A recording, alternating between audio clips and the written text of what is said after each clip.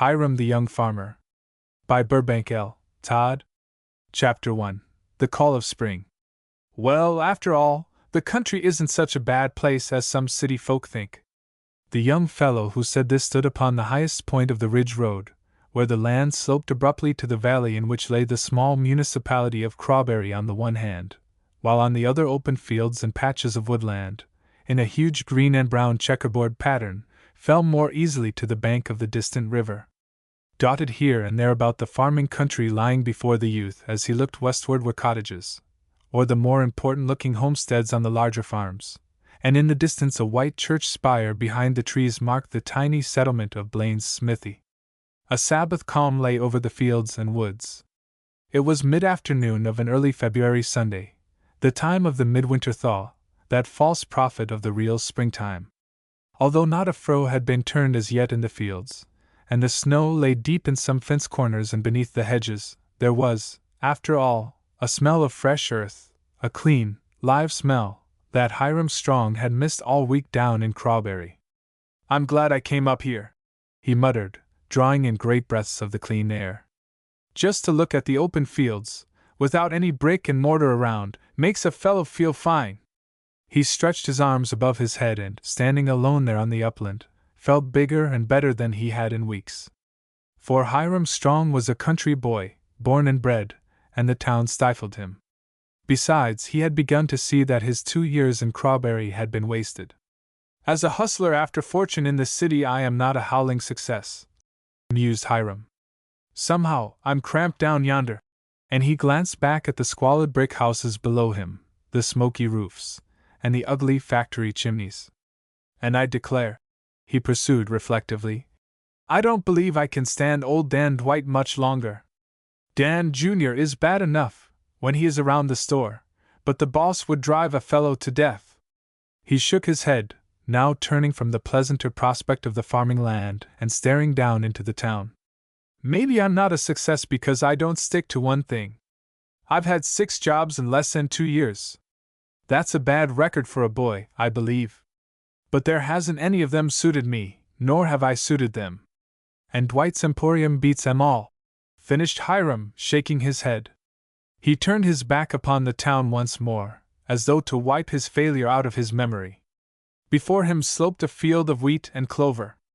It had kept as green under the snow as though winter was an unknown season. Every clover leaf sparkled and the leaves of wheat bristled like tiny spears. Spring was on the way. He could hear the call of it. 2 years before Hiram had left the farm. He had no immediate relatives after his father died. The latter had been a tenant farmer only, and when his tools and stock and the few household chattels had been sold to pay the debts that had accumulated during his last illness, there was very little money left for Hiram.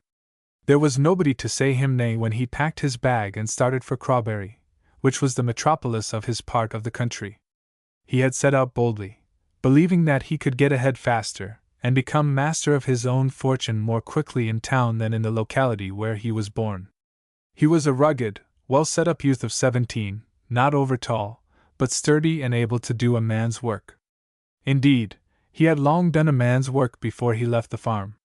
Hiram's hands were calloused, he shuffled a bit when walked, and his shoulders were just a little bowed from holding the plow handles since he had been big enough to bridle his father's old mare.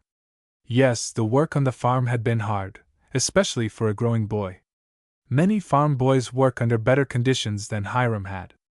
Nevertheless, after a 2 years' trial of what the city has in store for most country boys who cut loose from their old environment, Hiram Strong felt today as though he must get back to the land. "There's nothing for me in town. Clerking in Dwight's Emporium will never get me anywhere," he thought, turning finally away from the open country and starting down the steep hill. "Why, there are college boys working on our street cars here, waiting for some better job to turn up. What chance does a fellow stand who's only got a country school education? And there isn't any clean fun for a fellow in Crawberry, fun that doesn't cost money. And goodness knows I can't make more than enough to pay Mrs. Addison, and for my laundry, and buy a new suit of overalls and a pair of shoes occasionally. No, sir," concluded Hiram. "There's nothing in it. Not for a fellow like me, at any rate. I'd better be back on the farm, and I wish I was there now. He had been to church that morning, but after the late dinner at his boarding house had set out on this lonely walk. Now he had nothing to look forward to as he returned but the stuffy parlor of Mrs. Addison's boarding house, the cold supper in the dining room, which was attended in a desultory fashion by such of the boarders as were at home, and then a long, dull evening in his room, or bed after attending the evening service at the church around the corner. Hiram even shrank from meeting the same faces at the boarding-house table, hearing the same stale jokes or caustic remarks about Mrs. Addison's food from Fred Crackit and the young men boarders of his class, or the grumbling of Mr. Peebles, the dyspeptic invalid, or the inane monologue of old Lem Camp. And Mrs. Addison herself, good soul though she was, had gotten on Hiram Strong's nerves, too. With her heat-blistered face, near-sighted eyes peering through beclouded spectacles, and her gown buttoned up hurriedly and with a gap here and there where a button was missing, she was the typically frowsy, hurried, nagged-to-death boarding-house mistress. And as for Sister Mrs. Addison's little slavey and maid-of-all-work, well, Sister's the limit, smiled Hiram, as he turned into the street, with its rows of ugly brick houses on either hand. I believe Fred Crackit has got it right. Mrs. Addison keeps Sister instead of a cat, so there'll be something to kick.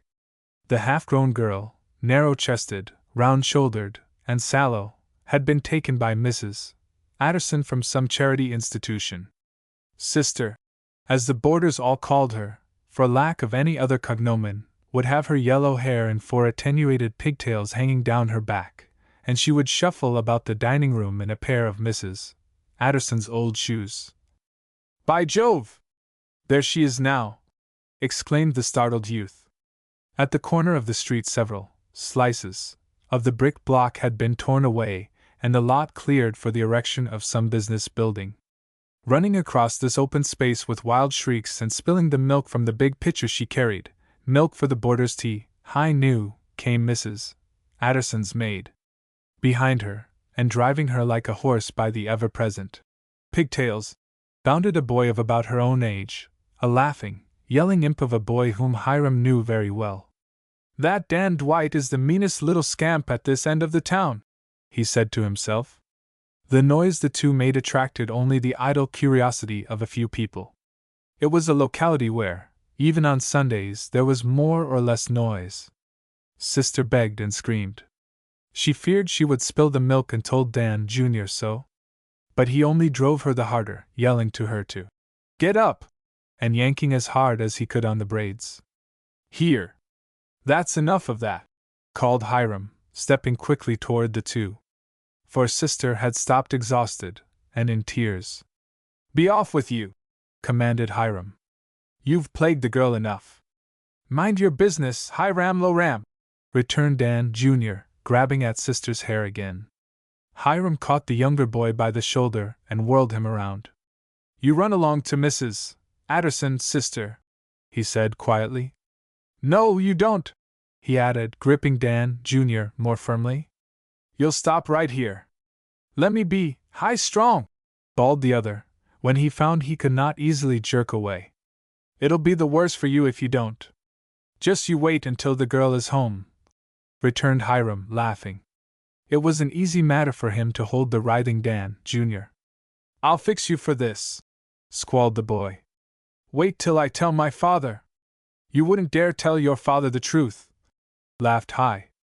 I'll fix you, repeated Dan Jr., and suddenly aimed a vicious kick at his captor. Had the kick landed where Dan Jr. intended, under Hi's kneecap, the latter certainly would have been fixed. But the country youth was too agile for him. He jumped aside, dragged Dan Jr. suddenly toward him, and then gave him a backward thrust which sent the lighter boy spinning. Now, it had rained the day before, and in a hollow beside the path was a puddle several inches deep. Dan Jr. lost his balance, staggered back, tripped over his own clumsy heels, and splashed full length into it. Oh! He bawled, managing to get well soaked before he scrambled out. I'll tell my father on you, High Strong. You'll catch it for this. You'd better run home before you catch cold, said Hiram, who could not help laughing at the young rascal's plight. "And let girls alone another time." To himself he said, "Well, the goodness knows I couldn't be much more in bad odor with Mr. Dwight than I am already. But this escapade of his precious son ought to about fix me, as Dan, Jr. says. Whether I want to, or not, I reckon I will be looking for another job in a very few days." Chapter 2. At Mrs. Adderson's.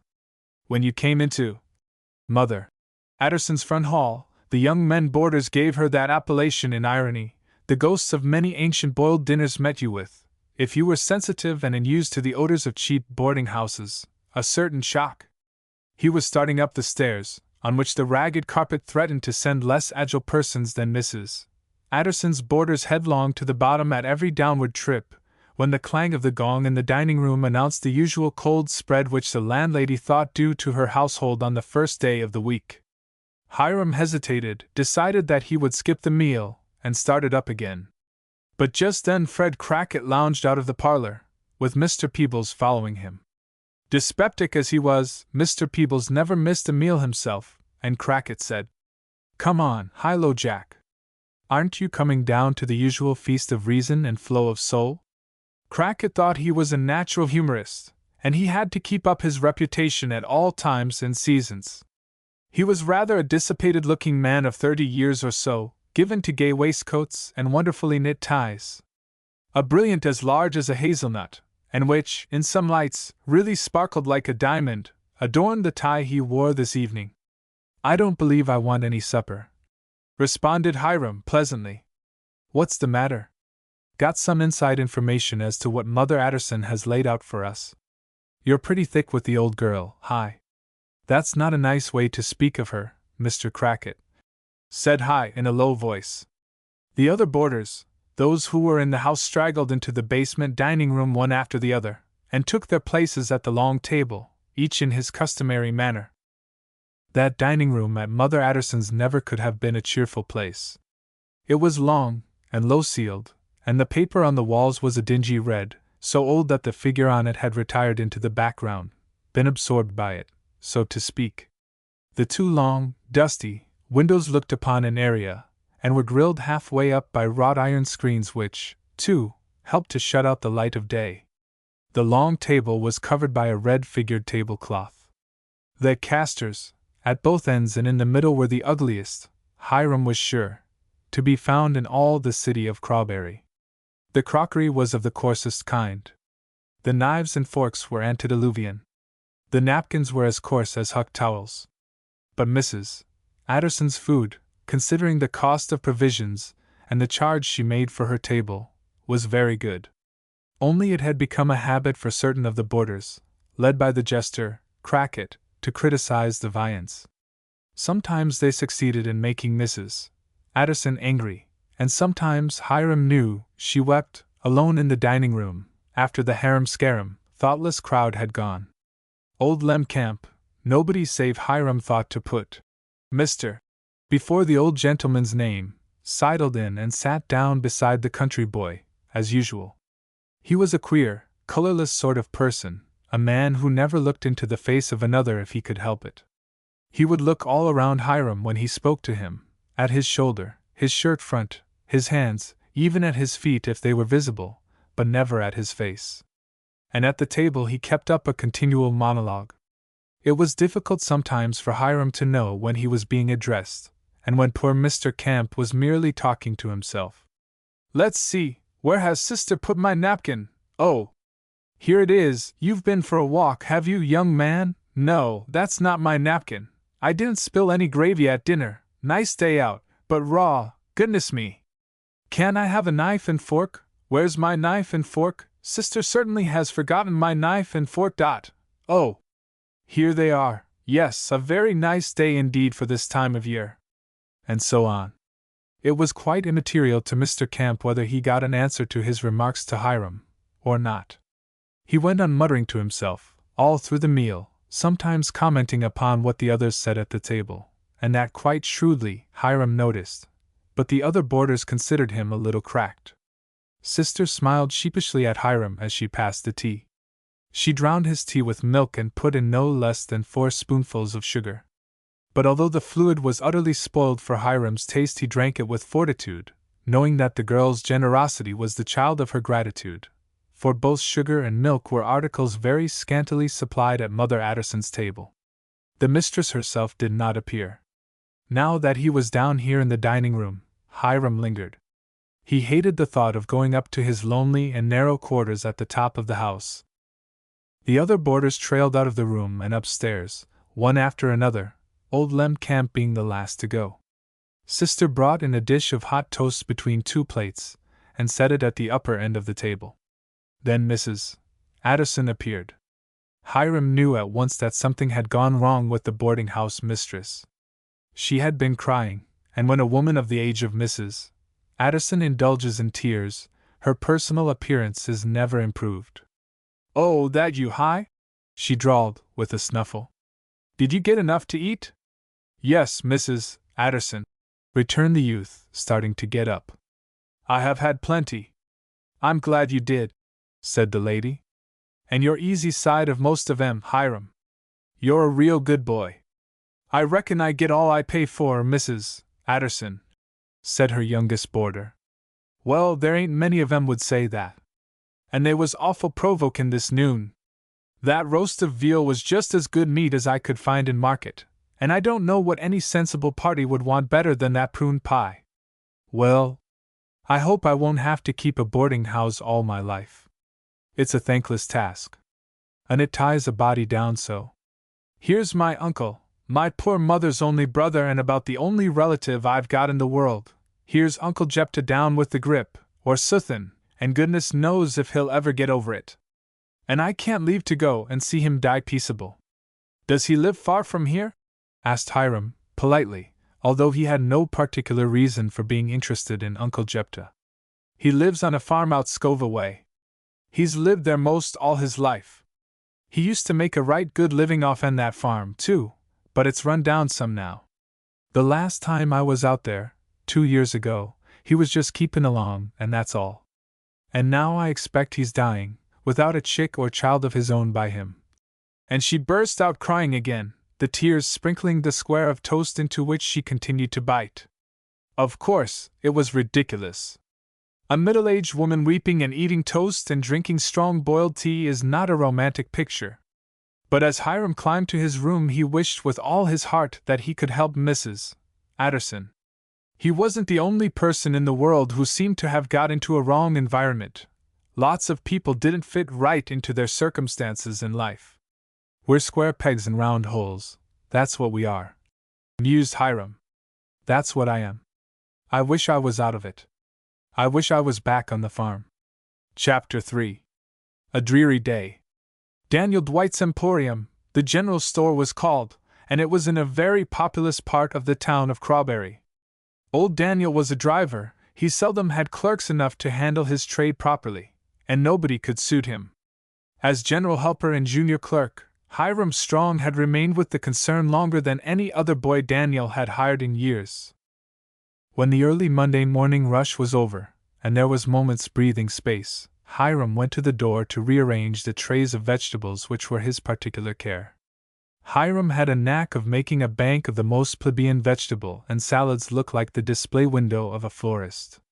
Now the youth looked out upon a typical city street, the dwellings on either side being 4- and 5-story tenement houses, occupied by artisans and mechanics. A few quarreling children paddled sticks, or sailed ship boats, in the gutters. "Come on, now! Get a move on you, Hi!"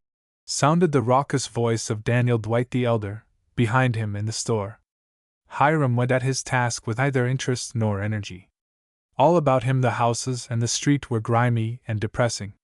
It had been a gray and murky morning, but overhead a patch of sky was as blue as June. He suddenly saw a flock of pigeons wheeling above the tunnel of the street, and the boy's heart leaped at the sight. He longed for freedom. He wished he could fly up above the housetops and the streets, like those feathered fowl. He knew he was stagnating here in this dingy store. The deadly sameness of his life chafed him sorely. "I'd take another job if I could find one," he muttered, stirring up the bunches of yellowing radish leaves and trying to make them look fresh. "And old Daniel is likely to give me a chance to hunt a job pretty sudden, the way he talks. But if Dan Jr. told him what happened yesterday, I wonder the old gentleman hasn't been after me with a sharp stick. From somewhere, out of the far distant open country where it had been breathing all night the quivering pines, and brown swamps, and the white and gray checkered fields that would soon be upturned by the plowshares, a vagrant wind wandered into the city street. The lingering, but faint perfume wafted here from God's open world to die in this man-made town inspired in the youth thoughts and desires that had been struggling within him for expression for days past. "I know what I want," said Hiram Strong, aloud. "I want to get back to the land."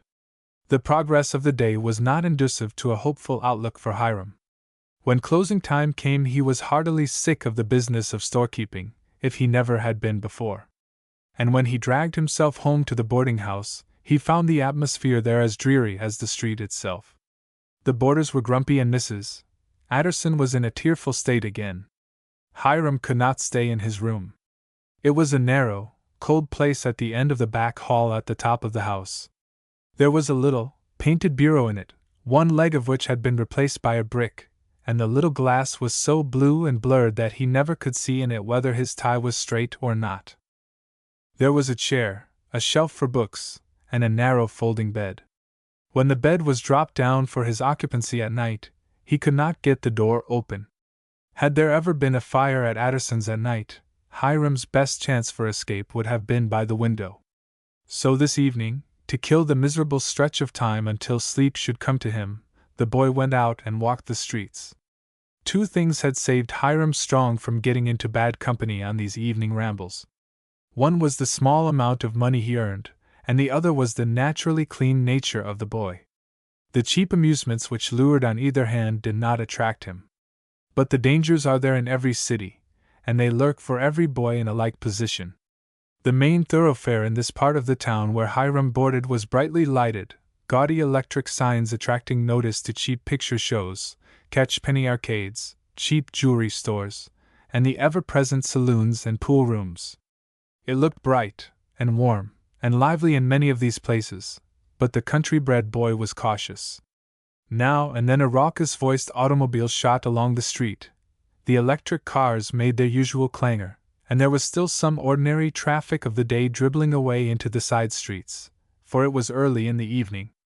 Hiram was about to turn into one of these side streets on his way back to Mrs. Adderson's. Turning the corner was a handsome span of horses attached to a comfortable but mud-bespattered carriage. It was plainly from the country. The light at the corner of the street shone brightly into the carriage. Hiram saw a well-built man in a gray greatcoat and slouch hat, holding the reins over the backs of the spirited horses. Beside him sat a girl. She could have been no more than 12 or 14, not so old as sister, by a year or two. But how different she was from the starved-looking, boarding-house slavey!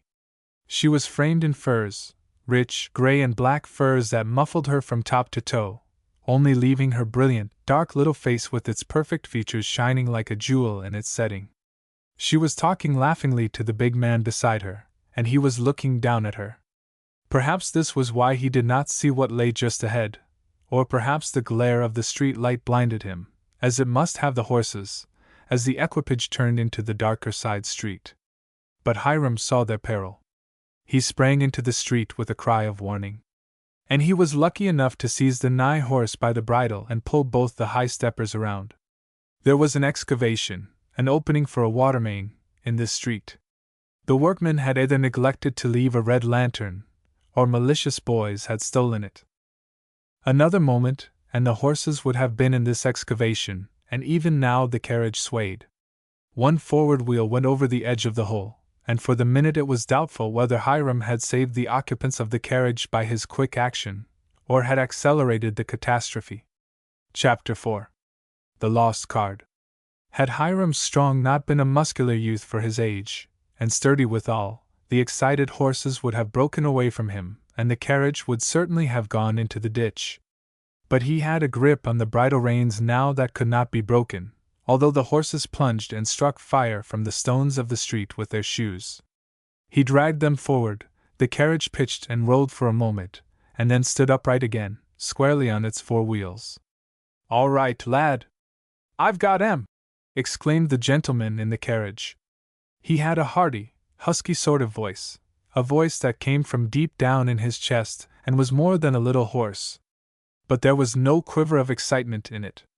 Indeed, he who had been in peril was much less disturbed by the incident than was Hiram himself. Nor had the girl screamed, or otherwise voiced her terror. Now Hiram heard her say, as he stepped back from the plunging horses, "That is a good boy, Daddy. Speak to him again." The man in gray laughed. He was now holding in the frightened teen with one firm hand while he fumbled in the pocket of his big coat with the other.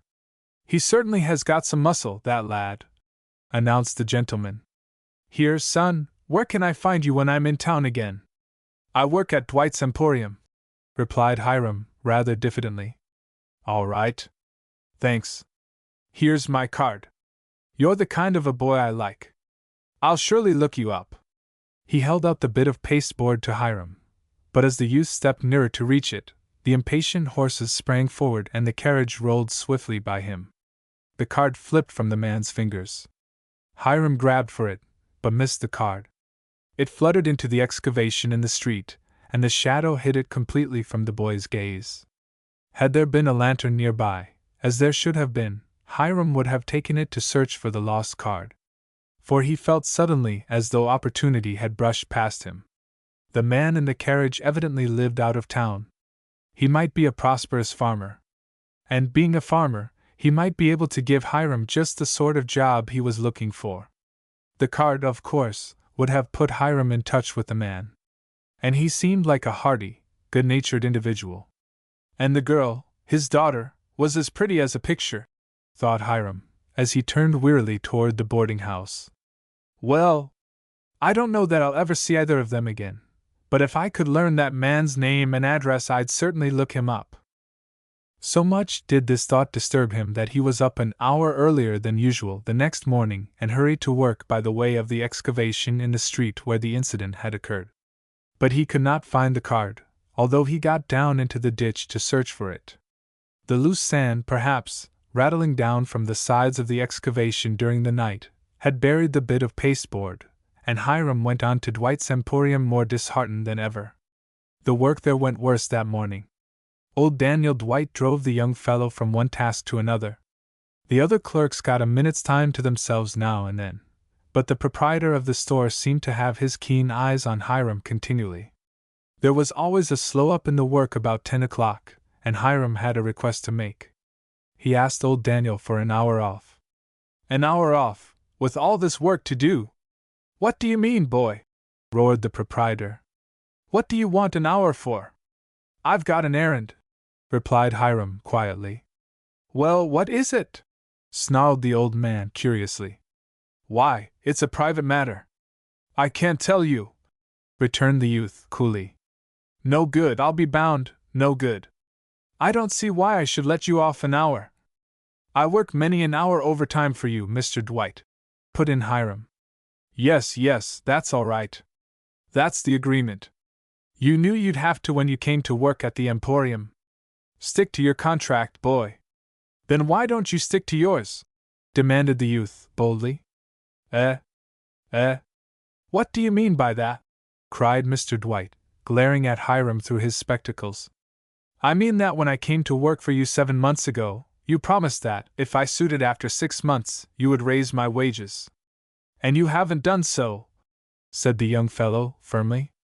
For a moment the proprietor of the Emporium was dumb. It was true. He had promised just that. He had got the boy cheaper by so doing. But never before had he hired a boy who stayed as long as 6 months, so he had never had to raise his wages.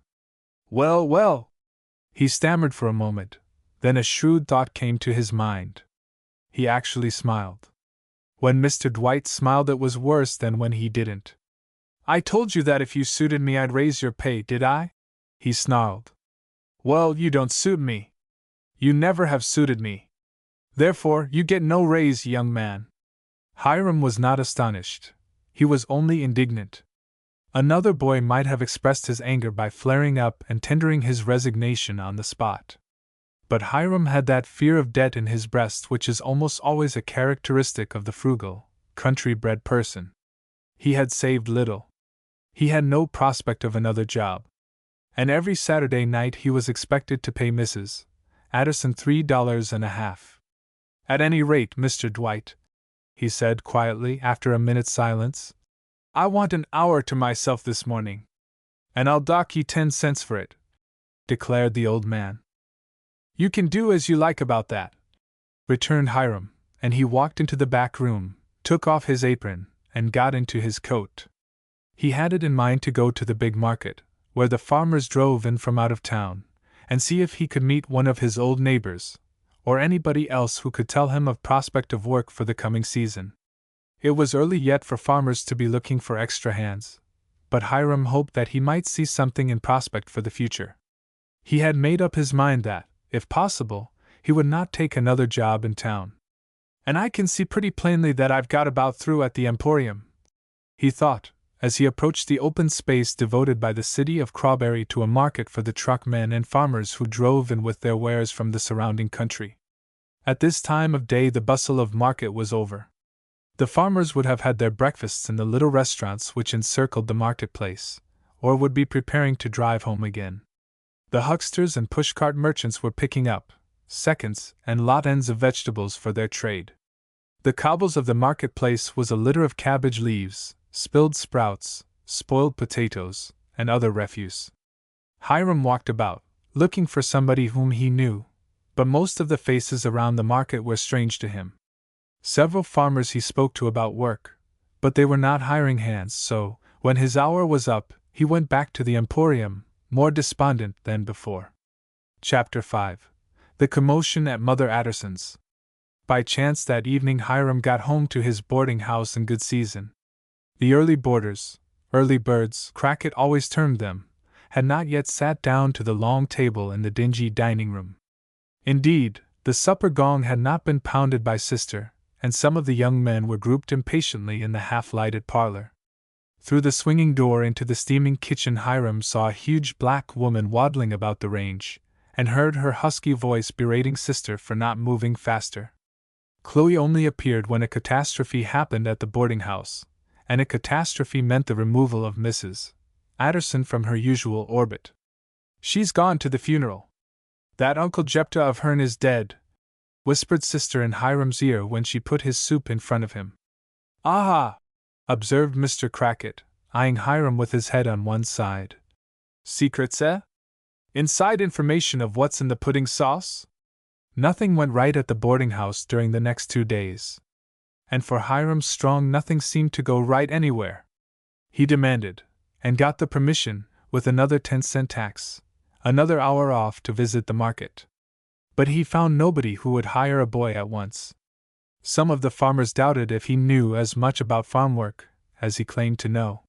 He was, after all, a boy, and some of them would not believe that he had even worked in the country. Affairs at the Emporium were getting strained, too. Daniel Dwight was as shrewd a man as the next one. He saw plainly that his junior clerk was getting ready, like the many who had gone before him, for a flitting. He knew the signs of discontent, although Hiram prided himself on doing his work just as well as ever. Then there was a squabble with Dan, Jr. The imp was always underfoot on Saturdays. He was supposed to help, to run errands, and take out in a basket certain orders to nearby customers who might be in a hurry. But usually when you wanted the boy he was in the alley pitching buttons with loafing urchins of his own kind, alley rats, his father angrily called them, or leading a predatory gang of the same unsavory companions in raids on other stores in the neighborhood. And Dan, Jr. had it in for Hiram. He had not forgiven the bigger boy for pitching him into the puddle. "And them was my best CLO, yes, and now Ma says I've got to wear 'em just the same on Sunday, and they're shrunk and stained," snarled the younger Dan, hovering about Hiram as the latter redressed the fruit stand during a moment's let-up in the Saturday morning rush. "Gimme an orange." "What? At 5 cents apiece?" exclaimed Hiram. "Guess not. Go look in the basket under the bench, maybe there's a specked one there." "Nope. Dad took 'em all home last night and Ma cut out the specks and sliced 'em for supper. Gimme a good orange." "Ask your father," said Hiram. "Nah, I won't," declared young Dwight, knowing very well what his father's answer would be. He suddenly made a grab for the golden globe on the apex of Hiram's handsomest pyramid. "Let that alone, Dan!" cried Hiram, and seized the youngster by the wrist. Dan, Jr., was a wiry little scamp, and he twisted and turned, and kicked and squalled, and Hiram was just wrenching the orange from his hand when Mr. Dwight came to the door. "What's this? What's this?" he demanded. "Fighting, are ye? Why don't you tackle a fellow of your own size, high-strong?" At that Dan, Jr., saw his chance and broke into woeful sobs. He was a good actor.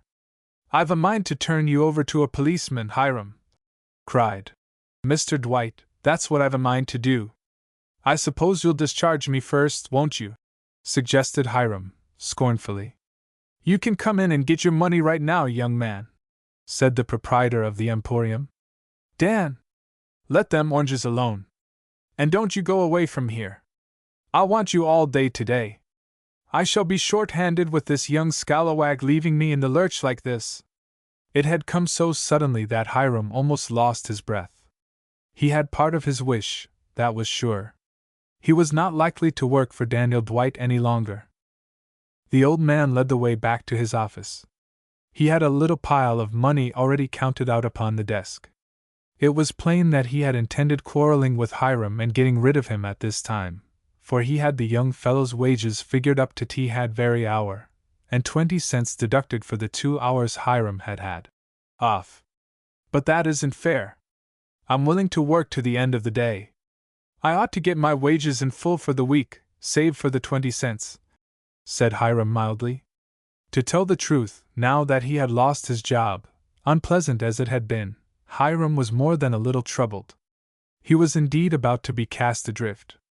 "You'll get just that sum, and not a cent more," declared Mr. Dwight sharply. "And if you start any trouble here, I'll call in the officer on the beat. Yes, I will. I don't know, but I ought to deduct the cost of Dan Jr.'s spoiled suit, too. He says you and he was skylarking on Sunday, and that's how he fell into the water." Hiram had no answer to make to this. What was the use? He took the money, slipped it into his pocket, and went out. He did not linger around the emporium. Nor was he scarcely out of sight when a man driving a span of handsome bay horses halted his team before the store, jumped out, and went in. "Are you the proprietor of Dwight's Emporium?" asked the man in the gray coat and hat, in his hearty tones. "You are? Glad to meet you. I'm looking for a young man who works for you." "Who's that? What do you want of him?" asked Dan, Sr., doubtfully, and rubbing his hand, for the stranger's grip had been as hearty as his voice. The other laughed in his jovial way. "Why, to tell the truth, I don't know his name. I didn't ask him. He's not much more than a boy, a sturdy youngster with a quick way with him. He did me a service the other evening and I wanted to see him." "There ain't any boy working here," snapped Mr. Dwight. "Them's all the clerks I got behind the counter, and there ain't one of 'em under 30, I'll be bound." "That's so," admitted the stranger. "And although it was so dark I could not see that fellow's face, and I didn't ask his name, I am sure he was young. I just discharged the only boy I had, and scamp enough he was," snarled Mr. Dwight. "If you were looking for him, you'd have been sorry to find him. I didn't know but I'd have to send for a policeman to get him off the premises." What? "That's what I tell you. He was a bad egg. Meb he's the boy you want, but you won't get no good of him when you find him. And I've no idea where he's to be found now." And the old man turned his back on the man in the gray coat and went into his office. The stranger climbed back into his buggy and took up the lines again with a preoccupied headshake. "Now, I promised Letty," he muttered, "that I'd find out all about that boy, and maybe bring him home with me. Funny that man gave his such a bad character. Wish I could have seen the lad's face the other night, that would have told the story. Well," and he dismissed the matter with a sigh, for he was a busy man. "If he's got my card, and he is out of a job, perhaps he'll look me up. Then we'll see." Chapter 6. This didn't get by Hiram. "I've sure got plenty of time now to look for a job," observed Hiram Strong when he was 2 blocks away from Dwight's Emporium. "But I declare I don't know where to begin. for his experience in talking with the farmers around the market had rather dashed Hiram's hope of getting a place in the country at once. It was too early in the season. Nor did it look so much like spring as it had a week ago. Already Hiram had to turn up the collar of his rough coat, and a few flakes of snow were settling on his shoulders as he walked. "It's winter yet," he mused. "If I can't get something to do in the city for a few weeks to tide me over, I'm afraid I shall have to find a cheaper place to board than at Mother Addison's." After half an hour of strolling from street to street, however, Hiram decided that there was nothing in that game. He must break in somewhere, so he turned into the very next warehouse. "Want a job? I'll be looking for one myself pretty soon, if business isn't better," was the answer he got from the first man he approached. But Hiram kept at it, and got short answers and long answers, pleasant ones and some that were not so pleasant, but all could be summed up in the single monosyllable. "No! I certainly am a failure here in town," Hiram thought, as he walked through the snow-blown streets. "How foolish I was ever to have come away from the country. A fellow ought to stick to the job he is fitted for, and that's sure. But I didn't know. I thought there would be 40 chances in town to 1 in the country. And there doesn't seem to be a single chance right now. Why, I'll have to leave Mrs. Addison's if I can't find a job before next week is out. This mean old town is overcrowded with fellows like me looking for work. And when it comes to office positions, I haven't a high school diploma, nor am I fitted for that kind of a job. I want to be out of doors. Working in a stuffy office wouldn't suit me. Oh, as a worker in the city I am a rank failure, and that's all there is about it." He went home to supper much more tired than he would have been had he done a full day's work at Dwight's Emporium. Indeed, the job he had lost now loomed up in his troubled mind as much more important than it had seemed when he had desired to change it for another. Mother Addison was at home. She hadn't more than taken off her bonnet, however, and had had but a single clash with Chloe in the kitchen. "I smelled it burnin' the minute I set my foot on the front step," she declared. "You can't fool my nose when it comes to smelling burned stuff. Well, Hiram," she continued, too full of news to remark that he was at home long before his time, "I saw the poor old soul laid away, at least. I wish now I'd got Chloe in before, and gone to see Uncle Jephthah before he was in his coffin. But I didn't think I could afford it, and that's a fact. We poor folks can't have many pleasures in this world of toil and trouble," added the boarding-house mistress, to whom even the break of a funeral, or a deathbed visit, was in the nature of a solemn amusement. "And there the old man went and made his will years ago, unbeknownst to anybody, and me bein' his only blood relation, as you might say, though it was years since I seen him much, but he remembered my mother with love," and she began to wipe her eyes. "Poor old man! And me with a white-faced cow that I'm afraid of my life of, and an old horse that looks like a moth-eaten hide trunk we to have in our garret at home when I was a little girl, and belonged to my great-great-grandmother Addison. And there's a mess of chickens that eat all day long and don't lay an egg as far as I could see, besides a sow and a litter of 6 pigs that squeal worse than the switch engine down yonder in the freight yard. And they're all to be fed, and how I'm to do it, and feed the boarders, too, I don't for the life of me see," finished Mrs. Addison, completely out of breath. "What do you mean?" cried Hiram, suddenly waking to the significance of the old lady's chatter. "Do you mean he willed you these things?" "Of course," she returned, smoothing down her best black skirt. "They go with the house and outbuildings, all the chattels and appurtenances there too, the will read." "Why, Mrs. Addison," gasped Hiram, "he must have left you the farm." "That's what I said," returned the old lady, complacently. "And what I'm to do with it I've no more idea than the man in the moon." "A farm!" repeated Hiram, his face flushing and his eyes beginning to shine. Now, Hiram Strong was not a particularly handsome youth, but in his excitement he almost looked so. 80 acres, so many rods, and so many perches," pursued Mrs. Addison, nodding. "That's the way it reads. The perches is in the henhouse, I suppose, though why the description included them and not the hen's nest I dunno." 80 acres of land," repeated Hiram in a daze. "All free and clear. Not a dollar against it, Only encumbrances is the chickens, the cow, the horse, and the pigs," declared Mrs. Addison. "If it wasn't for them, it might not be so bad. Scoville's an awfully nice place, and the farm's on an automobile road. A body needn't go blind looking for somebody to go by the door occasionally. And if it got so bad here finally that I couldn't make a living keeping boarders," pursued the lady, "I might go out there and live in the old house, which isn't much, I know, but it's a shelter, and my tastes are simple, goodness knows." "But a farm, Mrs. Addison," broke in Hiram. "Think what you can do with it." "That's what I'd like to have you, or somebody else tell me," exclaimed the old lady tartly. "I ain't got no more use for a farm than a cat has for two tails." But isn't it a good farm?" queried Hiram, puzzled. "How do I know?" snapped the boarding-house mistress. "I wouldn't know one farm from another, exceptin' two can't be in exactly the same spot." "Oh! Do you mean, could I sell it?" "No. The lawyer advised me not to sell just now. He said something about the state of the real estate market in that section. Prices would be better in a year or two.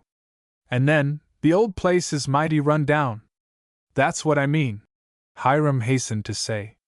"Has it been cropped to death? Is the soil worn out? Can't you run it and make something out of it?" "For pity's sake!" ejaculated the good lady. "How should I know? And I couldn't run it, I shouldn't know how. I've got a neighbor woman in the house just now to tend to things, and that's costin' me $1.50 a week. And there'll be taxes to pay, and well, I just guess I'll have to try and sell it now and take what I can get. Though that lawyer says that if the place was fixed up a little and crops put in, it would make $1,000 difference in the selling price. That is, after a year or two. But bless us and save us," cried Mrs. Addison, "I'd be swamped with expenses before that time." "Meb not," said Hiram Strong, trying to repress his eagerness. "Why not try it?" "Try to run that farm?" cried she. "Why, I'd just as lief go up in one o' those aeroplanes and try to run it. I wouldn't be no more up in the air than I would be on a farm," she added grimly. "Get somebody to run it for you, do the outside work, I mean, Mrs. Addison," said Hiram. "You could keep house out there just as well as you do here. And it would be easy for you to learn to milk." "That white-faced cow? My goodness! I'd just as quick learn to milk a switch engine. But it's only her head that looks so wicked to you," laughed Hiram. "And you don't milk that end." "Well, Meb," admitted Mrs. Addison doubtfully, "I reckon I could make butter again. I used to do that when I was a girl at my aunt's. And either I'd make those hens lay or I'd have their drat heads off. And my goodness me! To get rid of the boarders, oh, stop your talkin', High Strong! That is too good to ever be true. Don't talk to me no more." "But I want to talk to you, Mrs. Addison," persisted the youth eagerly. "Well, who'd I get to do the outside work, put in crops, and tend 'em, and look out for that old horse?" Hiram almost choked. This opportunity should not get past him if he could help it. "Let me do it, Mrs. Addison. Give me a chance to show you what I can do," he cried. "Let me run the farm for you."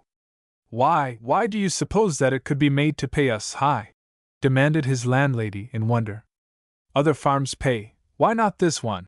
rejoined Hiram, sententiously. "Of course," he added, his native caution coming to the surface, "I'd want to see the place, to look it over pretty well, in fact, before I made any agreement. And I can assure you, Mrs. Addison, if I saw no chance of both you and me making something out of it, I should tell you so."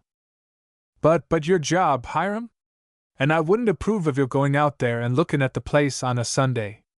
"I'll take the early train Monday morning," said the youth, promptly. "But what will they say at the store?" "Mr. Dwight. He turned me off today," said Hiram, steadily. "So I won't lose anything by going out there. I tell you what I'll do," he added briskly. "I won't have any too much money while I'm out of a job, of course. And I shall be out there at Scoville a couple of days looking the place over, it's probable. So if you will let me keep this $3.50 I should pay you for my next week's board tonight, I'll pay my own expenses out there at the farm, and if nothing comes of it, all well and good." Mrs. Addison had fumbled for her spectacles and now put them on to survey the boy's earnest face. "Do you mean to say you can run a farm high-strong?" she asked. "I do," and he smiled confidently at her. "And make it pay?" "Perhaps not much profit the first season, but if the farm is fertile, and the marketing conditions are right, I know I can make it pay us both in 2 years. I've got a little money saved up. I could sell the house in a week, for it's always full and there are always lone women like me with a little driblet of money to exchange for a boarding house. Heaven help us for the fools we are!" Mrs. Addison exclaimed. "And I expect you could raise vegetables enough to keep us high, even if the farm wasn't a great success? And eggs and chickens and the pigs and milk from the cow," suggested Hiram. "Well, I declare that's so," admitted Mrs. Addison. "I'd been looking on all them things as an expense. They could be made an asset, eh?" "I should hope so," responded Hiram, smiling. "And I could get rid of these boarders, my soul and body," gasped the tired woman, suddenly. "Do you suppose it's true, Hi? Get rid of worrying about paying the bills, and whether the boarders are all going to keep their jobs and be able to pay regularly, and the gravy. Hiram Strong, if you can show me a way out of this valley of tribulation, I'll be the thankfulest woman that you ever seen. It's a bargain. Don't you pay me a cent for this coming week. And I shouldn't have taken it, anyway, when you're throwed out of work so. That's a mighty mean man, that Daniel Dwight. You go right ahead and look that farm over. If it looks good, you come back and we'll strike a bargain, I know. And, just to think of getting rid of this house and these boarders." And Mrs. Addison finished by wiping her eyes again vigorously. Chapter 7. How Hiram Left Town. Hiram Strong was up betimes on Monday morning, Sister saw to that. She rapped on his door at 4:30. Sometimes Hiram wondered when the girl ever slept. She was still dragging about the kitchen or dining room when he went to bed, and she was first down in the morning, even earlier than Mrs. Addison herself.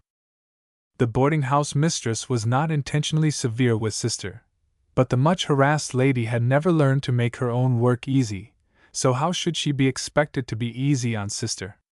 Once or twice Hiram had talked with the orphan. Sister had a dreadful fear of returning to the institution from which Mrs. Addison had taken her. And Sister's other fearful remembrance was of an old woman who beat her and drank much gin and water. Not that she had been ill-treated at the institution, but she had been dressed in an ugly uniform, and the girls had been rough and pulled her pigtails, like Dan, Jr. "Once a gentleman came to see me," Sister confided to Hiram. "He was a lawyer gentleman, the matron told me. He knew my name, but I've forgotten it now. And he said that somebody who once belonged to me, or I once belonged to them, had died and perhaps there would be some money coming to me. But it couldn't have been the old woman I lived with, for she never had only money enough for gin. Anyhow, I was glad.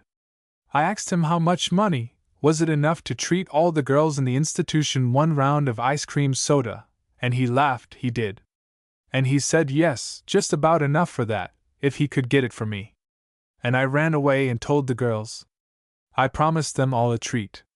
But the man never came again, and by the big girls said they believed I storied about it, and one night they came and dragged me out of bed and hung me out of the window by my wrists, till I thought my arms would be pulled right out of the sockets. They was awful cruel, them girls. But when I asked the matron why the man didn't come no more, she put me off. I guess he was only foolin', decided Sister, with a sigh. Folks like to fool me, like Mr. Crackit, eh? But Mrs. Addison told Hiram, when he asked about Sister's meager little story, that the institution had promised to let her know if the lawyer ever returned to make further inquiries about the orphan. Somebody really had died who was of kin to the girl, but through some error the institution had not made a proper record of her pedigree, and the lawyer who had instituted the search seemed to have dropped out of sight. But Hiram was not troubled by poor Sister's private affairs upon this Monday morning. It was the beginning of a new week, indeed, to him. He had turned over a new leaf of experience. He hoped that he was pretty near to the end of his harsh city existence. He hurried downstairs, long in advance of the other boarders, and Mrs. Addison served him some breakfast, although there was no milk for the coffee. "I dunno where that plague o' my life, sister's gone," sputtered the old lady, fussing about, between dining room and kitchen. "I sent her out 10 minutes ago for the milk. And if you want to get that first train to Scoville, you've got to hurry." "Never mind the milk," laughed the young fellow. "The train's more important this morning." So he bolted the remainder of his breakfast, swallowed the black coffee, and ran out. He arrived at Scoville while the morning was still young. It was not his intention to go at once to the Addison farm. There were matters which he desired to look into in addition to judging the quality of the soil on the place and the possibility of making it pay. He went to the storekeepers and asked questions about the prices paid for garden truck. He walked about the town and saw the quality of the residences, and noted what proportion of the townsfolk cultivated gardens of their own. There was a big girls' boarding school, and 2 small, but well-patronized hotels. The proprietors of these each owned a farm, but they told Hiram that it was necessary for them to buy much of their table vegetables from city-produced men, as the neighboring farmers did not grow much. In talking with one storekeeper, Hiram mentioned the fact that he was going to look at the Addison place with a view to farming it for its new owner. When he walked out of the store, he found himself accosted by a lean, snaky-looking man who had stood within the store the moment before. "What's this widder woman going to do with the farm old Jephthah left her?" inquired the man, looking at Hiram slyly. "We don't know yet, sir, what we shall do with it," the young fellow replied. "You her son?" "No, I may work for her, can't tell till I've looked at the place." "It ain't much to look at," said the man quickly. "I come near buying it once, though. In fact—" He hesitated, still eyeing Hiram sideways. The boy waited for him to speak again. He did not wish to be impolite, but he did not like the man's appearance. "What do I reckon this Miss Addison would sell for?" finally demanded the man. "She has been advised not to sell, at present." "Who buy?" "Mr. Strickland, the lawyer." "Humph! Meb I'd buy it, and give her a good price for it, right now." "What do you consider a good price?" asked Hiram, quietly. $1,200, said the man. "I will tell her. But I do not think she would sell for that price, nothing like it, in fact." "Well, Ned, she'll feel different when she comes to think it over. No use for a woman trying to run a farm. And if she has to pay for everything to be done, she'll be in a hole at the end of the season. I guess she ain't thought of that." "It wouldn't be my place to point it out to her," returned Hiram, coolly, "if it were so, and I wanted to work for her." "Humph! Meb not." "Well, my name's Pepper. Meb I'll be out to see her some day," he said, and turned away. "He's one of the people who will discourage Mrs. Addison," thought Hiram. "And he has an axe to grind. If I decide to take the job of making this farm pay, I'm going to have the agreement in black and white with Mrs. Addison, for there will be a raft of jobs comforters, perhaps, when we get settled on the place." It was late in the afternoon before Hiram was ready to start for the farm itself. He had made some inquiries, and had decided to stop at a neighbor's for overnight, instead of going to the house where a lone woman had been left in charge by Mrs. Addison. The Pollocks had been recommended to Hiram, and by leaving the road within half a mile of the Addison farm, and cutting across the fields, he came into the dooryard of the Pollock place. A well-grown boy, not much older than himself, was splitting some chunks at the woodpile. He stopped work to gaze at the visitor with much curiosity. "From what they told me in town," Hi said, holding out his hand with a smile, "you must be Henry Pollock?" The boy blushed, but awkwardly took and shook Hi's hand. "That's what they call me, Henry Pollock, when they don't call me Hen." "Well, I'll make a bargain with you, Henry," laughed Hiram. "I don't like to have my name cut off short, either. My name's Hiram Strong. So if you'll agree to always call me Hiram, I'll always call you Henry." "It's a go," returned the other, shaking hands again. "You going to live around here? Or are you just visiting?" "I don't know yet," confessed Hiram, sitting down beside the boy. "You see, I've come out to look at the Addison place. That's right over yonder. You can see the roof if you stand up," said Henry quickly. Hiram stood up and, in the light of the early sunset, he caught a glimpse of the roof in question. "Your folks going to buy it of the old lady Uncle Jephthah left it to?" asked Henry, with pardonable curiosity. "Or are you going to rent it?" "What do you think of renting it?" queried Hiram, showing that he had Yankee blood in him by answering one question with another. "Well, it's pretty well run down, and that's a fact. The old man couldn't do much the last few years, and them Dickersons who farmed it for him ain't no great shakes of farmers, now I tell you." "Well, I want to look the farm over before I decide what I'll do," said Hiram, slowly. "And of course I can't do that tonight. They told me in town that sometimes you take boarders?" "In the summer we do," returned Henry.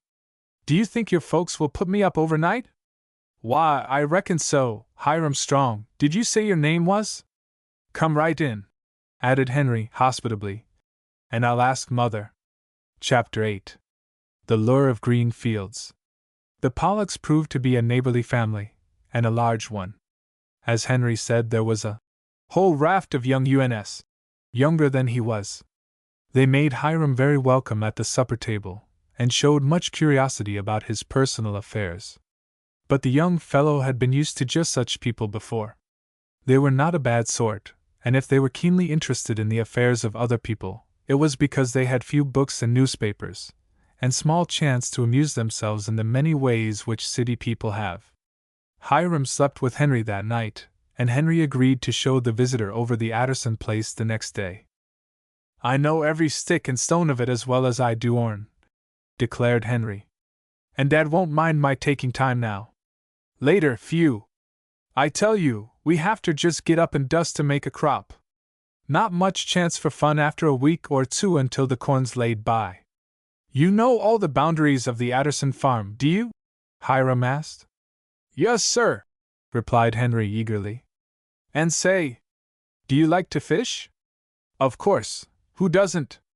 Then we'll take some lines and hooks along, and Mother'll lend us a pan and kettle. Say, we'll start early, for anybody's Easter, and I bet there'll be a big trout jumping in the pool under the big sycamore." "That sure sounds good to me," cried Hiram, enthusiastically. So it was agreed, and before day, while the mist was yet rolling across the fields, and the hedge sparrows were beginning to chirp, the two set forth from the Pollock place, crossed the wet fields, and the road, and set off down the slope of a long hill, following, as Henry said, near the east boundary of the Addison farm, the line running from the automobile road to the river. It was a dull spring morning. The faint breeze that stirred on the hillside was damp, but odorous with new springing herbs. As Hiram and Henry descended the aisle of the pinewood, the treetops whispered together, as though curious of these bold humans who disturbed their solitude. "It doesn't look as though anybody had been here at the back end of old Jephthah Addison's farm for years," said Hiram. "And it's a fact that nobody gets down this way often," Henry responded. The brown tags sprung under their feet. Now and then a dew-wet branch swept Hiram's cheek, seeking with its cold fingers to stay his progress. It was an enchanted forest, and the boy, heart-hungry from his 2 years of city life, was enchanted, too.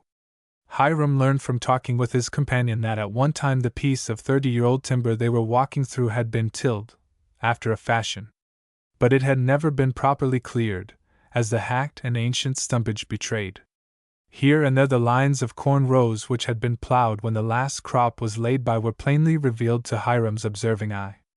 Where corn had grown once, it should grow again, and the pine timber would more than pay for being cut, for blowing out the big stumps with dynamite, and harrowing the side hill. Finally they reached a point where the ground fell away more abruptly and the character of the timber changed, as well. Instead of the stately pines, this more abrupt declivity was covered with hickory and oak. The sparse brush sprang out of rank black mold. Charmed by the prospect, Hiram and Henry descended this hill and came suddenly, through a fringe of brush, to the border of an open cove, or bottom. At some time this lowland, too, had been cleared and cultivated, but now young pines, quick-springing and lush, dotted the 5 or 6 acres of practically open land which was as level as one's palm. It was 200 yards, or more, in width, and at the farther side a hedge of alders and pussy willows grew, with the green mist of young leaves upon them, and here and there a ghostly sycamore, stretching its slender bole into the air, edged the course of the river. Hiram viewed the scene with growing delight. His eyes sparkled and a smile came to his lips as he crossed, with springy steps, the open meadow on which the grass was already showing green in patches. Between the line of the wood they had left and the breadth of the meadow was a narrow, marshy strip into which a few stones had been cast, and on these they crossed dry shod. The remainder of the bottom land was firm. "Ain't this just a scrumptious place?" demanded Henry, and Hiram agreed. At the river's edge they parted the bushes and looked down upon the oily flowing brown flood. It was some 30 feet broad, and with the melting of the snows in the mountains was so deep that no sign was apparent here of the rocks which covered its bed. Henry led the way up the bank of the stream toward a huge sycamore that leaned lovingly over the water.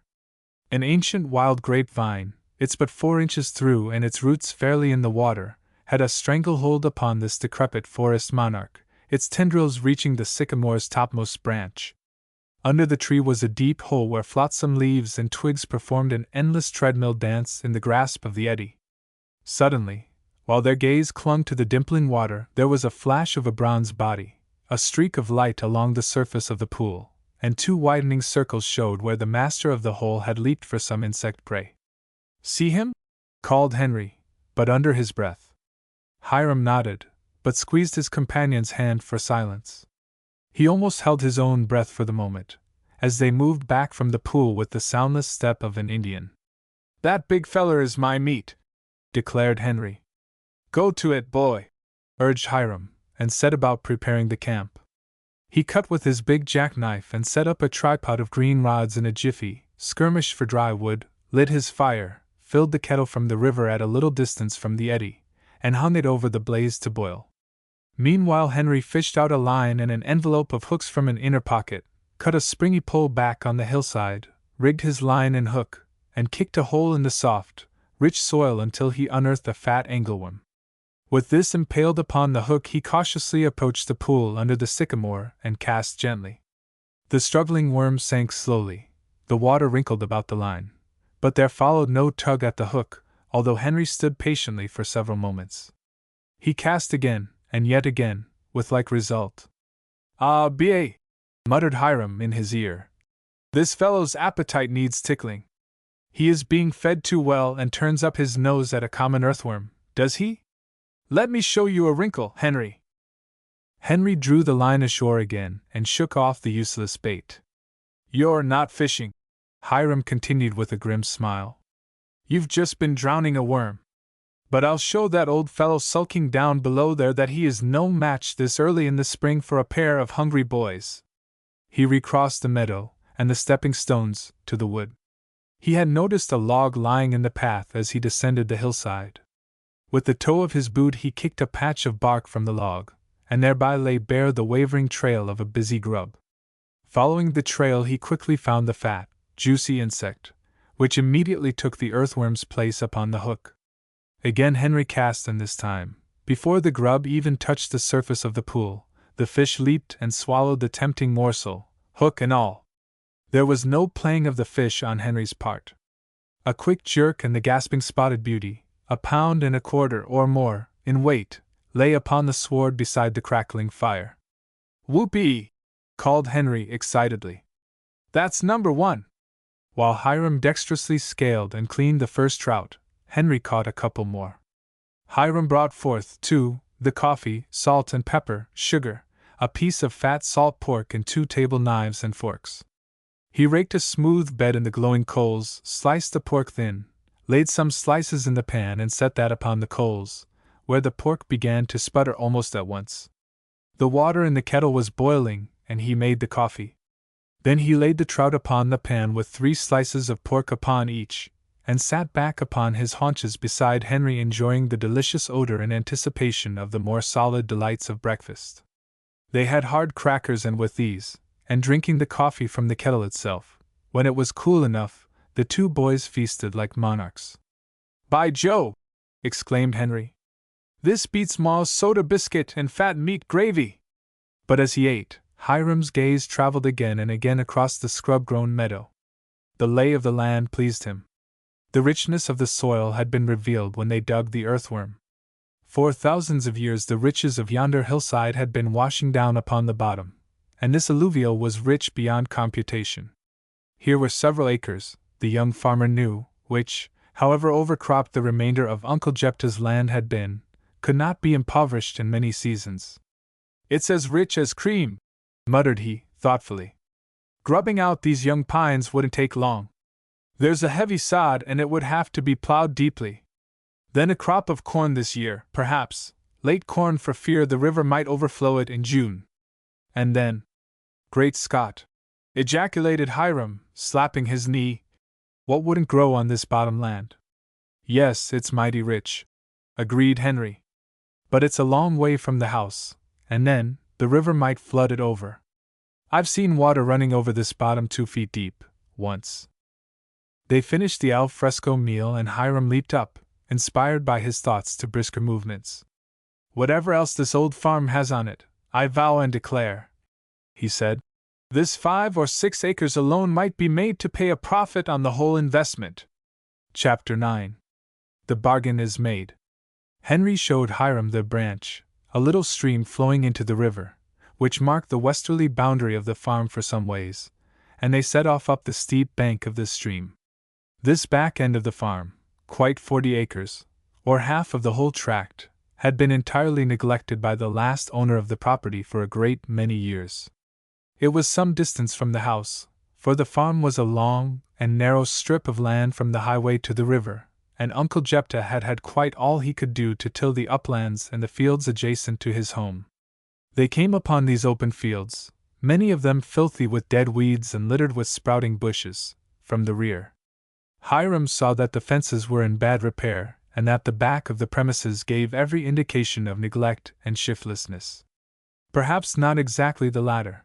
Uncle Jephthah had been an old man and unable to do much active work for some years. But he had cropped certain of his fields, on shares, with the usual results: impoverished soil, illy tilled crops, and the land left in a slovenly condition which several years of careful tillage would hardly overcome. Now, although Hiram's father had been of the tenant class, he had farmed other men's land as he would his own. Owners of outlying farms had been glad to get Mr. Strong to till their fields. He had known how to work, he knew the reasons for every bit of labor he performed, and he had not kept his son in ignorance of them. As they worked together, the father had explained to the son what he did, and why he did it. The results of their work spoke for themselves, and Hiram had a retentive memory. Mr. Strong, too, had been a great reader, especially in the winter when the farmer naturally has more time indoors. Yet he was a 12-months farmer. He knew that the winter, despite the broken nature of the work, was quite as valuable to the successful farmer as the other seasons of the year. The elder Strong knew that men with more money, and more time for experimenting than he had, were writing and publishing all the time helps for the wise farmer. He subscribed for several papers, and read and digested them carefully. Hiram, even during his 2 years in the city, had continued his subscription, although it was hard to find the money sometimes, to 2 or 3 of those publications that his father had most approved. And the boy had read them faithfully. He was as up-to-date in farming lore now, if not in actual practice, as he had been when he left the country to try his fortune in Crawberry. Beyond the place where the branch turned back upon itself and hid its source in the thicker timber, Hiram saw that the fields were open on both sides of this westerly line of the farm.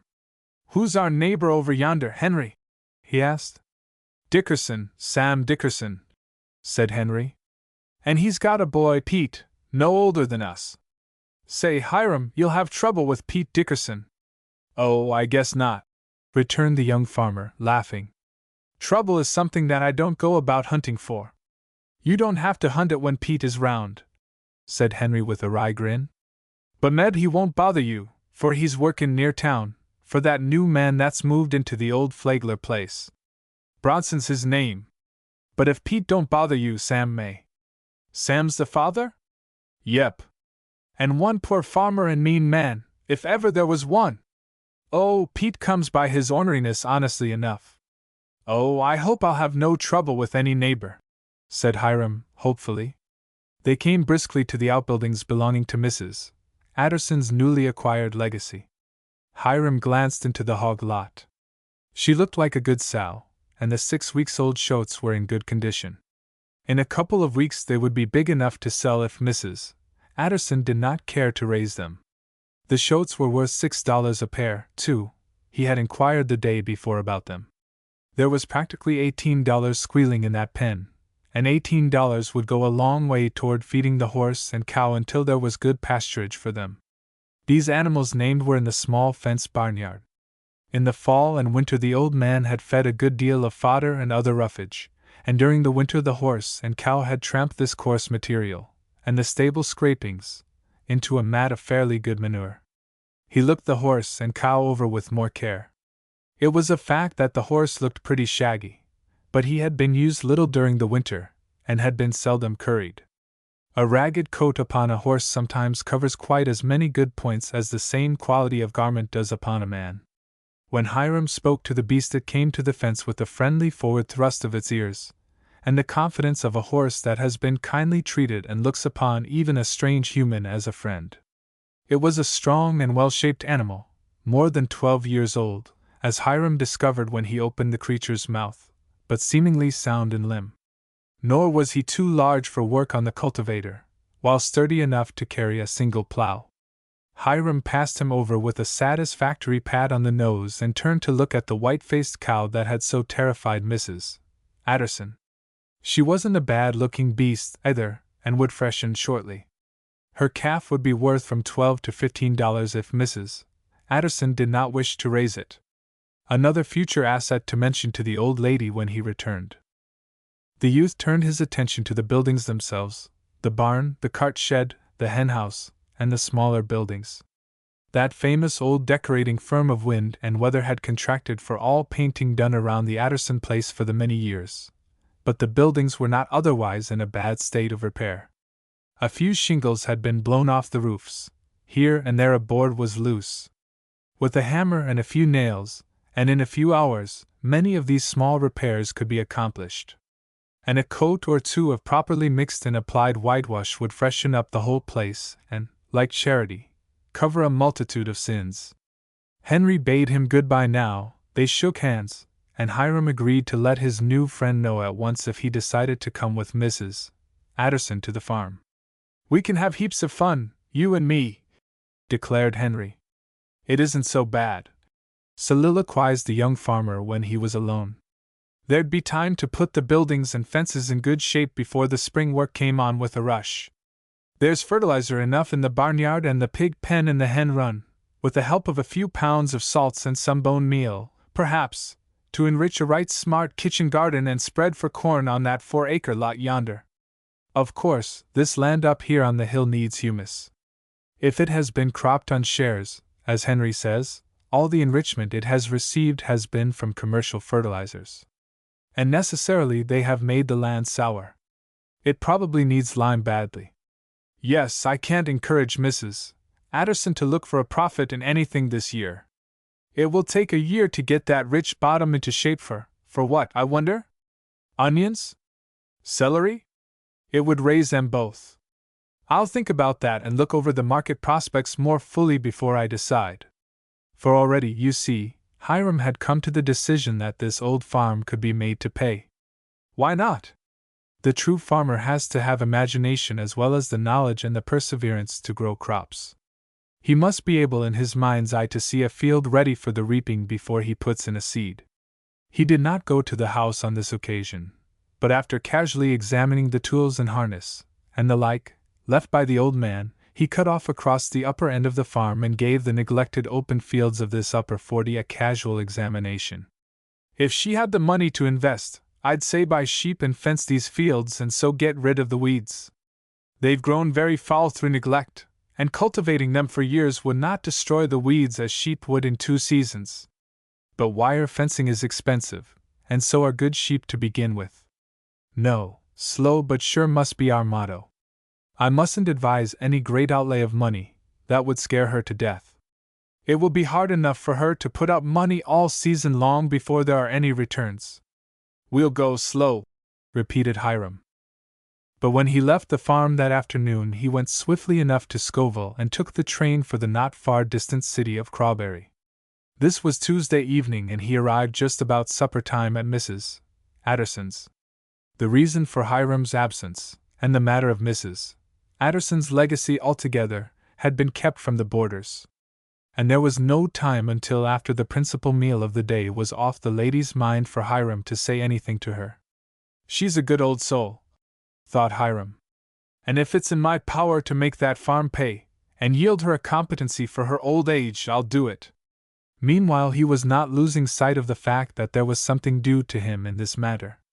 He was bound to see that he got his share, and a just share, of any profits that might accrue from the venture. So, after the other boarders had scattered, and Mrs.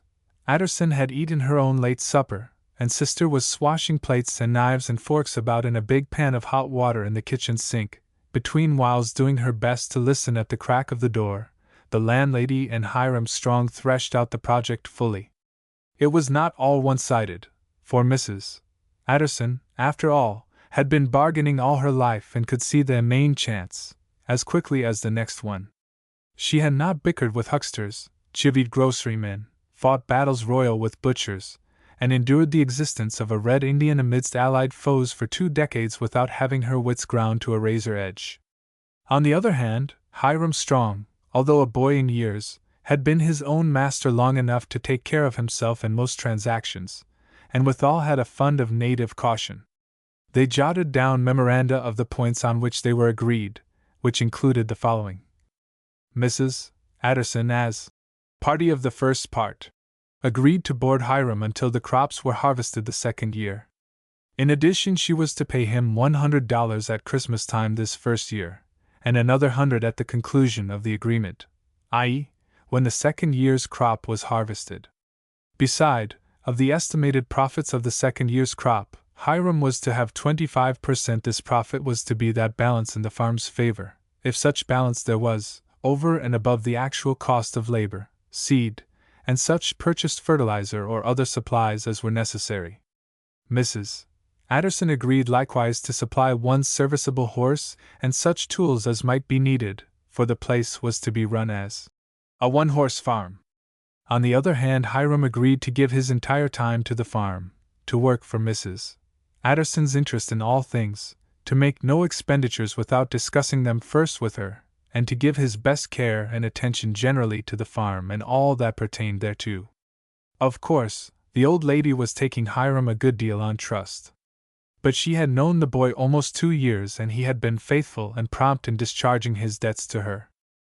But it was up to the young fellow to make good.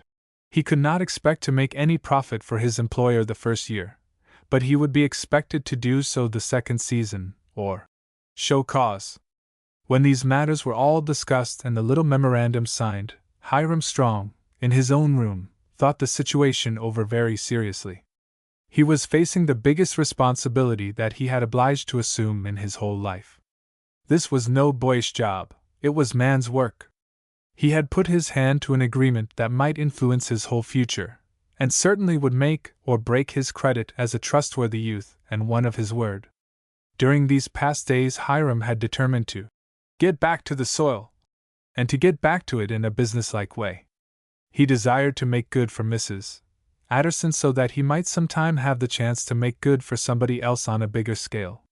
He did not propose to be a one-horse farmer all his days. Chapter 10. The Sound of Beating Hoofs. On Monday morning, Mrs. Adderson put her house in the agent's hands. On Wednesday, a pair of spinster ladies came to look at it.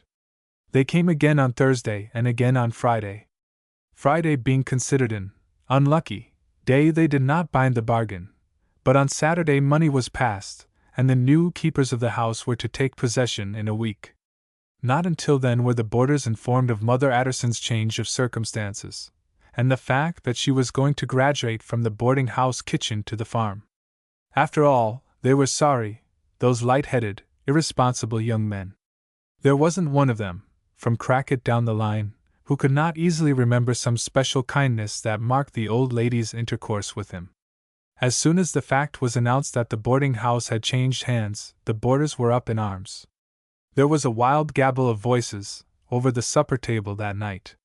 Crackit led the chorus. "It's a mean trick. Mother Addison has sold us like so many cattle to the highest bidder.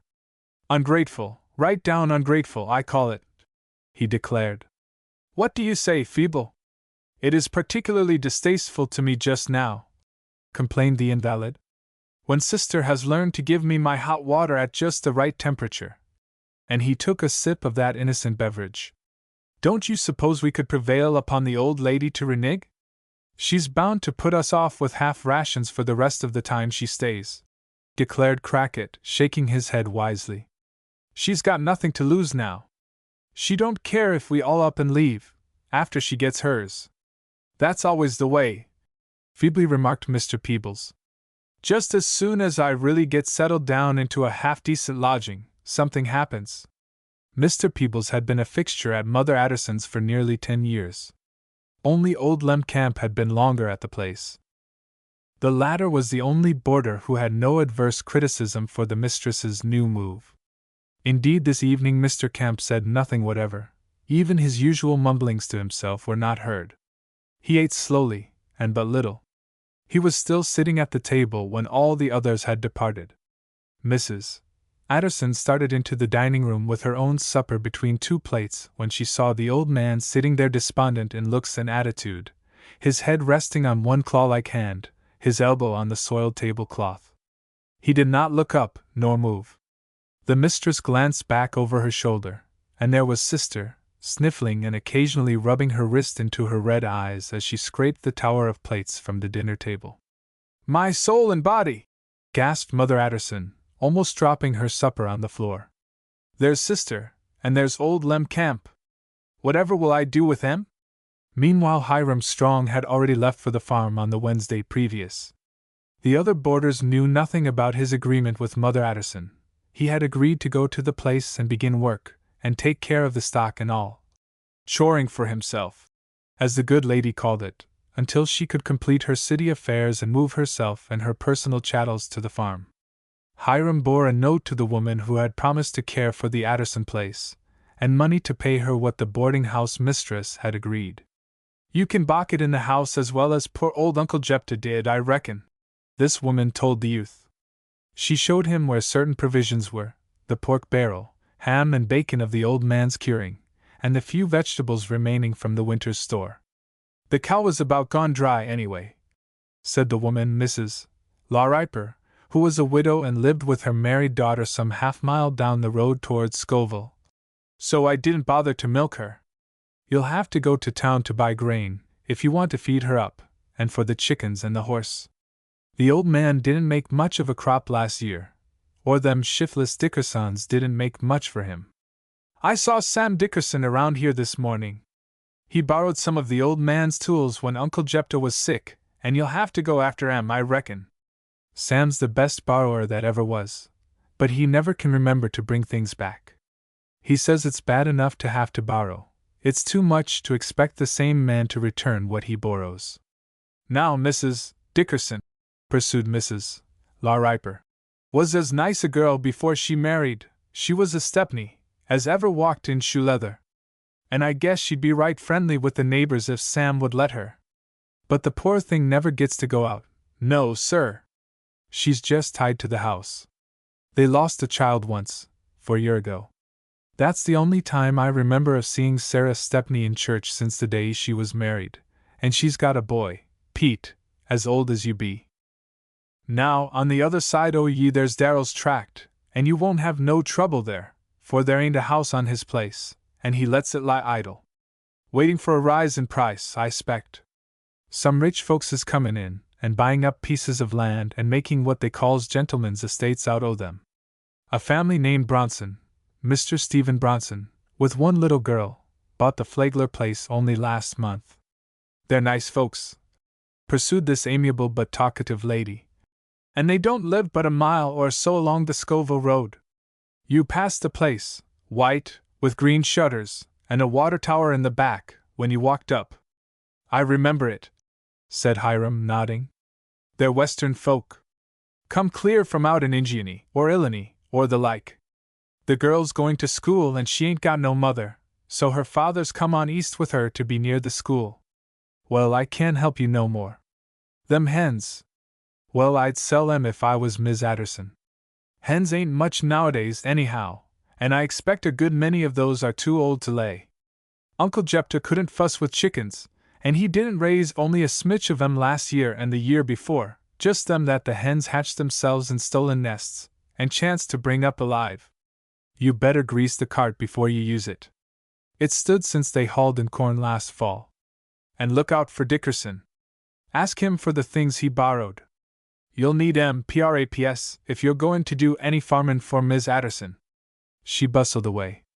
Hiram thought he had heard enough about his neighbors for a while, and he went out to look over the pasture fencing, which was to be his first repair job. He would have that ready to turn the cow and her calf into as soon as the grass began to grow. He rummaged about in what had been half woodshed and half workshop in Uncle Jephthah's time, and found a heavy claw hammer, a pair of wire cutters, and a pocket full of fence staples. With this outfit he prepared to follow the line fence, which was likewise the pasture fence on the west side, between Mrs. Adderson's and Dickerson's. Where he could, he mended the broken strands of wire. In other places the wires had sagged and were loose. The claw hammer fixed these like a charm. Slipping the wire into the claw, a single twist of the wrist would usually pick up the sag and make the wire taut again at that point. He drove a few staples, as needed, as he walked along. The pasture partook of the general conformation of the farm. It was rather long and narrow. It had grown to clumps of bushes and spots, and there was sufficient shade. But he did not come to the water until he reached the lower end of the lot.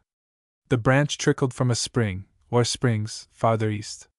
It made an elbow at the corner of the pasture, the lower southwest corner, and there a waterhole had been scooped out at some past time.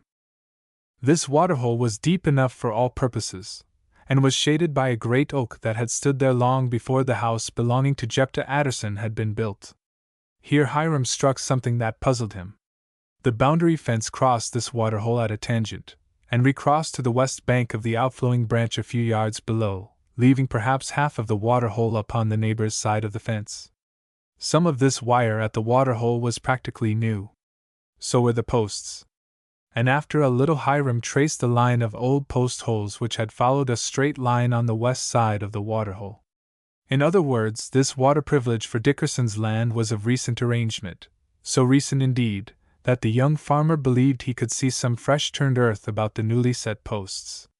That's something to be looked into, I am afraid, thought Hiram, as he moved along the southern pasture fence. But the trickle of the branch beckoned him. He had not found the fountain-head of the little stream when he had walked over a part of the timbered land with Henry Pollock, and now he struck into the open woods again, digging into the soil here and there with his heavy boot, marking the quality and age of the timber, and casting up in his mind the possibilities and expense of clearing these overgrown acres. Mrs. Adderson may have a very valuable piece of land here in time, muttered Hiram.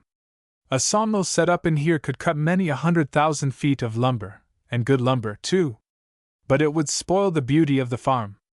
However, as must ever be in the case of the utility farm, the house was set on its ugliest part. The cleared fields along the road had nothing but the background of woods on the south and east to relieve their monotony. On the brow of the steeper descent, which he had noted on his former visit to the back end of the farm, he found a certain clearing in the wood. Here the pines surrounded the opening on three sides. To the south, through a break in the wooded hillside, he obtained a far-reaching view of the river valley as it lay, to the east and to the west. The prospect was delightful. Here and there, on the farther bank of the river, which rose less abruptly there than on this side, lay several cheerful-looking farmsteads. The white dwellings and outbuildings dotted the checkered fields of green and brown. Cowbells tinkled in the distance, for the weather-tempted farmers to let their cattle run in the pastures even so early in the season. A horse whinnied shrilly to a mate in a distant field. The creaking of the heavy wheels of a laden farm cart was a mellow sound in Hiram's ears. Beyond a fir plantation, high on the hillside, the sharply outlined steeple of a little church lay against the soft blue horizon. A beauty spot, Hiram muttered. What a sight for a home! And yet people want to build their houses right on an automobile road, and in sight of the rural mailbox. His imagination began to riot, spurred by the outlook and by the nearer prospect of wood and hillside. The sun now lay warmly upon him as he sat upon a stump and drank in the beauty of it all. After a time his ear, becoming attuned to the multitudinous voices of the wood, descried the silvery note of falling water. He arose and traced the sound. Less than 20 yards away, and not far from the bluff, a vigorous rivulet started from beneath the half-bared roots of a monster beech, and fell over an outcropping boulder into a pool so clear that sand on its bottom, worked mysteriously into a pattern by the action of the water, lay revealed. Hiram knelt on a mossy rock beside the pool, and bending put his lips to the water. It was the sweetest, most satisfying drink he had imbibed for many a day. But the morning was growing old, and Hiram wanted to trace the farther line of the farm. He went down to the river, crossed the open meadow again where they had built the campfire the morning before, and found the deeply scarred oak which stood exactly on the boundary line between the Adderson and Darrell tracts.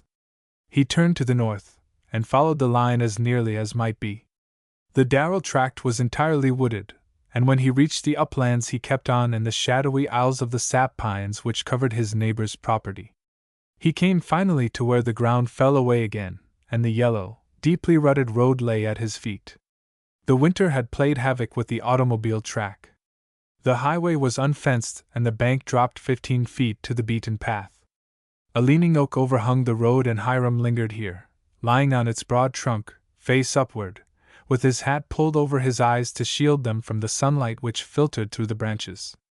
This land hereabout was beautiful. The boy could appreciate the beauty as well as the utility of the soil. It was so pleasing to the eye that he wished with all his heart it had been his own land he had surveyed. "And I'll not be a tenant farmer all my life, nor a farm foreman, as father was," determined the boy. "I'll get ahead. If I work for the benefit of other people for a few years, surely I'll win the chance in time to at last work for myself." In the midst of his ruminations a sound broke upon his ear, a jarring note in the peaceful murmur of the woodland life. It was the thud of a horse's hoofs. Not the sedate tunk-tunk of iron-shod feet on the damp earth, but an erratic and rapid pounding of hoof-beats which came on with such startling swiftness that Hiram sat up instantly, and craned his neck to see up the road. "That horse is running away!" gasped the young farmer, and he swung himself out upon the lowest branch of the leaning tree which overhung the cart track, the better to see along the highway. Chapter 11. A Girl Rides into the Tale. There was no bend in the highway for some distance, but the overhanging trees masked the track completely, save for a few hundred yards. The horse, whether driven or running at large, was plainly spurred by fright. Into the peacefulness of this place its hoof-beats were bringing the element of peril. Lying prostrate on the sloping trunk, Hiram could see much farther up the road. The outstretched head and lathered breast of a tall bay horse leaped into view, and like a picture in a kinetoscope, growing larger and more vivid second by second, the maddened animal came down the road. Hiram could see that the beast was not riderless, but it was a moment or two, a long-drawn, anxious space of hard-beaten seconds, ere he realized what manner of rider it was who clung so desperately to the masterless creature. "It's a girl, a little girl!" gasped Hiram. She was only a speck of color, with white, drawn face, on the back of the racing horse. Every plunge of the oncoming animal shook the little figure as though it must fall from the saddle. But Hiram could see that she hung with phenomenal pluck to the broken bridle and to the single horn of her side saddle. If the horse fell, or if she was shaken free, she would be flung to instant death, or be fearfully bruised under the pounding hoofs of the big horse. The young farmer's appreciation of the peril was instant, and used as he was to meeting such emergency, there was neither panic nor hesitancy in his actions. He writhed farther out upon the limb of the leaning oak until he was direct above the road. The big bay naturally kept to the middle, for there was no obstruction in its path. To have dropped to the highway would have put Hiram to instant disadvantage, for before he could have recovered himself after the drop the horse would have been upon him. Now, swinging with both legs wrapped around the tough limb, and his left hand gripping a smaller branch, but with his back to the plunging brute, The youth glanced under his right armpit to judge the distance and the onrush of the horse and its helpless rider. He knew she saw him. Swift as was the steed's approach, Hiram had seen the change come into the expression of the girl's face. "Clear your foot of the stirrup!" he shouted, hoping the girl would understand. With a confusing thunder of hoofbeats, the bay came on, was beneath him, had passed. Hiram's right arm shot out, curved slightly, and as his fingers gripped her sleeve, the girl let go. She was whisked out of the saddle and the horse swept on without her. The strain of the girl's slight weight upon his arm lasted but a moment, for Hiram let go with his feet, swung down, and dropped. They alighted in the roadway with so slight a jar that he scarcely staggered, but set the girl down gently, and for the passing of a breath her body swayed against him, seeking support. Then she sprang a little away, and they stood looking at each other, Hiram panting and flushed, the girl with wide open eyes out of which the terror had not yet faded, and cheeks still colorless. So they stood, for fully half a minute speechless, while the thunder of the bay's hoofs passed further and further away and finally was lost in the distance. And it wasn't excitement that kept the boy dumb, for that was all over, and he had been as cool as need be through the incident. But it was unbounded amazement that made him stare so at the slight girl confronting him. He had seen her brilliant, dark little face before. Only once, but that one occasion had served to photograph her features on his memory. For the second time he had been of service to her, but he knew instantly, and the fact did not puzzle him, that she did not recognize him. It had been so dark in the unlighted side street back in Crawberry the evening of their first meeting that Hiram believed, and was glad, that neither she nor her father would recognize him as the boy who had kept their carriage from going into the open ditch. And he had played rescuer again, and in a much more heroic manner. This was the daughter of the man whom he had thought to be a prosperous farmer, and whose card Hiram had lost. He had hoped the gentleman might have a job for him, but now Hiram was not looking for a job. He had given himself heartily to the project of making the old Adderson farm pay, nor was he the sort of fellow to show fickleness in such a project. Before either Hiram or the girl broke the silence, before that silence could become awkward, indeed, there started into hearing the ring of rapid hoofbeats again. But it was not the runaway returning. The mate of the latter appeared, and he came jogging along the road, very much in hand, the rider seemingly quite unflurried. This was a big, ungainly, beak-nosed boy, whose sleeves were much too short, and trousers legs likewise, to hide nature's abundant gift to him in the matter of bone and knuckle. He was freckled and wore a grin that was not even sheepish. Somehow, this stolidity and inappreciation of the peril the girl had so recently escaped made Hiram feel sudden indignation. But the girl herself took the lout to task, before Hiram could say a word. "I told you that horse could not bear the whip, Peter!" she exclaimed, with wrathful gaze. "How dared you strike him?" "Ah, I only touched him up a bit," drawled the youth. "You said you could ride anything, didn't you?" And his grin grew wider. "But I see ye had to get off." Here Hiram could stand it no longer, and he blurted out. "She might have been killed! I believe that horse is running yet." "Well, why didn't you stop it?" demanded the other youth, impudently. "You had a chance." "He saved me," cried the girl, looking at Hiram now with shining eyes. "I don't know how to thank him." "He might have stopped the horse while he was about it," growled the fellow, picking up his own reins again. "Now I'll have to ride after it." "You'd better," said the little lady sharply. "If father knew that horse had run away with me he would be dreadfully put out. You hurry after him, Peter." The lout never said a word in reply, but his horse carried him swiftly out of sight in the wake of the runaway. Then the girl turned again to Hiram, and the young farmer knew that he was being keenly examined by her bright black eyes. "I am very sure father will not keep him," declared the girl, looking at Hiram thoughtfully. "He is too careless, and I don't like him, anyway. Do you live around here?" "I expect to," replied Hiram, smiling. "I have just come. I am going to stay at this next house, along the road." "Oh, where the old gentleman died last week?" "Yes. Mrs. Addison was left the place by her uncle, and I am going to run it for her." "Oh dear! Then you've got a place to work?" queried the little lady, with plain disappointment in her tone. "I am sure father would like to have you instead of Peter."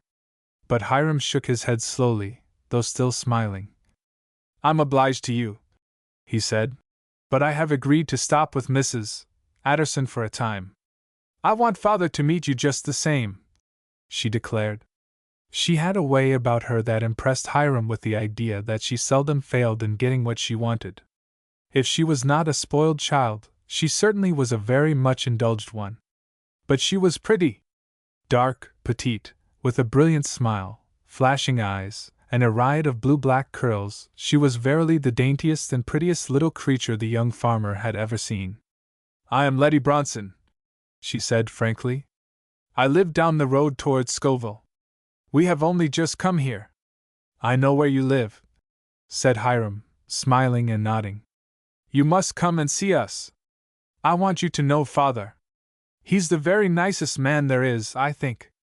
He came all the way east here so as to live near my school. I go to the St. Barry's school in Scoville. It's awfully nice, and the girls are very fashionable. But I'd be too lonely to live if Daddy wasn't right near me all the time." "What is your name?" she asked suddenly. Hiram told her. "Why, that's a regular farmer's name, isn't it, Hiram?" And she laughed, a clear and sweet sound that made an inquisitive squirrel that had been watching them scamper away to his hollow, chattering. "I don't know about that," returned the young farmer, shaking his head and smiling. "I ought by good rights to be a worker in brass, according to the Bible." That was the trade of Hiram, of the tribe of Naphtali, who came out of Tyre to make all the brass work for Solomon's temple. "Oh, and there was a King Hiram, of Tyre, too, wasn't there?" cried Letty, laughing. "You might be a king, you know." "That seems to be an unprofitable trade nowadays," returned the young fellow, shaking his head. "I think I will be the namesake of Hiram, the brass-smith, for it is said of him that he was filled with wisdom and understanding, and that is what I want to be if I am going to run Mrs. Addison's farm and make it pay." "You're a funny boy," said the girl, eyeing him furiously. You're not at all like Pete, or these other boys about Scoville. And that Pete Dickerson isn't any good at all. I shall tell Daddy all about how he touched up that horse and made him run. Here he comes now." They had been walking steadily along the road toward the Addison house, and in the direction the runaway had taken. Pete Dickerson appeared, riding one of the bays and leading the one that had been frightened. The latter was all of a lather, was blowing hard, and before the horses reached them, Hiram saw that the runaway was in bad shape. "Hold on," he cried to the lout. "Breathe that horse a while. Let him stand, he ought to be rubbed down, too. Don't you see the shape he is in?" "Ah, what's eating you?" demanded Pete, eyeing the speaker with much disfavor. The horse, when he stopped, was trembling all over. His nostrils were dilated and as red as blood, and strings of foam were dripping from his bit. "Don't let him stand there in the shade," spoke Hiram more mildly. "He'll take a chill. Here. Let me have him." He approached the still frightened horse, and Pete jerked the bridle rein. The horse started back and snorted. "Stand round there, ye tarnal nuisance!" exclaimed Pete. But Hiram caught the bridle and snatched it from the other fellow's hand.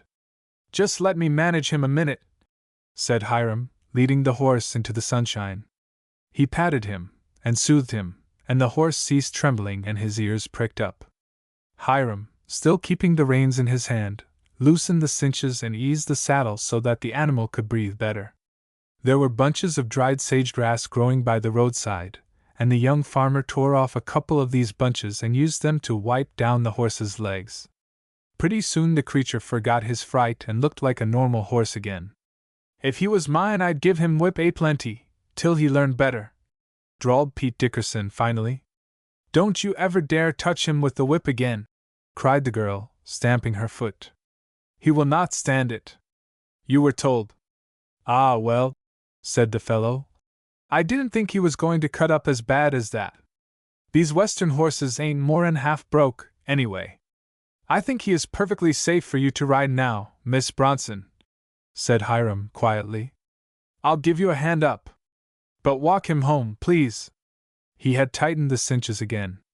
Letty put her tiny booted foot in his hand. She wore a very pretty dark green habit, and with perfect ease the young farmer lifted her into the saddle. "Goodbye, and thank you again," she said softly, giving him her free hand just as the horse started. "Say, you're the fellow who's going to live at Addison's place," observed Pete. "I'll see you later." And he waved his hand airily as he rode off. "So that's Pete Dickerson, is it?" ruminated Hiram, as he watched the horses out of sight. "Well, if his father, Sam, is anything like him, we certainly have got a sweet pair of neighbors." Chapter 12. Something about a pasture fence. That afternoon Hiram hitched up the old horse and drove into town. He went to see the lawyer who had transacted Uncle Jephthah Addison's small business in the old man's lifetime, and had made his will, Mr. Strickland. Hiram judged that this gentleman would know as much about the Addison place as anybody. "No, Mr. Addison never said anything to me about giving a neighbor water rights," the lawyer said. "Indeed, Mr. Addison was not a man likely to give anything away, until he had got through with it himself. Dickerson once tried to buy a right at that corner of the Addison pasture, but he and the old gentleman couldn't come to terms. Dickerson has no water on his place, saving his well and his rights on the river. It makes it bad for him, I suppose, but I do not advise Mrs. Addison to let that fence stand. Give that sort of a man an inch and he'll take a mile." "But what shall I do?" "That's professional advice, young man," returned the lawyer, smiling. "But I will give it to you without charge. Merely go and pull the new posts up and replace them on the line. If Dickerson interferes with you, come to me and we'll have him bound over before the justice of the peace. You represent Mrs. Addison and are within her rights. That's the best I can tell you." Now, Hiram was not desirous of starting any trouble, legal or otherwise, with a neighbor, but neither did he wish to see anybody take advantage of his old boarding mistress. He knew that, beside farming for her, he would probably have to defend her from many petty annoyances like the present case.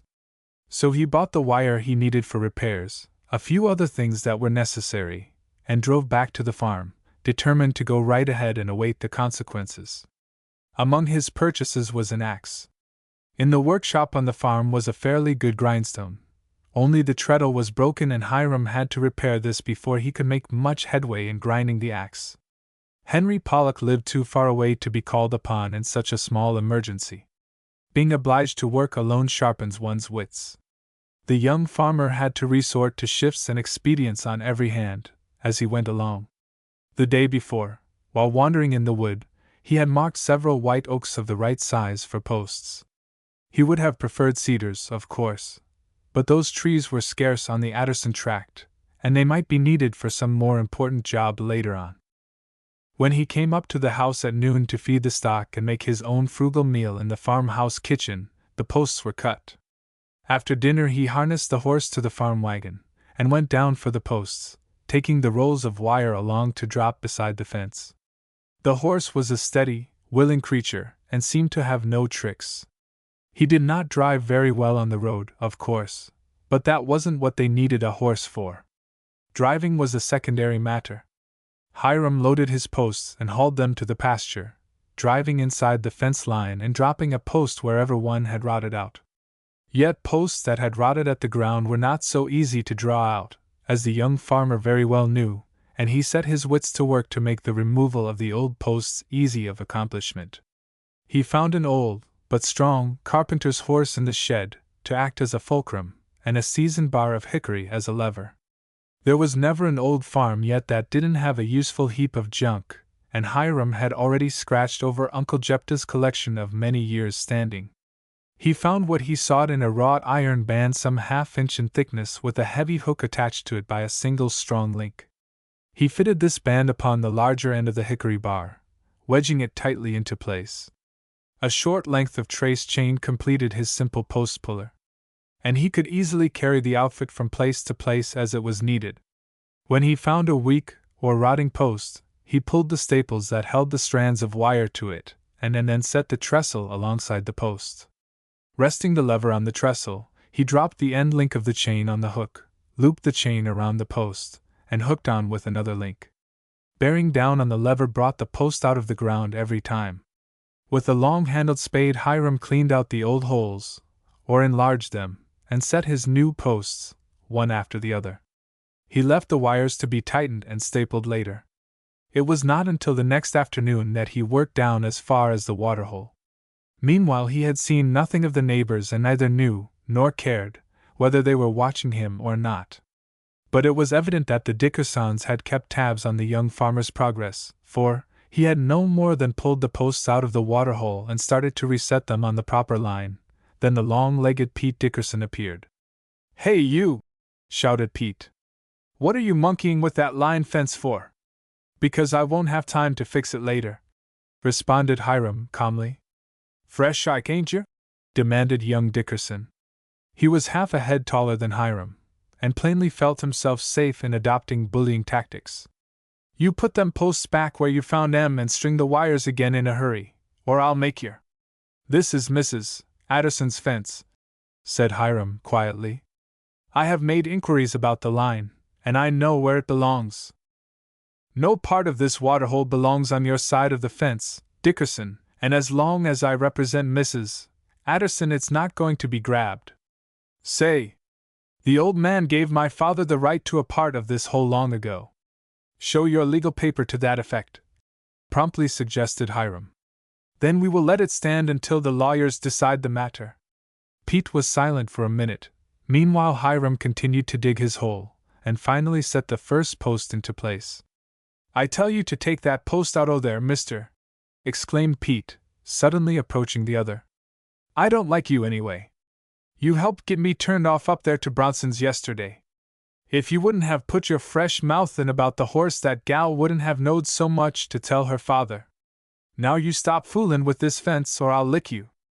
Hiram Strong's disposition was far from being quarrelsome. He only laughed at first and said, "Why, that won't do you any good in the end, Peter. Thrashing me won't give you and your father the right to usurp rights at this waterhole." There was very good reason, as I can see, for old Mr. Addison refusing to let you water your stock here.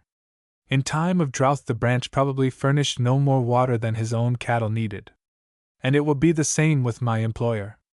You'd better have less talk about it, and set back them posts," declared Pete, decidedly, laying off his coat and pulling up his shirt sleeves. "I hope you won't try anything foolish, Peter," said Hiram, resting on his shovel handle. "Huh!" grunted Pete, eyeing him sideways as might an evil-disposed dog. "We're not well matched," observed Hiram quietly. "And whether you thrashed me, or I thrashed you, nothing would be proved by it in regard to the line fence."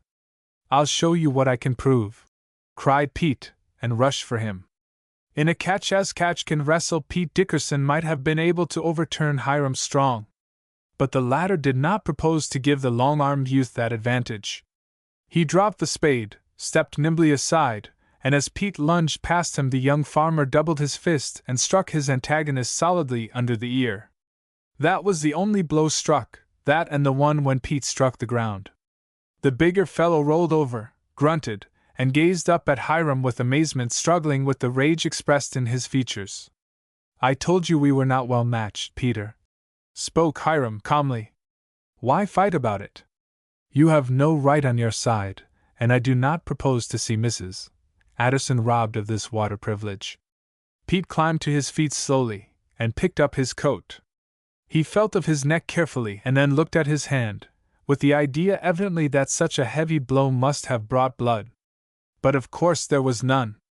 "I'll tell my dad, that's what I'll do," ejaculated the bully, at length, and he started immediately across the field, his long legs working like a pair of tongs in his haste to get over the ground. But Hiram completed the setting of the posts at the waterhole without hearing further from any member of the Dickerson family. Chapter 13. The Uprooting. These early spring days were busy ones for Hiram Strong. The mornings were frosty, and he could not get to his fencing work until mid-forenoon. But there were plenty of other tasks ready to his hand. There were 2 south windows in the farmhouse kitchen. He tried to keep some fire in the stove there day and night, sleeping as he did in Uncle Jephthah's old bedroom nearby. Before these 2 windows he erected wide shelves, and on these he set shallow boxes of rich earth which he had prepared under the cart shed. There was no frost under there, the earth was dry and the hens had scratched in it during the winter, so Hiram got all the well-sifted earth he needed for his seed boxes. He used a very little commercial fertilizer in each box, and planted some of the seeds he had bought in Crawberry at an agricultural warehouse on Main Street. Mrs. Addison had expressed the hope that he would put in a variety of vegetables for their own use, and Hiram had followed her wishes.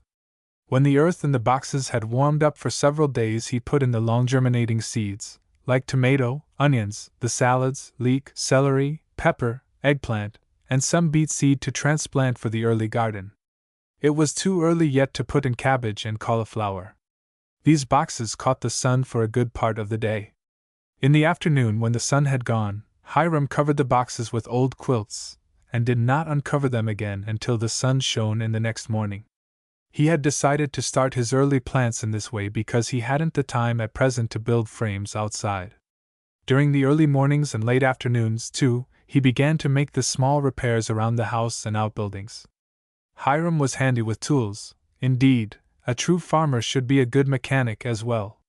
He must often combine carpentry and wheelwrighting and work at the forge with his agricultural pursuits. Hiram was something better than a cold iron blacksmith. When it came to stretching the wire of the pasture fence, he had to resort to his inventive powers. There are plenty of wire stretchers that can be purchased, but they cost money. The young farmer knew that Mrs. Addison had no money to waste, and he worked for her just as he would have worked for himself. One man working alone cannot easily stretch wire and make a good job of it without some mechanism to help him. Hiram's was simple and easily made. A 12-inch section of perfectly round post, 7 or 8 inches through, served as the drum around which to wind the wire, and 2 20-penny nails driven into the side of the drum, close together, were sufficient to prevent the wire from slipping. To either end of the drum Hiram passed 2 lengths of No. 9 wire through large screw eyes, making a double loop into which the hook of a light timber chain would easily catch. Into one end of the drum he drove a headless spike, upon which the hand crank of the grindstone fitted, and was wedged tight. In using this ingenious wire stretcher, he stapled his wire to post No. 1, carried the length past post No. 2, looped the chain around post No. 3, having the chain long enough so that he might taut the wire and hold the crank handle steady with his knee or left arm while he drove the holding staple in post No. 2. And so repeat, ad infinitum. After he had made this wire stretcher, the young fellow got along famously upon his fencing and could soon turn his attention to other matters, knowing that the cattle would be perfectly safe in the pasture for the coming season. The old posts he collected on the wagon and drew into the dooryard, piling them beside the woodshed. There was not an overabundant supply of firewood cut, and Hiram realized that Mrs. Addison would use considerable in her kitchen stove before the next winter, even if she did not run a sitting-room fire for long this spring. Using a bucksaw is not only a thankless job at any time, but it is no saving of time or money. There was a good 2-handed saw in the shed, and Hiram found a good rat-tail file. With the aid of a homemade saw holder and a monkey wrench he sharpened and set this saw, and then got Henry Pollock to help him for a day. Henry wasn't afraid of work, and the 2 boys sawed and split the old and well-seasoned posts, and some other wood, so that Hiram was enabled to pile several tiers of stovewood under the shed against the coming of Mrs. Addison to her farm.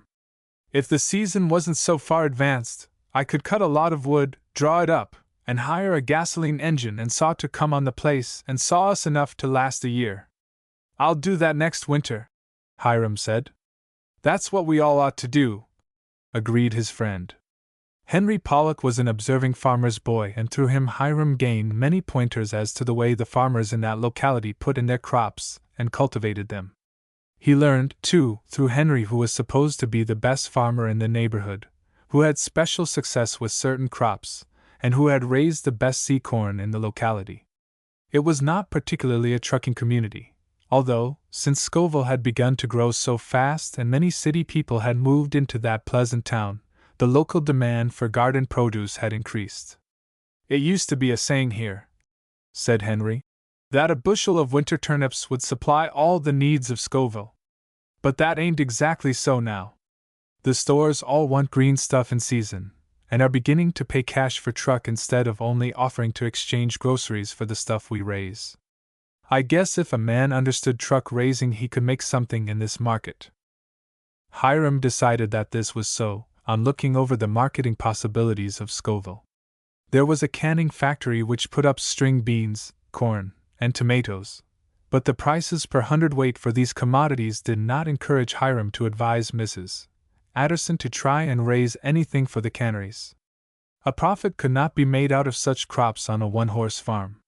For instance, the neighboring farmers did not plant their tomato seeds until it was pretty safe to do so in the open ground. The cannery did not want the tomato pack to come on until late in August. By that time, the cream of the prices for garden-grown tomatoes had been skimmed by the early truckers. The same with sweet corn and green beans. The cannery demanded these vegetables at so late a date that the market price was generally low. These facts Hiram bore in mind as he planned his season's work, and especially the kitchen garden. This latter he planned to be about 2 acres in extent, rather a large plot, but he proposed to set his rows of almost every vegetable far enough apart to be worked with a horse cultivator. Some crops, for instance onions, carrots, and other fine stuff, must be weeded by hand to an extent, and if the soil is rich enough, rows 12 or 15 inches apart show better results. Between such rows a wheel hoe can be used to good advantage, and that was one tool, with a seed-sowing combination, that Hiram had told Mrs. Addison she must buy if he was to practically attend to the whole farm for her. Hand-hoeing, in both field and garden crops, is antediluvian.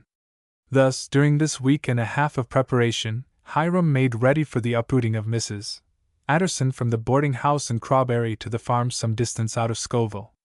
The good lady had but one wagon load of goods to be transferred from her old quarters to the new home. Many of the articles she brought were heirlooms which she had stored in the boarding house cellar, or articles associated with her happy married life, which had been shortened by her husband's death when he was comparatively a young man. These Mrs.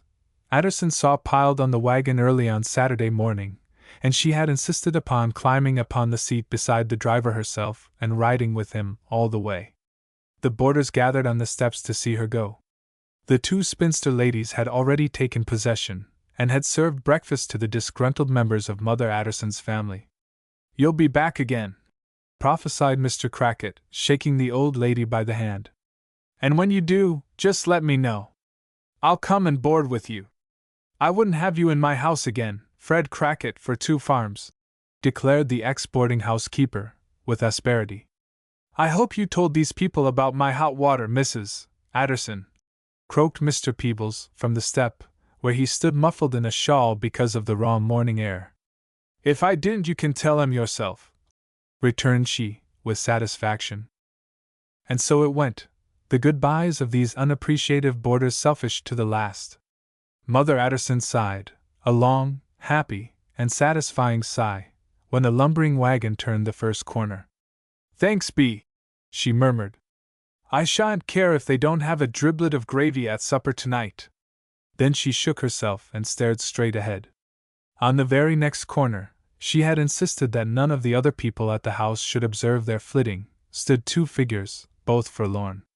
Old Lem Camp, with a lean suitcase at his feet, and Sister with a bulging carpet bag which she had brought with her months before from the charity institution, and into which she had stuffed everything she owned in the world. Their faces brightened perceptibly when they beheld Mrs. Addison perched high beside the driver on the load of furniture and bedding. The driver drew in his span of big horses, and the wheels grated against the curb. "You climb right in behind, Mr. Camp," said the good lady. "There's room for you up under the canvas top, and I had him spread a mattress so't you can take it easy all the way, if you like. Sister, you scramble up here and sit in betwixt me and this man. And do look out, you're spillin' things out o' that bag like it was a Christmas cornucopia. Come on, now. Toss it behind us, onto them other things. There. We'll go on, and no more stops, I hope, till we reach the farm." But that couldn't be. It was a long drive, and the man was good to his team. He rested them at the top of every hill, and sometimes at the bottom. They had to stop 2 hours for dinner and to breathe them, as the man said. At that time Mother Addison produced a good-sized market basket, her familiar companion when she had hunted bargains in the city, and it was filled with sandwiches, and pickles, and crackers, and cookies, and a whole boiled fowl. Fowl were cheaper and more satisfying than the scrawny chickens then in market, and hard-boiled eggs, and cheese, with numbers of other less important eatables tucked into corners of the basket to wedge the larger packages of food. The four picnicked in the sun, with the furniture wagon to break the keen wind, passing around hot coffee in a can, from hand to hand, the driver having built a campfire to heat the coffee beside the country road. But after that stop, for they were well into the country now, there was no keeping Sister on the wagon seat. She had learned to drop down and mount again as lively as a cricket. She tore along the edge of the road, with her hair flying, and her hat hanging by its ribbons. She chased a rabbit, and squirrels, and picked certain green branches, and managed to get her hands in the front of her dress all stuck up with spruce gum and trying to get a piece big enough to chew. "Drat the young un!" exclaimed Mother Addison. "I can see plainly I never ought to brought her, but should have sent her back to the institution. She'll be as wild as Mr. March's hare, whoever he was, out here in the country." But old Lem Camp gave her no trouble. He effaced himself just as he had at the boarding-house supper table. He seldom spoke, never unless he was spoken to, and he lay up under the roof of the furniture wagon, whether asleep or no, Mrs. Addison could not tell. "He's as odd as Dick's hatband," the ex-boarding-house mistress confided to the driver. "But, bless you! The easiest critter to get along with, you never saw his beat. If I'd a house full of Lem Camps to cook for, I'd think I was next door to heaven." It was dusk when they arrived in sight of the little house beside the road in which Uncle Jephthah Addison had lived out his long life. Hiram had a good fire going in both the kitchen and sitting room, and the lamplight flung through the windows made the place look cheerful indeed to the travelers. "My soul and body!" croaked the good lady, when she got down from the wagon and Hiram caught her in his arms to save her from a fall. "I'm as stiff as a poker, and that's a fact. But I'm glad to get here." Hiram's amazement when he saw Sister and old Lem Camp was only expressed in his look. He said nothing. The driver of the wagon backed it to the porch step and then took out his team and, with Hiram's help, led them to the stable, fed them, and bedded them down for the night. He was to sleep in one of the spare beds and go back to town the following day. Mother Addison took off her best dress, slipped into a familiar old gingham, and bustled around the kitchen as naturally as though she had been there all her life. She fried ham and eggs, and made biscuit, and opened a couple of tins of peaches she had brought, and finally set before them a repast satisfying if not dainty, and seasoned with a cheerful spirit at least. "I vum!" she exclaimed, sitting down for the first time in years at the first table. "If this don't beat crawberry and them borders, I'm crazy as a loon. Pour the coffee, Sister, and don't be stingy with the milk. Milk's only 5 cents a quart here, and it's 8 in town. But, gracious, child, sugar don't cost no less." Old Lem Camp sat beside Hiram, as he had at the boarding-house table. He had scarcely spoken since his arrival, but now, under cover of the talk of Mother Addison, the driver of the furniture van, and Sister, he began one of his old-time monologues. Old, nothing to look forward to, then the prospect opens up, just like light breaking through the clouds after a storm. Let's see, I want a piece of bread, bread's on Sister's side, I can reach it, hum. No crack it tonight, fool jokes, silly fellow, ah. The butter, where's the butter knife? Sister's forgotten the butter knife. No. Here 'tis, that woman's an angel, nothing less, an angel in a last season's bonnet and a shabby gown, ha! Practical angels couldn't use wings, they'd be in the way in the kitchen, ham and eggs, gravy, fit for gods to eat, and not to worry again where next week's victuals are to come from. Hiram noted all the old male said, and the last phrase enlightened him immensely as to why old Lem Camp was so queer. That was the trouble on the old man's mind, the trouble that had stifled him, and made him appear half-cracked, as the boarding-house jester and Peebles had said. Lem Camp, too old to ever get another job in the city, had for 5 years been worrying from day to day about his bare existence. And evidently he saw that bogey of the superannuated disappearing in the distance. After the truck driver had gone to bed, and Camp himself, and Sister had fallen asleep over the last of the dish wiping, Mother Addison confided in Hiram, to a degree. Now, this gal can be made useful. She can help me in the house, and she can help outside, too. She's a poor, unfortunate creature, I know, and humbly is no name for her looks. But Meb, we can send her to the school nearby, and she ought to get some color in her face if she's out o'doors some, and some flesh on her skinny body. I don't know as I could get along without Sister, ruminated Mother Addison, shaking her head. And as for Lem Camp, bless you! He won't eat more'n a fly, and who else would give him houseroom? Why, Hiram, I just had to bring him with me. If I hadn't, I'd felt just as conscience-stricken as though I'd moved and left a cat behind in an empty house. Chapter 14. Getting in the early crops. Mother Addison had breakfast the next morning by lamplight, because the truckman wanted to make an early start. Hiram had already begun early rising, however, for the farmer who does not get up before the sun in the spring needs must do his chores at night by lantern light. The 8-hour law can never be a rule on the farm. But Sister was up too, and out of the house, running as wild as a rabbit. Hiram caught her in the barnyard trying to clamber on the cow's back to ride her about the enclosure. Sister was afraid of nothing that lived and walked, having all the courage of ignorance. She found that she could not in safety clamber over the piglot fence and catch one of the shoats. Old Mother Hog ran at her with open mouth, and Sister came back from that expedition with a torn frock and some new experience. I never knew anything so fat could run, she confided to Hiram. Old Mrs. Poundley, who lived on our block and weighed 300 pounds, couldn't run, I'd bet. Mr. Camp was not disturbed by Mrs. Addison, but was allowed to sleep as long as he liked, while she kept a little breakfast hot for him and the coffee pot on the back of the stove. The old lady became interested at once in all Hiram had done toward beginning the spring work.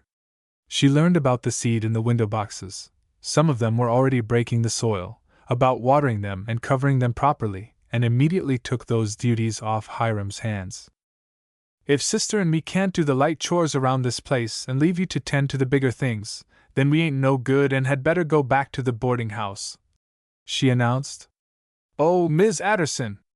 You wouldn't go back to town, would you? Pleaded Sister.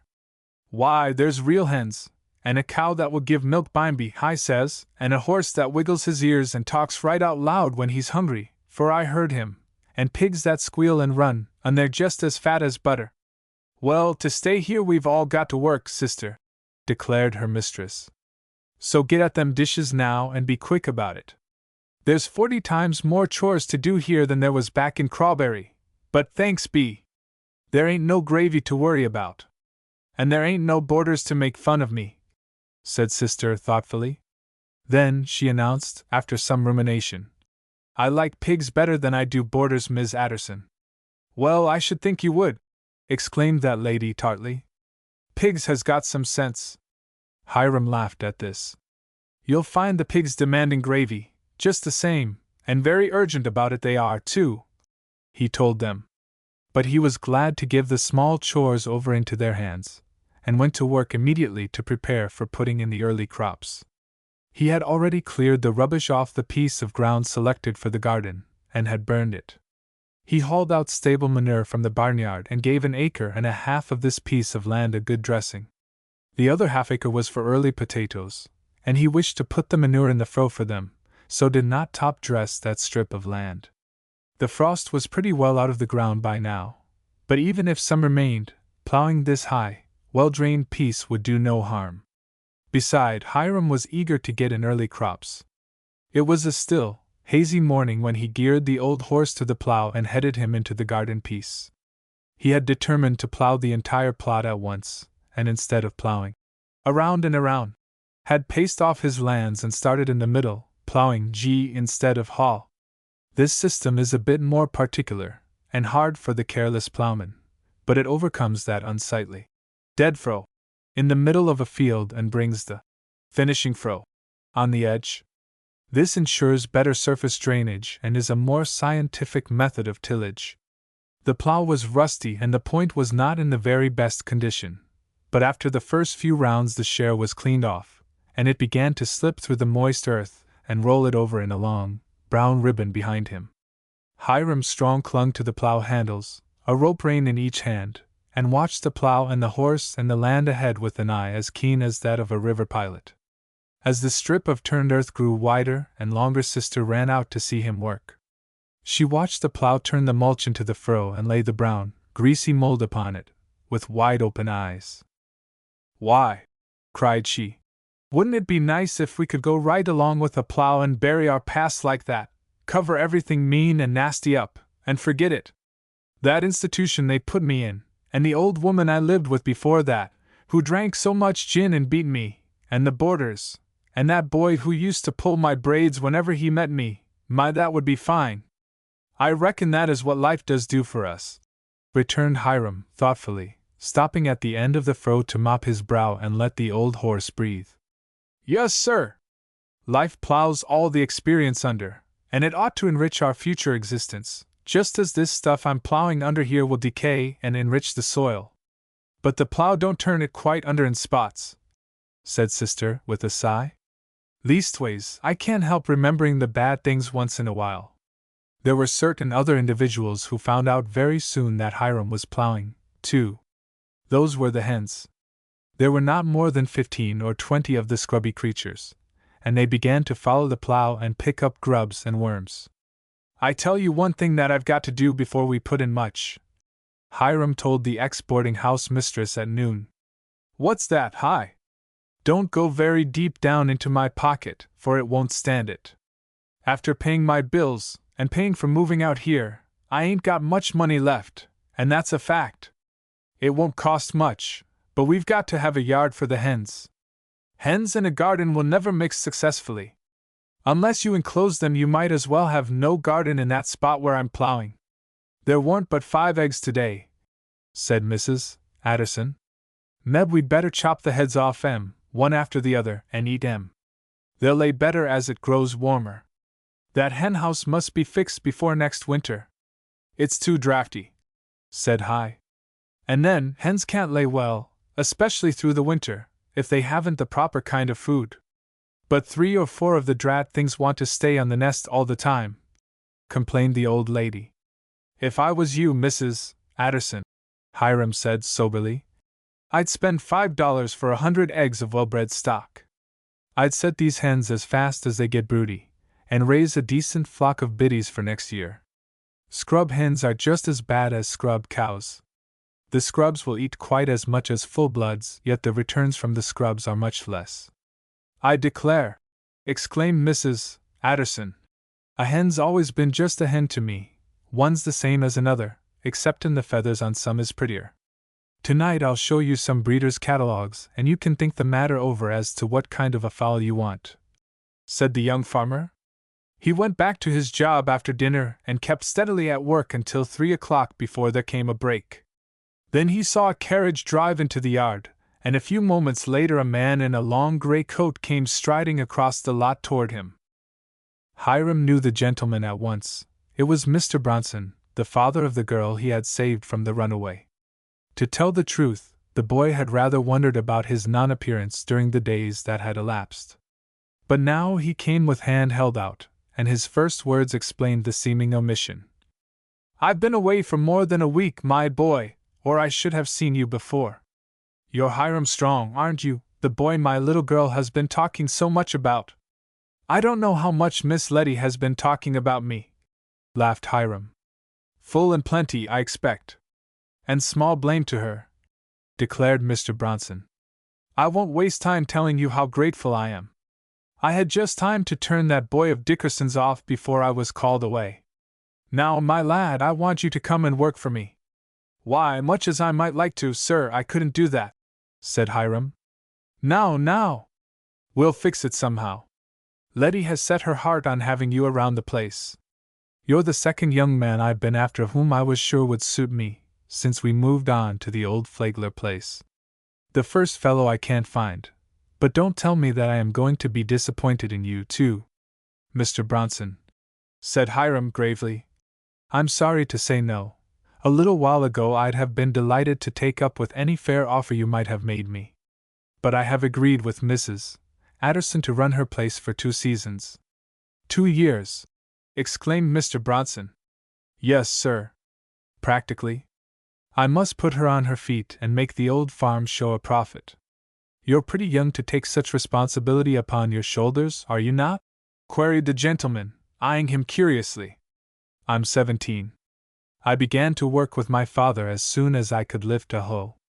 I love farm work. And I've passed my word to stick to Mrs. Addison." "That's the old lady up to the house?" "Yes, sir.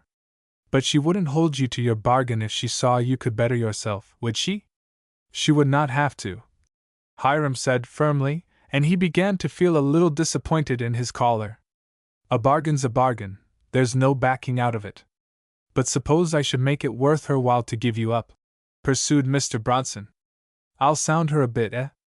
I tell you that Letty has set her heart on having you, as we cannot find another chap whom we were looking for."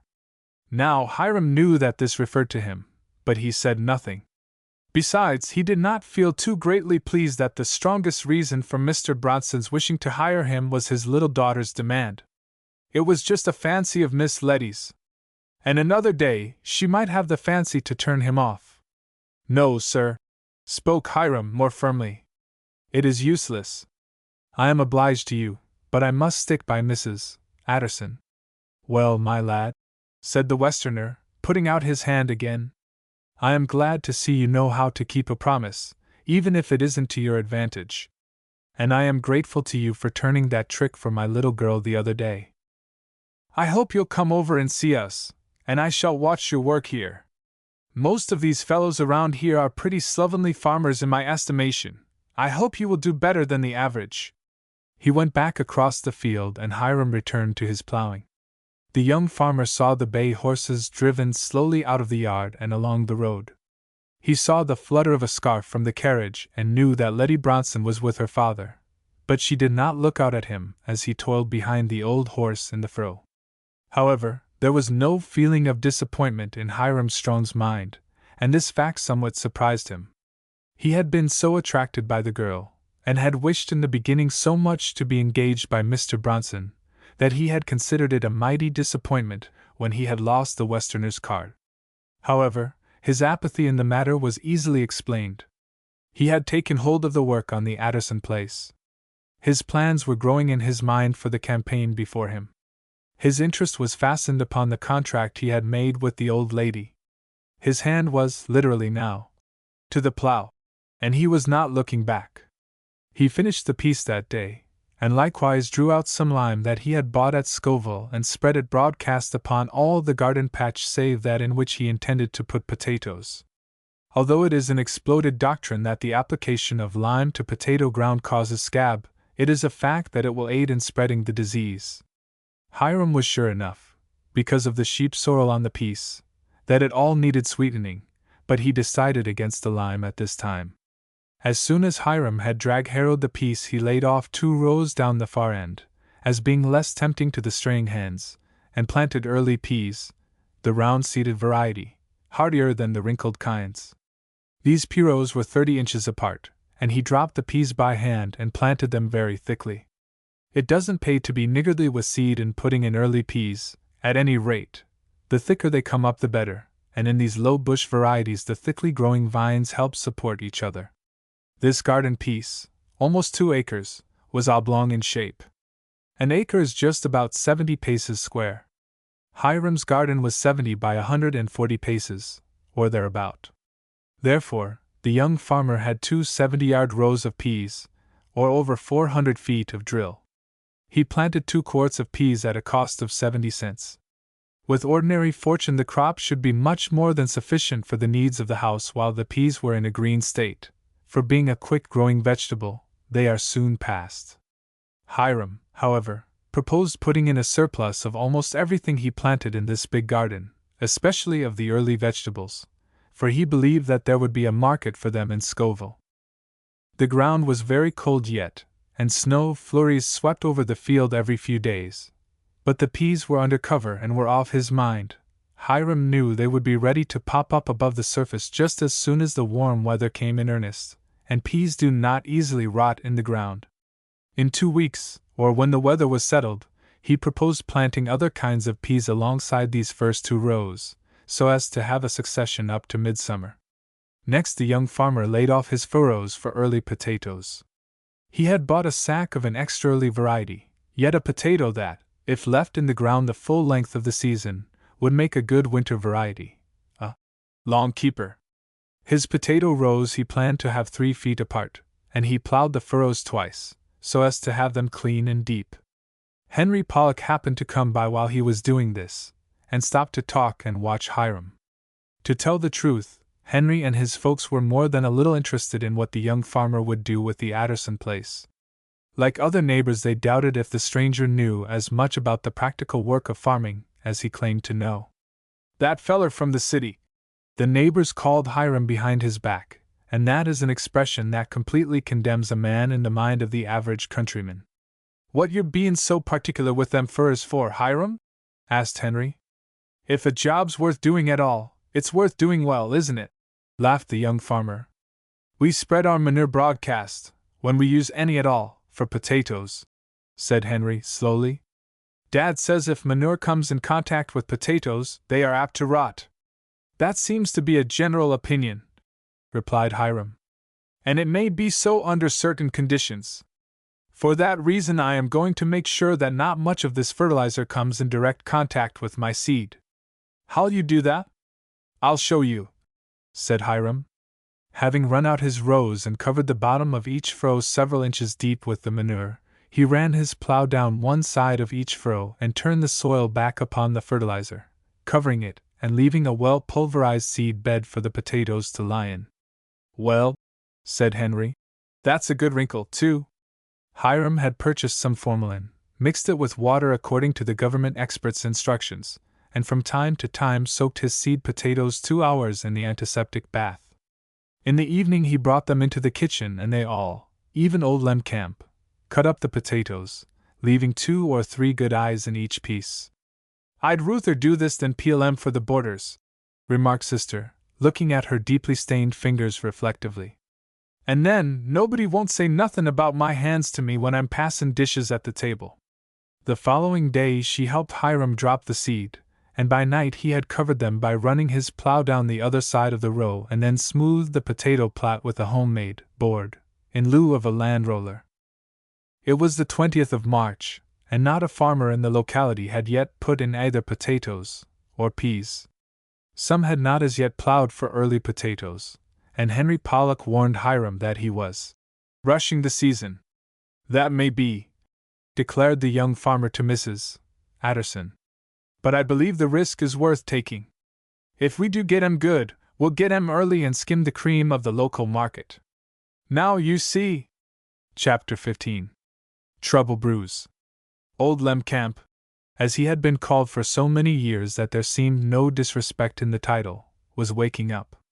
Not many mornings was he a lie abed, and the lines in his forehead seemed to be smoothing out, and his eyes had lost something of their dullness. It was true that, at first, he wandered about the farmstead muttering to himself in his old way, an endless monologue which was a jumble of comment, gratitude, and the brief memories of other days. It took some time to adjust his poor mind to the fact that he had no longer to fear that poverty which had stalked ever before him like a threatening spirit. Gratitude spurred him to the use of his hands. He was not a broken man, not bodily. Many light tasks soon fell to his share, and Mrs. Adderson told Hiram and Sister to let him do what he would. To busy himself would be the best thing in the world for the old fellow. "That's what's been the matter with Mr. Camp for years," she declared with conviction. "Because he passed the 60-year mark, and it was against the practice of the paper company to keep employees on the payroll over that age, they turned Lem Camp off. Ridiculous. He was just as well able to do the tasks that he had learned to do mechanically as he had been any time for the previous 20 years. He had worked in that office 40 years, and more, you understand. That's the worst thing about a corporation of that kind, it has no thought beyond its rules. Old Mr. Bundy remembered Lem, that's all. If he hadn't so much stock in the concern they'd turn him off, too. I expect he knows it, and that's what softened his heart to old Lem. Now let Lem take hold of whatever he can do, and get interested in it," declared the practical Mrs. Adderson, "and he'll show you that there's work left in him yet." "Yes, sirree, sir. And if he'll work in the open air, all the better for him." There was plenty for everybody to do, and Hiram would not say the old man nay. The seed boxes needed a good deal of attention, for they were to be lifted out into the air on warm days, and placed in the sun, and old Lem could do this, and stir the soil in them, and pull out the grass and other weeds that started. Hiram had planted early cabbage and cauliflower and eggplant in other boxes, and the beets were almost big enough to transplant to the open ground. Beets are hardy, and although hair roots are apt to form on transplanted garden beets, the transplanting aids the growth in other ways, and Hiram expected to have table beets very early. In the garden itself he had already run out 2 rows of later beets, the width of the plot. Bunched beets will sell for a fair price the whole season through. Hiram was giving his whole heart and soul to the work. He was wrapped up in the effort to make the farm pay. And for good reason. It was up to him to not alone turn a profit for his employer and himself, but he desired, oh, how strongly, to show the city folk who had sneered at him that he could be a success in the right environment. Besides, and in addition, Hiram Strong was ambitious, very ambitious indeed for a youth of his age. He wanted to own a farm of his own in time, and it was no one-horse farm he aimed at. No, indeed.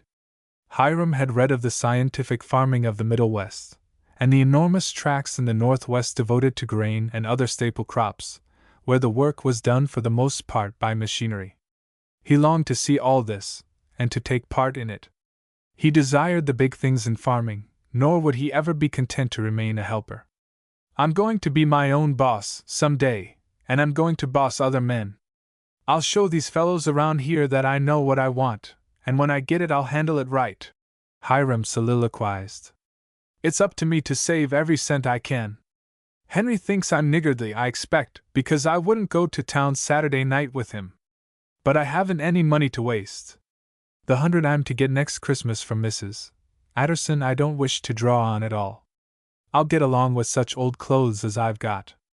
Hiram was not naturally a miser. He frequently bought some little thing for sister when he went to town, a hair ribbon, or the like, which he knew would please the girl, but for himself he was determined to be saving. At the end of his contract with Mrs. Adderson he would have $200 anyway.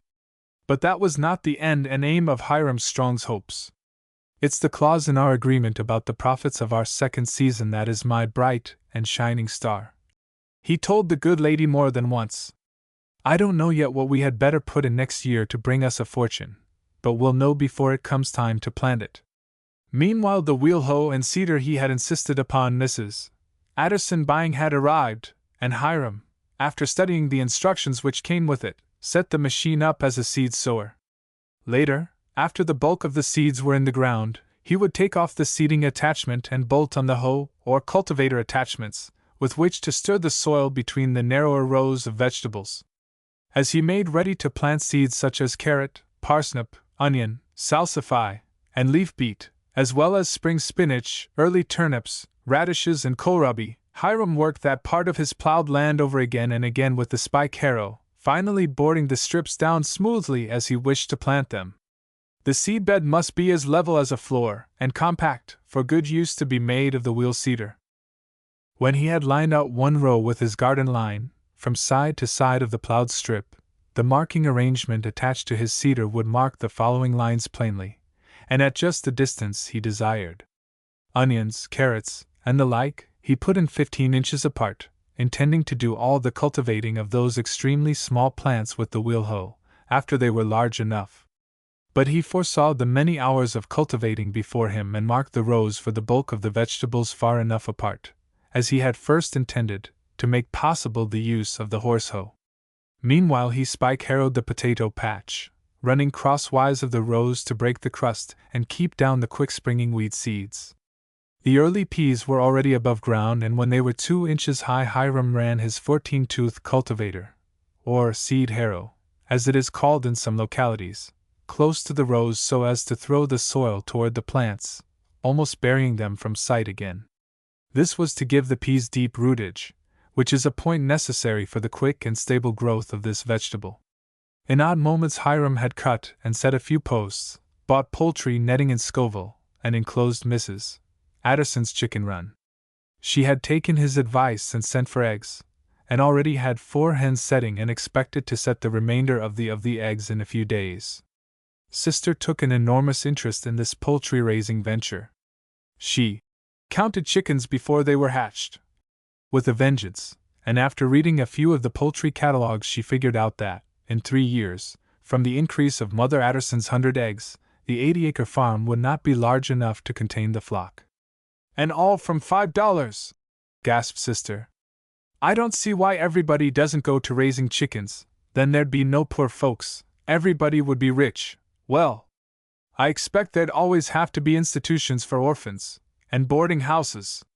The new springing things from the ground, the hen industry, and the repairing and beautifying of the outside of the farmhouse did not take up all their attention. There were serious matters to be discussed in the evening, after the others had gone to bed, twixt Hiram and his employer. There was the 5 or 6 acres of bottom land, the richest piece of soil of the entire 80.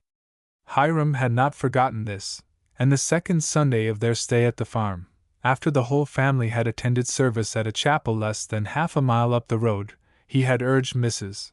Addison to walk with him through the timber to the riverside. "For the land, O Goshen!" the ex-boarding house mistress had finally exclaimed. "To think that I own all of this! Why, hi, it don't seem as if it was so. I can't get used to it. And this timber, you say, is all worth money? And if I cut it off, it will grow up again.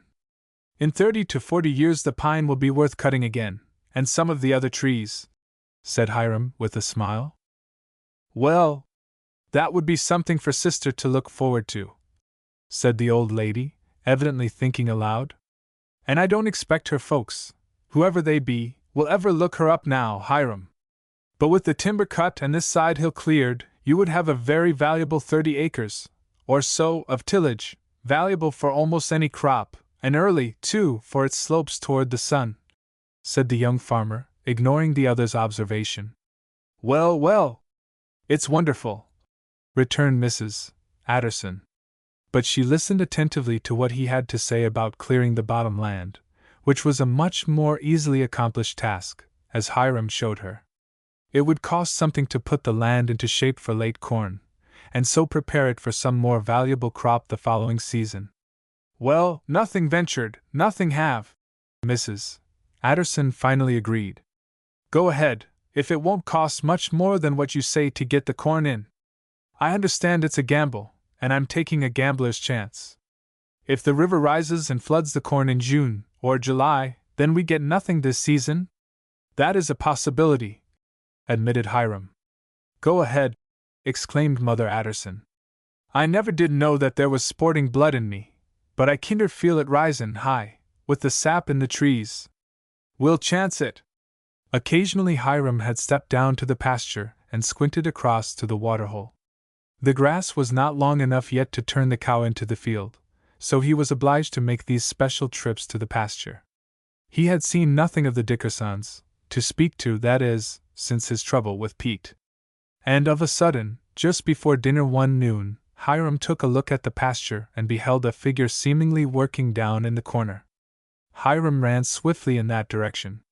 Halfway there he saw that it was Pete, and that he had deliberately cut out a panel of the fence, and was letting a pair of horses he had been plowing with drink at the pool, before he took them home to the Dickerson stable. Hiram stopped running and recovered his breath before he reached the lower corner of the pasture. Pete saw him coming, and grinned impudently at him. "What are you doing here, Dickerson?" demanded the young farmer, indignantly. "Well, if you want to keep us out, you'd better keep up your fences better," returned Pete. "I seen the wires down, and it's handy." "You cut those wires," interrupted Hiram, angrily. "You're another," drawled Pete, but grinning in a way to exasperate the young farmer. "I know you did so." "Wall, if you know so much, what are you going to do about it?" demanded the other.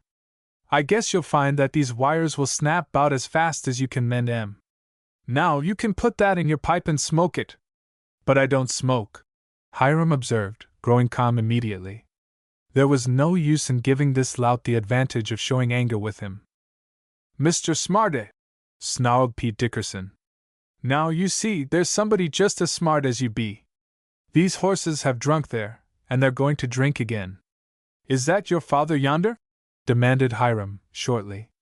Yes, it is. Call him over here. Why, if he comes over here, he'll eat you alive, cried Pete, laughing. You don't know my dad. I don't, but I want to, Hiram said calmly. That's why you'd better call him over. I have got pretty well acquainted with you, and the rest of your family can't be any worse, as I look at it. Call him over. And the young farmer stepped nearer to the lout. You call him yourself, cried Pete, beginning to back away, for he remembered how he had been treated at his previous encounter with Hiram. Hiram seized the bridles of the work horses and shook them out of Pete's clutch. Tell your father to come here, commanded the young farmer, fire in his eyes. We'll settle this thing here and now. These horses are on Mrs. Adderson's land. I know the county stock law as well as you do. You cut this fence, and your cattle are on her ground. It will cost you $1 a head to get them off again, if Mrs. Adderson wishes to demand it. Now call your father. Pete raised a yell which startled the long-legged man striding over the hill toward the Dickerson farmhouse. Hiram saw the older Dickerson turn, stare, and then start toward them. Pete continued to beckon, and began to yell. Dad! Dad! He won't let me have the hosses! Sam Dickerson came striding down to the waterhole, a lean, long, sour-looking man he was, with a brown face knotted into a continual scowl, and hard, bony hands. Yet Hiram was not afraid of him. What's the trouble here? Growled the farmer. He's got the hosses. I told you the fence was down, and I was going to water 'em. Shut up! Commanded his father, eyeing Hiram. I'm talking to this fellow. What's the trouble here? Your horses are on Mrs. Adderson's land, Hiram said quietly. You know that stock which strays can be held for $1 a head, damage or no damage to crops. I warn you, keep your horses on your own land. That's your fence. If you don't keep it up, whose fault is it if my horses get on your land? Growled Dickerson, evidently making the matter a personal one with Hiram. Your boy here cut the wires. No, I didn't, Dad, interposed Pete. Quick as a flash, Hiram dropped the bridle reins, sprang for Pete, seized him in a wrestler's grip, twisted him around, and tore from his pocket a pair of heavy wire cutters.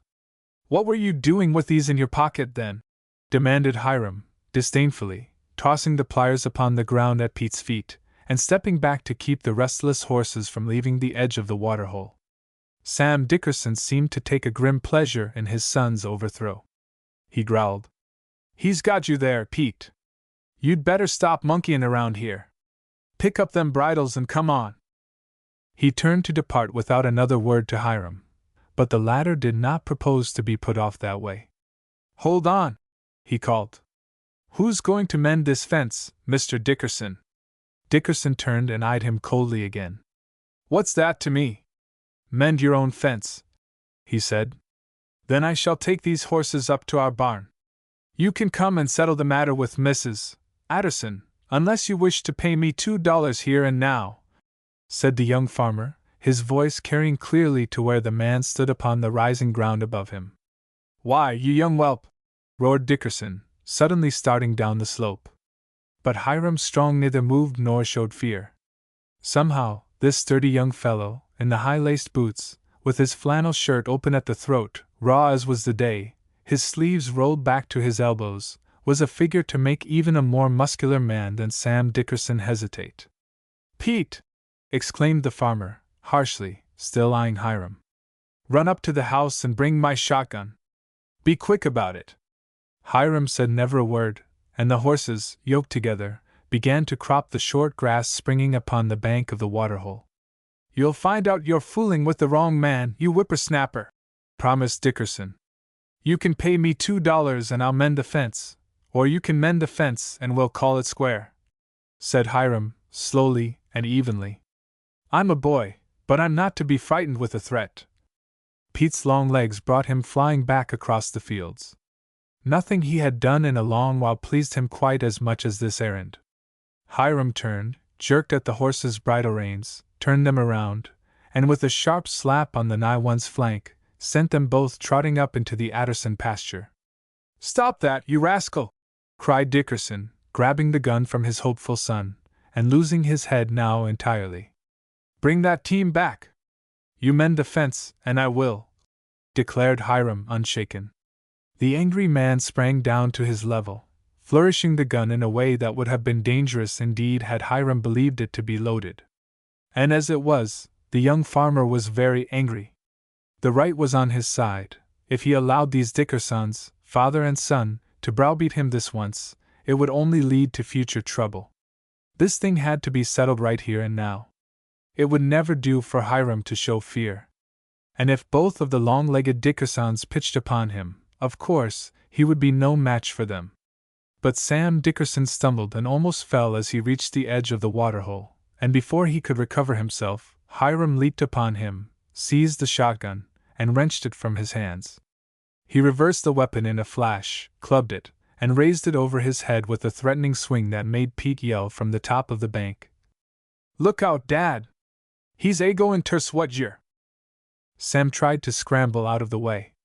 But down came the gun, but with all the force of Hiram's good muscle, and the stock was splintered and the lock shattered upon the big stone that here cropped out of the bank.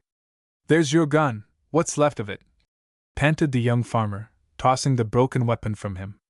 "Now don't you ever threaten me with a gun again, for if you do I'll have you arrested. We've got to be neighbors, and we've got to get along in a neighborly manner. But I'm not going to allow you to take advantage of Mrs. Adderson, because she is a woman. Now, Mr. Dickerson," he added, as the man scrambled up, glaring at him evidently with more surprise than anger, "if you'll make Pete mend this fence, you can have your horses. Otherwise I'm going to pound them according to the stock law of the county." "Pete," said his father briefly, "go get your hammer and staples and mend this fence up as good as you found it." "And now," said Hiram, "I'm going home to gear the horse to the wagon, and I'll drive over to your house, Mr. Dickerson. From time to time you have borrowed while Uncle Jephthah was alive quite a number of tools. I want them. I have made inquiries and I know what tools they are. Just be prepared to put them into my wagon, will you?" He turned on his heel without further words and left the Dickersons to catch their horses, and to repair the fence, both of which they did promptly. Not only that, but when Hiram drove into the Dickerson dooryard an hour later he had no trouble about recovering the tools which the neighbor had borrowed and failed to return. Pete scowled at him and muttered uncomplimentary remarks, but Sam phlegmatically smoked his pipe and sat watching the young farmer without any comment. "And so, that much is accomplished," ruminated Hiram, as he drove home. "But I'm not sure whether hostilities are finished, or have just begun." Chapter 15. One Saturday afternoon, the old Adderson place, as it was called in the neighborhood, began to take on a brisk appearance these days. Sister, with the help of old Lem Camp, had long since raked the dooryard clean and burned the rubbish which is bound to gather during the winter. Years before there had been flower beds in front, but Uncle Jephthah had allowed the grass to overrun them. It was a month too early to think of planting many flowers, but Hiram had bought some seeds, and he showed Sister how to prepare boxes for them in the sunny kitchen windows, along with the other plant boxes, and around the front porch he spaded up a strip, enriched it well, and almost the first seeds put into the ground on the farm were the sweet peas around this porch. Mother Adderson was very fond of these flowers and had always managed to coax some of them to grow even in the boarding-house backyard. At the side porch she proposed to have morning glories and moonflowers, while the beds in front would be filled with those old-fashioned flowers which everybody loves. "But if we can't make our own flower beds, we can go without them, said the bustling old lady. "We mustn't take you from your other work to spade beds for us. Every cat's got to catch mice on this place, now I tell ye." And Hiram certainly was busy enough these days. The early seeds were all in, however, and he had run the seed harrow over the potato rows again, lengthwise, to keep the weeds out until the young plants should get a start. Despite the raw winds and frosts at night, the potatoes had come up well and, with the steadily warming wind and sun, would now begin to grow. Other farmers' potatoes in the vicinity were not yet breaking the ground. Early on Monday morning Henry Pollock appeared with bush axe and grubbing hoe, and Hiram shouldered similar tools, and they started for the river bottom. It was so far from the house that Mrs. Addison agreed to send their dinner to them. "Father says he remembers seeing corn growing on this bottom," said Henry as they set to work. "So high that the ears were as high up as a tall man. It's splendid corn land, if it don't get flooded out." "And does the river often overrun its banks?" queried Hiram, anxiously. "Pretty frequent. It hasn't yet this year. There wasn't much snow last winter, you see, and the early spring floods weren't very high.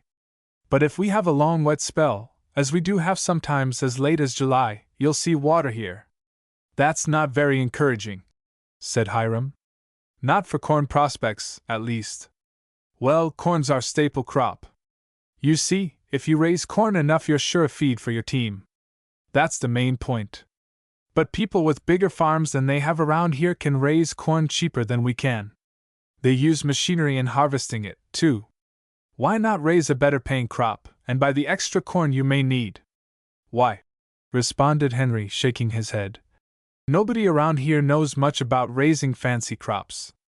I read about 'em in the farm papers. Oh yes, we take papers, the cheap ones. There's a lot of information in 'em, I guess, but Father don't believe much that's printed." "Doesn't believe much that's printed?" repeated Hiram, curiously. "Nope. He says it's all lies made up out of some man's head. You see, we used to take books out of the Sunday school library, and we had story papers, too, and Father used to read 'em as much as anybody. But one summer we had a summer boarder, a man that wrote things. He had one of these dinky little machines with him that you play on like a piano, you know." "A typewriter?" suggested Hiram, with a smile. "Yep. Well, he wrote stories. Father learnt as how all that stuff was just imaginary, and so he don't take no stock in printed stuff anymore. That man just sat down at that machine and rattled off a story that he got real money for. It didn't have to be true at all. So Father soured on it. And he says the stuff in the farm papers is just the same." "I'm afraid that your father is mistaken there," said Hiram, hiding his amusement. "Men who have spent years in studying agricultural conditions, and experimenting with soils, and seeds, and plants, and fertilizers, and all that, write what facts they have learned for our betterment. No trade in the world is so encouraged and aided by governments, and by private corporations, as the trade of farming. There is scarcely a state which does not have a special agricultural college in which there are winter courses for people who cannot give the open time of the year to practical experiment on the college grounds. That is what you need in this locality, I guess," added Hiram. "Some scientific farming. Book farming, Father calls it," said Henry. "And he says it's no good. Why don't you save your money and take a course next winter in some side line and so be able to show him that he's wrong?" suggested Hiram. "I want to do that myself after I have fulfilled my contract with Mrs. Addison. I won't be able to do so next winter, for I shall be on wages. You're going to be a farmer, aren't you?" "I expect to. We've got a good farm as farms go around here. But it seems about all we can do to pay our fertilizer bills and get a living off it." "Then why don't you go about fitting yourself for your job?" asked Hiram. "Be a good farmer, an up-to-date farmer. No fellow expects to be a machinist, or an electrician, or the like, without spending some time under good instructors. Most that I know about soils, and fertilizers, and plant development, and the like, I learned from my father, who kept abreast of the times by reading and experiment. You can stumble along, working at your trade of farming, and only half knowing it all your life. That's what most farmers do, in fact. They are too lazy to take up the scientific side of it and learn why. That's the point. Learn why you do things that your father did, and his father did, and his father before him. There's usually good reason why they did it, a scientific reason which somebody dug out by experiment ages ago, but you ought to be able to tell why." "I suppose that's so," admitted Henry, as they worked on, side by side. "But I don't know what Father would say if I sprung a college course on him." "I'd find out," returned Hiram, laughing. "You'd better spend your money that way than for a horse and buggy. That's the highest ambition of most boys in the country." The labor of bushing and grubbing these acres of lowland was no light one. Hiram insisted that every stub and root be removed that a heavy plow could not tear out. They had made some progress by noon, however, when Sister came down with their dinner. Hiram built a campfire over which the coffee was reheated, and the three ate together, Sister enjoying the picnic to the full. She insisted on helping in the work by piling the brush and roots into heaps for burning, and she remained until mid-afternoon. "I like that Henry boy," she confided to Hiram. "He don't pull my braids or poke fun at me." But Sister was developing and growing fast these days. She was putting on flesh and color showed in her cheeks. They were no longer hollow and sallow, and she ran like a colt and was almost as wild. The work of clearing the bottomland could not be continued daily, but the boys got in 3 full days that week, and Saturday morning. Henry did not wish to work on Saturday afternoon, for in this locality almost all the farmers knocked off work at noon Saturday and went to town. But when Henry shouldered his tools to go home at noon, Sister appeared as usual with the lunch, and she and Hiram cut fishing rods and planned to have a real picnic. Trout and mullet were jumping in the pools under the bank, and they caught several before stopping to eat their own meal. The freshly caught fish were a fine addition to the repast. They went back to fishing after a while and caught enough for supper at the farmhouse. Just as they were reeling up their lines, the silence of the place was disturbed by a strange sound. "There's a motorcycle coming!" cried Sister, jumping up and looking all around. There was a bend in the river below this bottom, and another above, so they could not see far in either direction unless they climbed to the high ground. For a minute Hiram could not tell in which direction the sound was coming, but he knew the steady put must be the exhaust of a motorboat. It soon poked its nose around the lower turn. It was a good-sized boat, and instantly Hiram recognized at least one person aboard. Miss Letty Bronson, in a very pretty boating costume, was in the bow. There were half a dozen other girls with her, well-dressed girls, who were evidently her friends from the St. Berry's school at Scoville. Oh, what a pretty spot!" cried Letty on the instant. "We'll go ashore here and have our luncheon, girls." She did not see Hiram and Sister for a moment, but the latter tugged at Hiram's sleeve. "I've seen that girl before," she whispered. "She came in the carriage with the man who spoke to you, you remember? She asked me if I had always lived in the country, and how I tore my frock." "Isn't she pretty?" returned Hiram. "Awfully. But I'm not sure that I like her yet." Suddenly Letty saw Hiram and the girl beside him. She started, flushed a little, and then gave Hiram a cool little nod and turned her gaze from him. Her manner showed that he was not down in her good books, and the young fellow flushed in turn.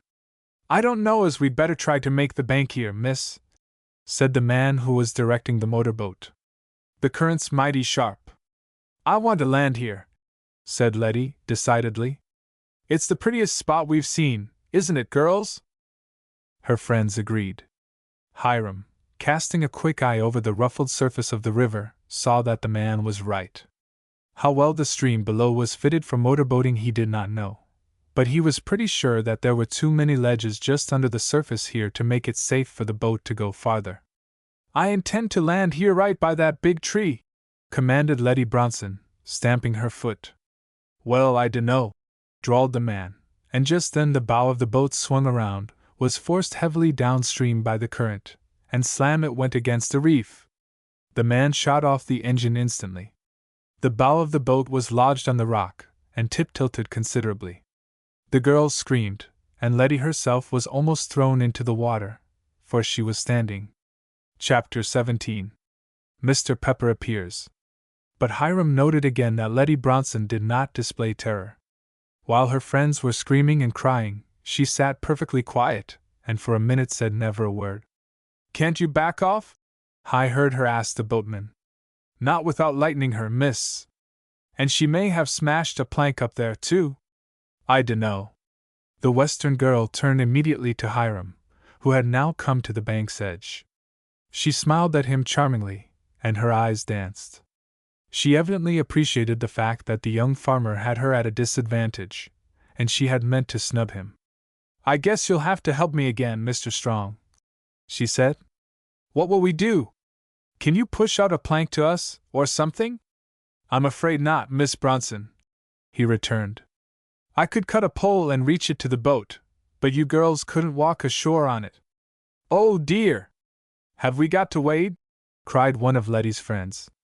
"You can't wade. It's too deep between the shore and the boat," Hiram said calmly. Then we'll stay here till the tide rises and dr drowns us," wailed another of the girls, giving way to sobs. "Don't be a goose, Myra Carroll!" exclaimed Letty. "If you waited here for the tide to rise, you'd be gray-haired and decrepit. The tide doesn't rise here. But maybe a spring flood would wash you away." At that the frightened one sobbed harder than ever. She was one of those who ever see the dark side of adventure. There was no hope on her horizon. "I dunno what you can do for these girls," said the man. "I'd get out and push off the boat, but I don't dare with them aboard." But Hiram's mind had not been inactive, if he was standing in seeming idleness. Sister tugged at his sleeve again and whispered, "Have they got to stay there and drown, Hi?" "I guess not," he returned slowly. "Let's see, this old sycamore leans right out over them. I can shin up there with the aid of the big grapevine. Then if I had a rope—" "Shall I run and get one?" demanded Sister, listening to him. "Hello!" exclaimed Hiram, speaking to the man in the boat. "Well?" asked the fellow. "Haven't you got a coil of strong rope aboard?" "There's the painter," said the man. "Toss it ashore here," commanded Hiram. "Oh, Hiram Strong!" cried Letty. "You don't expect us to walk tightrope, do you?" And she began to giggle. "No, I want you to unfasten the end of the rope. I want it clear, that's it," said Hiram. "And it's long enough, I can see." "For what?" asked Sister. "Wait and you'll see," returned the young farmer, hastily coiling the rope again. He hung it over his shoulder, and then started to climb the big sycamore. He could go up the bole of this leaning tree very quickly, for the huge grapevine gave him a handhold all the way. "Whatever are you going to do?" cried Letty Bronson, looking up at him, as did the other girls. "No," said Hiram, in the first small crotch of the tree, which was almost directly over the stranded launch. "If you girls have any pluck at all, I can get you ashore one by one." "What do you mean for us to do, Hiram?" repeated Letty. The young farmer quickly fashioned a noose at the end of the line. Not a slip noose, for that would tighten and hurt anybody bearing upon it. This he dropped down to the boat and Letty caught it. "Get your head and shoulders through that noose, Miss Bronson," he commanded. "Let it come under your arms. I will lift you out of the boat and swing you back and forth. There's none of you so heavy that I can't do this, and if you wet your feet a little, what's the odds?" "Oh dear! I can never do that," squealed one of the other girls. "Guess you'll have to do it if you don't want to stay here all night," returned Letty, promptly. "I see what you want, Hiram," she added, and quickly adjusted the loop.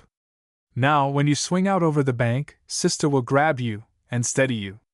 It will be all right if you have a care." "Now!" cried Hiram. Letty Bronson showed no fear at all as he drew her up and she swung out of the boat over the swiftly running current.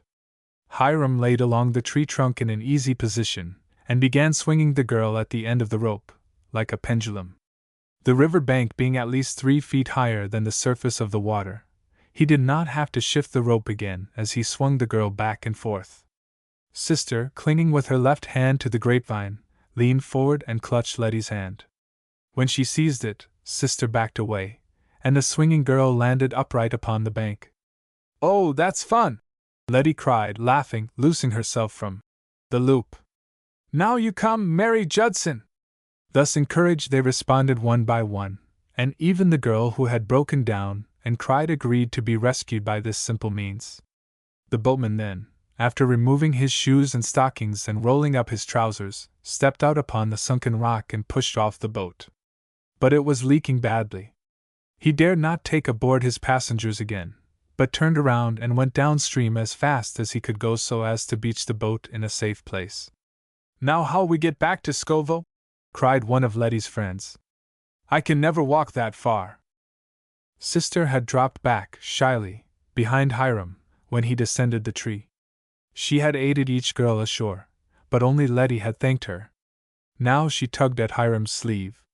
"Take him home in our wagon," she whispered.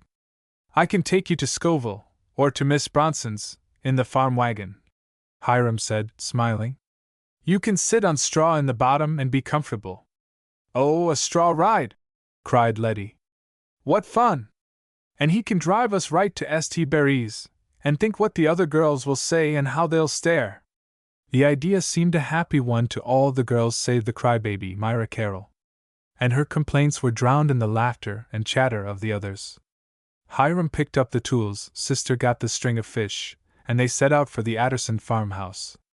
Letty chatted most of the way with Hiram, but to Sister, walking on the other side of the young farmer, the Western girl never said a word. At the house it was the same. While Hiram was cleaning the wagon and putting a bed of straw into it, and currying the horse and gearing him to the wagon, Mrs. Addison brought a crock of cookies out upon the porch and talked with the girls from St. Barry's.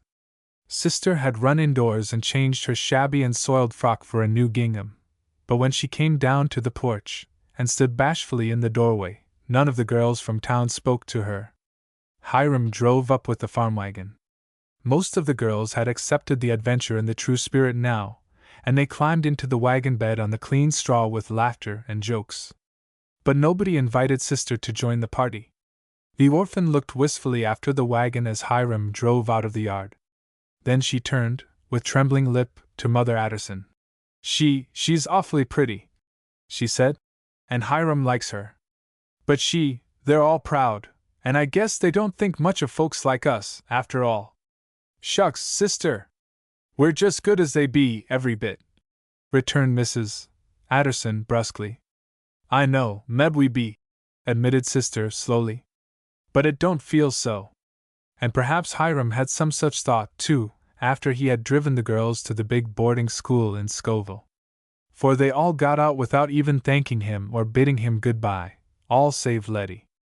"Really, we are 1,000 times obliged to you, Hiram Strong," she said in her very best manner, and offering him her hand.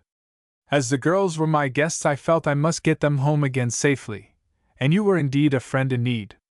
But then she spoiled it utterly by adding, "Now how much do I owe you, Hiram?" and took out her purse. "Is $2 enough?" This put Hiram right in his place. He saw plainly that, friendly as the Bronsons were, they did not look upon a common farm boy as their equal, not in social matters, at least. "I could not take anything for doing a neighbor a favor, Miss Bronson," said Hiram quietly. "Thank you. Good day." Hiram drove back home feeling quite as depressed as Sister, perhaps. Finally he said to himself, "Well, some day I'll show 'em." After that he put the matter out of his mind and refused to be troubled by thoughts of Letty Bronson, or her attitude toward him. Spring was advancing apace now. Every day saw the development of bud, leaf, and plant. Slowly the lowland was cleared and the brush and roots were heaped in great piles, ready for the torch. Hiram could not depend upon the 6 acres as their only piece of corn, however. There was a 4-acre lot between the barnyard and the pasture in which he proposed to plant the staple crop. He drew out the remainder of the coarse manure and spread it upon this land, as far as it would go. For enriching the remainder of the corn crop he would have to depend upon a commercial fertilizer. He drew, too, a couple of tons of lime to be used on this corn land, and left it in heaps to slake. And then, out of the clear sky of their progress, came a bolt as unexpected as could be. They had been less than a month upon the farm. Uncle Jephthah had not been in his grave 30 days, and Hiram was just getting into the work of running the place, with success looming ahead. He had refused Mr. Bronson's offer of a position and had elected to stick by Mrs. Addison. He had looked forward to nothing to disturb the contract between them until the time should be fulfilled. Yet one afternoon, while he was at work in the garden, Sister came out to him all in a flurry. "Miss Addison wants you." Miss Addison wants you, cried the girl. Oh, Hiram! Something dreadful's going to happen. I know, by the way Miss Addison looks. And I don't like the looks o' that man that's come to see her. Hiram unhooked the horse at the end of the row and left Sister to lead him to the stable. He went into the house after knocking the mud off his boots. There, sitting in the bright kitchen, was the sharp-featured, snaky-looking man with whom Hiram had once talked in town. He knew his name was Pepper, and that he did something in the real estate line, and insurance, and the like. Just listen to what this man says, Hiram, said Mrs. Addison grimly. My name's Pepper, began the man, eyeing Hiram curiously. So I hear, returned the young farmer. Before old Mr. Addison died we got to talking one day when he was in town about his selling. Well, returned Hiram. You didn't say anything about that when you offered $1,200 for this place. Well, said the man, stubbornly, that was a good offer. Hiram turned to Mrs. Addison. Do you want to sell for that price? No, I don't, she said. Then that settles it, doesn't it? Mrs. Addison is the owner, and she knows her own mind. I made Uncle Jephthah a better offer, said Mr. Pepper, and I'll make Mrs. Addison the same, $1,600. It's a rundown farm, of course. If Mrs. Addison doesn't want to sell, interrupted Hiram, but here his employer intervened.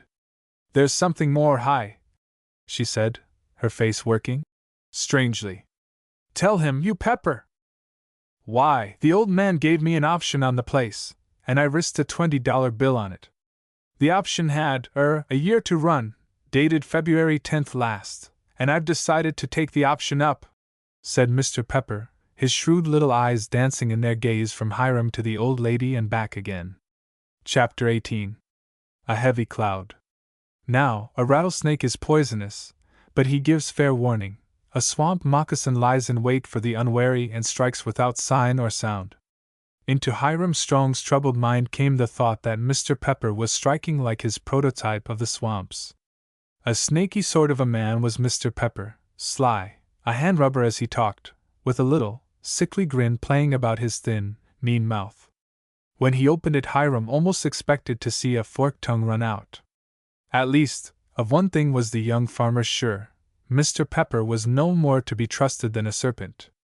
Therefore, he did not take a word that the man said on trust. He recovered from the shock which the statement of the real estate man had caused, and he uttered no expression of either surprise or trouble. Mrs. Addison he could see was vastly disturbed by the statement, but somebody had to keep a cool bead in this matter. Let's see your option, Hiram demanded brusquely. Why, if Mrs. Addison wishes to see it, you show it to you Pepper man, snapped the old lady. I wouldn't do a thing without his advice. Oh, well, if you consider a boy's advice material. I know Hi's honest, declared the old lady tartly. And that's what I'm sure you ain't. Besides, she added sadly, Hi's as much interested in this thing as I be. If the farm's got to be sold, it puts Hi out of a job. Oh, very well, said the real estate man, and he drew a rather soiled, folded paper from his inner pocket. He seemed to hesitate the fraction of a second about showing the paper. It increased Hi's suspicion, this hesitancy. If the man had a perfectly good option on the farm, why didn't he go about the matter boldly? But when he got the paper in his own hands he could see nothing wrong with it. It seemed written in straightforward language, the signatures were clear enough, and as he had seen and read Uncle Jephthah's will, he was quite sure that this was the old man's signature to the option which, for the sum of $20 in hand paid to him, he agreed to sell his farm, situated so-and-so, for $1,600, cash, same to be paid over within 1 year of date. Of course, said Hiram slowly, handing back the paper. Indeed, Pepper had kept the grip of his forefinger and thumb on it all the time. Of course, Mrs. Addison's lawyer must see this before she agrees to anything. Why, Hiram! I ain't got no lawyer, exclaimed the old lady. Go to Mr. Strickland, who made Uncle Jephthah's will, Hiram said to her. Then he turned to Pepper. What's the name of the witness to that old man's signature? Abel Pollock. Oh, Henry's father? Yes. He's got a son named Henry. And who's the notary public? Caleb Shell. He keeps the store just at the crossroads as you go into town. I remember the store, said Hiram thoughtfully. But Hiram, cried Mrs. Addison, I don't want to sell the farm. We'll be sure this paper is all straight before you do sell, Mrs. Addison. Why, I just won't sell, she exclaimed. Uncle Jephthah never said nothing in his will about giving this option. And that lawyer says that in a couple of years the farm will be worth a good deal more than this Pepper offers. Why, Mrs. Addison, exclaimed the real estate man, cheerfully. As property is selling in this locality now, $1,600 is a mighty good offer for your farm. You ask anybody? Why, Uncle Jephthah knew it was, otherwise he wouldn't have given me the option, for he didn't believe I'd come up with the price. He knew it was a high offer. And if it's worth so much to you, why isn't it worth more to Mrs. Addison to keep? Demanded Hiram, sharply. Ah, that's my secret, why I want it, said Pepper, nodding. Leave that to me. If I get bit by buying it, I shall have to suffer from my lack of wisdom. You ain't bought it yet, you Pepper, snapped Mrs. Addison. But I'm going to buy it, ma'am, replied he, rather viciously, as he stood up, ready to depart. I shall expect to hear from you no later than Monday. I won't sell it. You'll have to. If you refuse to sign, I'll go to the Chancery Court. I'll make you? Well, meb you will. But I don't know. I never was made to do anything yet. By no man named Pepper, you can take that home with you. She flung after him as he walked out and climbed into the buggy. But whereas Mrs. Addison showed anger, Hiram went back to work in the field with a much deeper feeling racking his mind. If the option was all right, and of course it must be, this would settle their occupancy of the farm. Of course he could not hold Mrs. Addison to her contract. She could not help the situation that had now arisen. His spring's work had gone for nothing. $1,600, even in cash, would not be any great sum for the old lady. And she had burdened herself with the support of sister, and with old Lem Camp, too. Surely I can't be a burden on her. I'll have to hustle around and find another job. I wonder if Mr. Bronson would take me on now? But he knew that the Westerner already had a man who suited him, since Hiram had refused the chance Bronson offered. And then, Letty had shown that she felt he had not appreciated their offer. Perhaps her father felt the same way. Besides, Hiram had a secret wish not to put himself under obligation to the Bronsons. This feeling may have sprung from a foolish source, nevertheless it was strong with the young farmer. It looked very much to him as though this sudden turn of circumstances was a facer. If Mrs. Addison had to sell the farm, he was likely to be thrown on his own resources again. For his own selfish sake, Hiram was worried, too. After all, he would be unable to make good, and to show people that he could make the old, run-down farm pay a profit to its owner. But Hiram Strong couldn't believe it. The more he milled over the thing in his mind, the less he understood why Uncle Jephthah, who was of acute mind right up to the hour of his death, so all the neighbors said, should have neglected to speak about the option he had given Pepper on the farm. And here they were, right in the middle of the spring work, with crops in the ground, and, as Mrs. Addison agreed, it would be too late to go hunting a farm for this present season. But Hiram kept to work. He had sister and old Lem Camp out in the garden, hand-weeding and thinning the carrots, onions, and other tender plants. That Saturday he went through the entire garden, that part already planted, with either the horse cultivator or his wheel hoe. In planting parsnips, carrots, and other slow-germinating seeds, he had mixed a few radish seed in the seeding machine. These sprang up quickly and defined the rows, so that the space between rows could be cultivated before the other plants had scarcely broke the surface of the soil.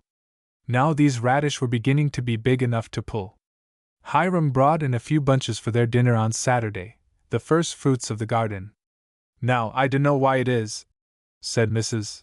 Addison, complacently, after setting her teeth in the first radish and relishing its crispness, but this seems a whole lot better than the radishes we used to buy in Crawberry. I 'spect what's your very own always seems better than other folks's. And she sighed and shook her head. She was thinking of the things she had to face on Monday. Hiram hated to see them all so downhearted. Sister's eyes were red from weeping. Old Lem Camp sat at the table, muttering and playing with his food again instead of eating. But Hiram felt as though he could not give up to the disaster that had come to them. The thought that, in some way, Pepper was taking an unfair advantage of Mother Addison knocked continually at the door of his mind. He went over to himself all that had passed in the kitchen the day before when the real estate man had come to speak with Mrs. Addison. How had Pepper spoken about the option? Hadn't there been some hesitancy in the fellow's manner, in his speech, indeed? Just what had Pepper said? Hiram concentrated his mind upon this one thing. What had the man said? The option had, 1 year to run. Those were the fellow's very words. He hesitated before he pronounced the length of time. And he was not a man who, in speaking, had any stammering of tongue.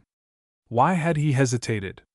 Why should it trouble him to state the time limit of the option? Was it because he was speaking a falsehood? The thought stung Hiram like a thorn in the flesh. He put away the tool with which he was working, slipped on a coat, and started for Henry Pollock's house, which lay not more than half a mile from the Addison farm, across the fields. Chapter 19. The Reason Why. Hiram found Abel Pollock mending harness in the shed. Hiram opened his business bluntly, and told the farmer what was up. Mr. Pollock scratched his head, listened attentively, and then sat down to digest the news. You gotta move, just when you've got rightly settled on that place? He demanded. Well, that's tarno bad. And from what Henry tells me, you're a young feller with idees, too. I don't care so much for myself, Hiram hastened to say. It's Mrs. Addison I'm thinking about. And she had just made up her mind that she was anchored for the rest of her life. Besides, I don't think it is a wise thing to sell the property at that price. No, I wouldn't sell if I was her, for no $1,600. But she's got to, you see, Mr. Pollock. Pepper has the option signed by her Uncle Jephthah. Jephthah Addison was no fool, interrupted Pollock. I can't understand his giving an option on the farm, with all this talk of the railroad crossing the river. But, Mr. Pollock, exclaimed Hiram eagerly, you must know all about this option. You signed as a witness to Uncle Jephthah's signature. No! You don't mean that? Exclaimed the farmer. My name to it, too? Yes. And it was signed before Caleb Shell, the notary public. So it was, boy, declared the other, suddenly smiting his knee. I remember I witnessed Uncle Jephthah's signature once. But that was way back there in the winter, before he was took sick. Yes, sir, said Hiram eagerly. That was an option on the old farm. So it was. But goodness me, boy, Pepper must have got him to renew it, or something. That option wouldn't have run till now. Hiram told him the date the paper was executed. That's right, by Joe! It was in February. And it was for a year. Mr. Pollock stared at him in silence, evidently thinking deeply. If you remember all about it then, Hiram continued, it's hardly worth while going to Mr. Shell, I suppose? I remember, all right, said Pollock slowly. It was all done right there in Cale Shell's store. It was one rainy afternoon. There was several of us sitting around Cale's stove. Pepper was one of us. In comes Uncle Jephthah. Pepper got after him right away, but sort of on the quiet, to one side. I heard him. Pepper had made him an offer for the farm that was way down low, and the old man laughed at him. We hadn't none of us heard then the talk that came later about the railroad. But Pepper has a brother-in-law who's in the office of the company, and he thinks he gets inside information. So, for some reason, he thought the railroad was going to touch Uncle Jephthah's farm. O' course it ain't. It's going over the river by Airtown. I don't see what Pepper wants to take up the option for, anyway. Unless he sees that you're likely to make suthin' out o' the old place, and meb he's got a city feller on the string to buy it. It doesn't matter what his reason is. Mrs. Addison doesn't want to sell, and if that option is all right, she must, said Hiram. And you are sure Uncle Jephthah gave it for 12 months? 12 months? Ejaculated Pollock, suddenly. Why, no, that don't seem right, stammered the farmer, scratching his head. But that's the way the option reads. Well, Neb, I didn't just read it myself, no, sir. They just says to me, come here, Pollock, and witness these signatures, so I done it, that's all. But I see Cale put on his specs and read the dern thing through before he stamped it. Yes, sir. Cale's the carefulest notary public we ever had around here. Say, said Mr. Pollock, you go to Cale and ask him. It don't seem to me the old man give Pepper so long a time. For how long was the option to run, then? Queried Hiram, excitedly. Wall, I wouldn't want her say. I don't want her get into trouble with no neighbor. If Cale says a year is all right, then I'll say so, too. I wouldn't just trust my memory. But there is some doubt in your mind, Mr. Pollock? There is. A good deal of doubt, the farmer assured him. But you ask Cale. This was all that Hiram could get out of the elder Pollock. It was not very comforting. The young farmer was of two minds whether he should see Caleb Shell or not. But when he got back to the house for supper, and saw the doleful faces of the three waiting there, he couldn't stand inaction. If you don't mind, I want to go to town tonight, Mrs. Addison, he told the old lady.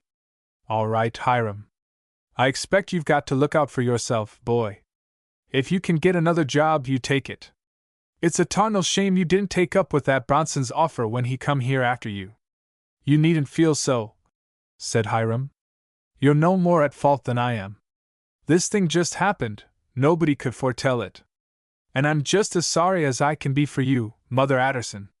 The old woman wiped her eyes. Well, there's other things in this world to worry over besides gravy, I find, she said. Some folks is born for trouble, and Neb were some of that kind.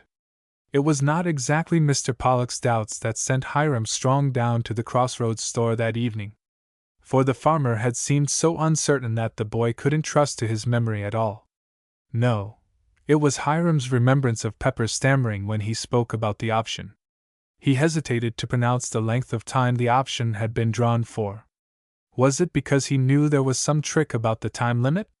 Had the real estate man fooled old Uncle Jephthah in the beginning? The dead man had been very shrewd and careful. Everybody said so. He was conscious and of acute mind right up to his death. If there was an option on the farm, he surely would have said something about it to Mr. Strickland, or to some of the neighbors. It looked to Hiram as though the old farmer must have believed that the option had expired before the day of his death. Had Pepper only got the old man's promise for a shorter length of time, but substituted the paper reading, 1 year, when it was signed? Was that the mystery? However, Hiram could not see how that would help Mrs. Addison, for even testimony of witnesses who heard the discussion between the dead man and the real estate agent could not controvert a written instrument. The young fellow knew that. He harnessed the old horse to the light wagon and drove to the Crossroads store kept by Caleb Shell.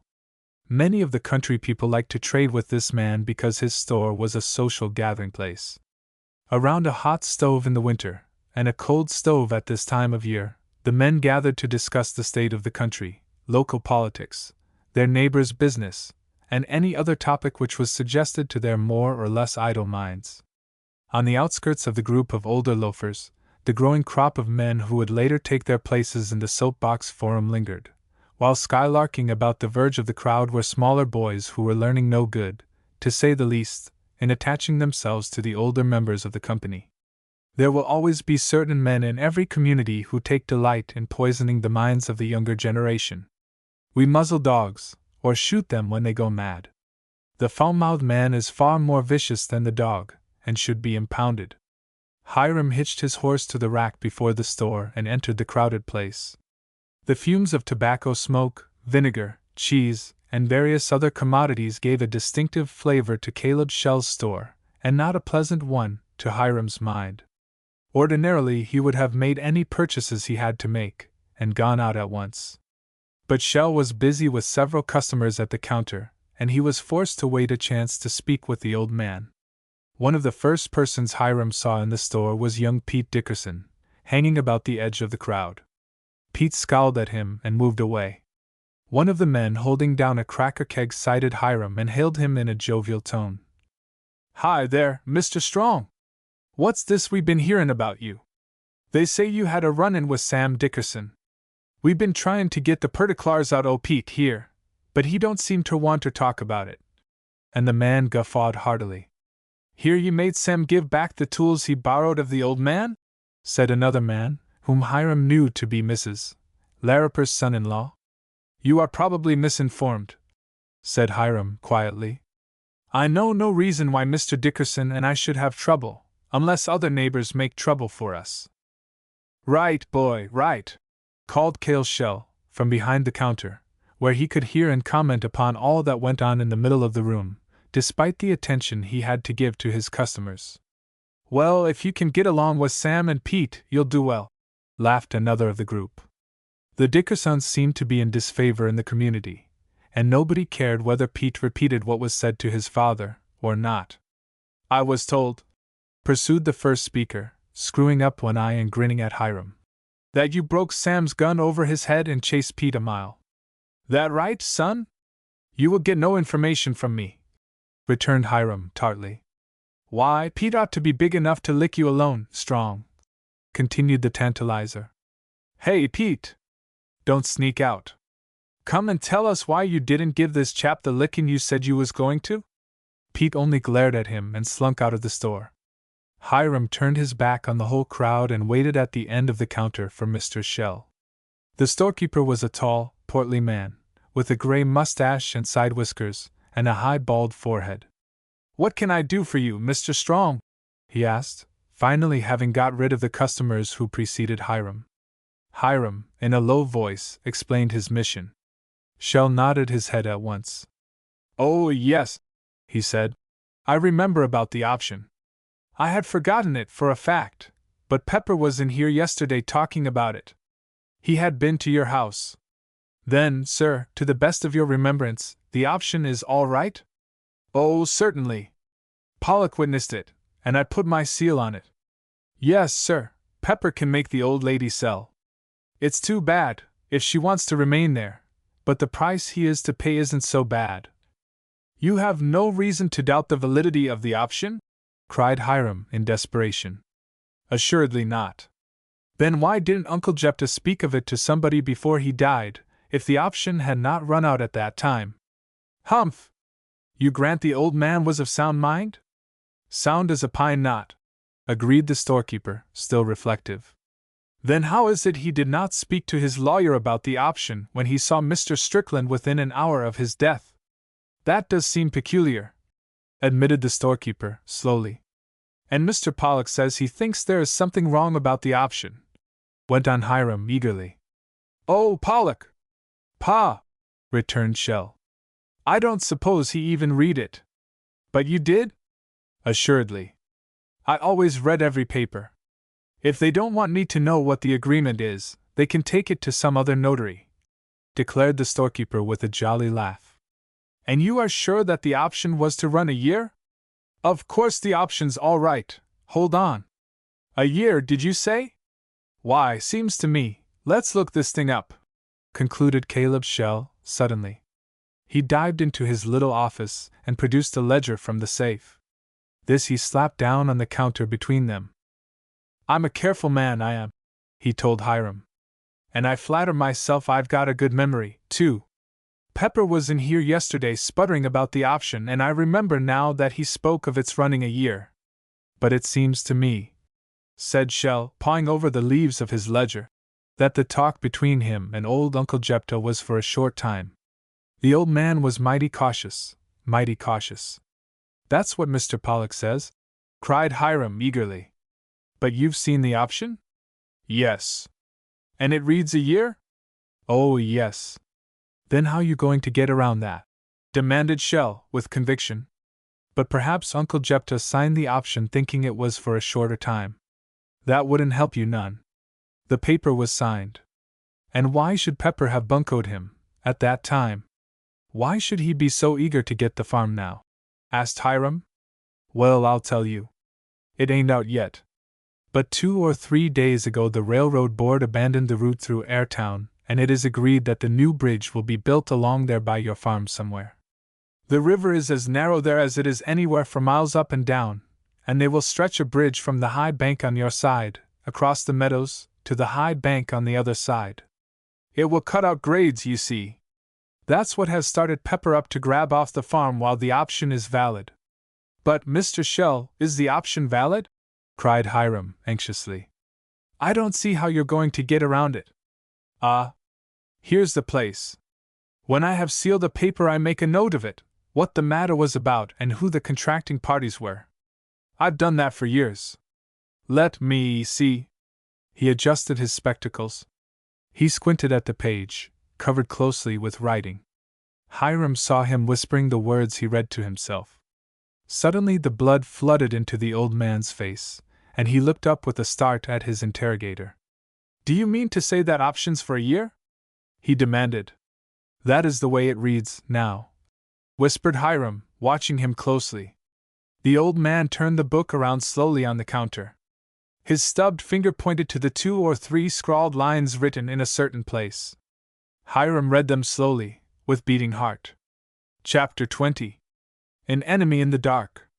The whispered conference between Hiram Strong and the storekeeper could not be heard by the curious crowd around the cold stove, nor did it last for long.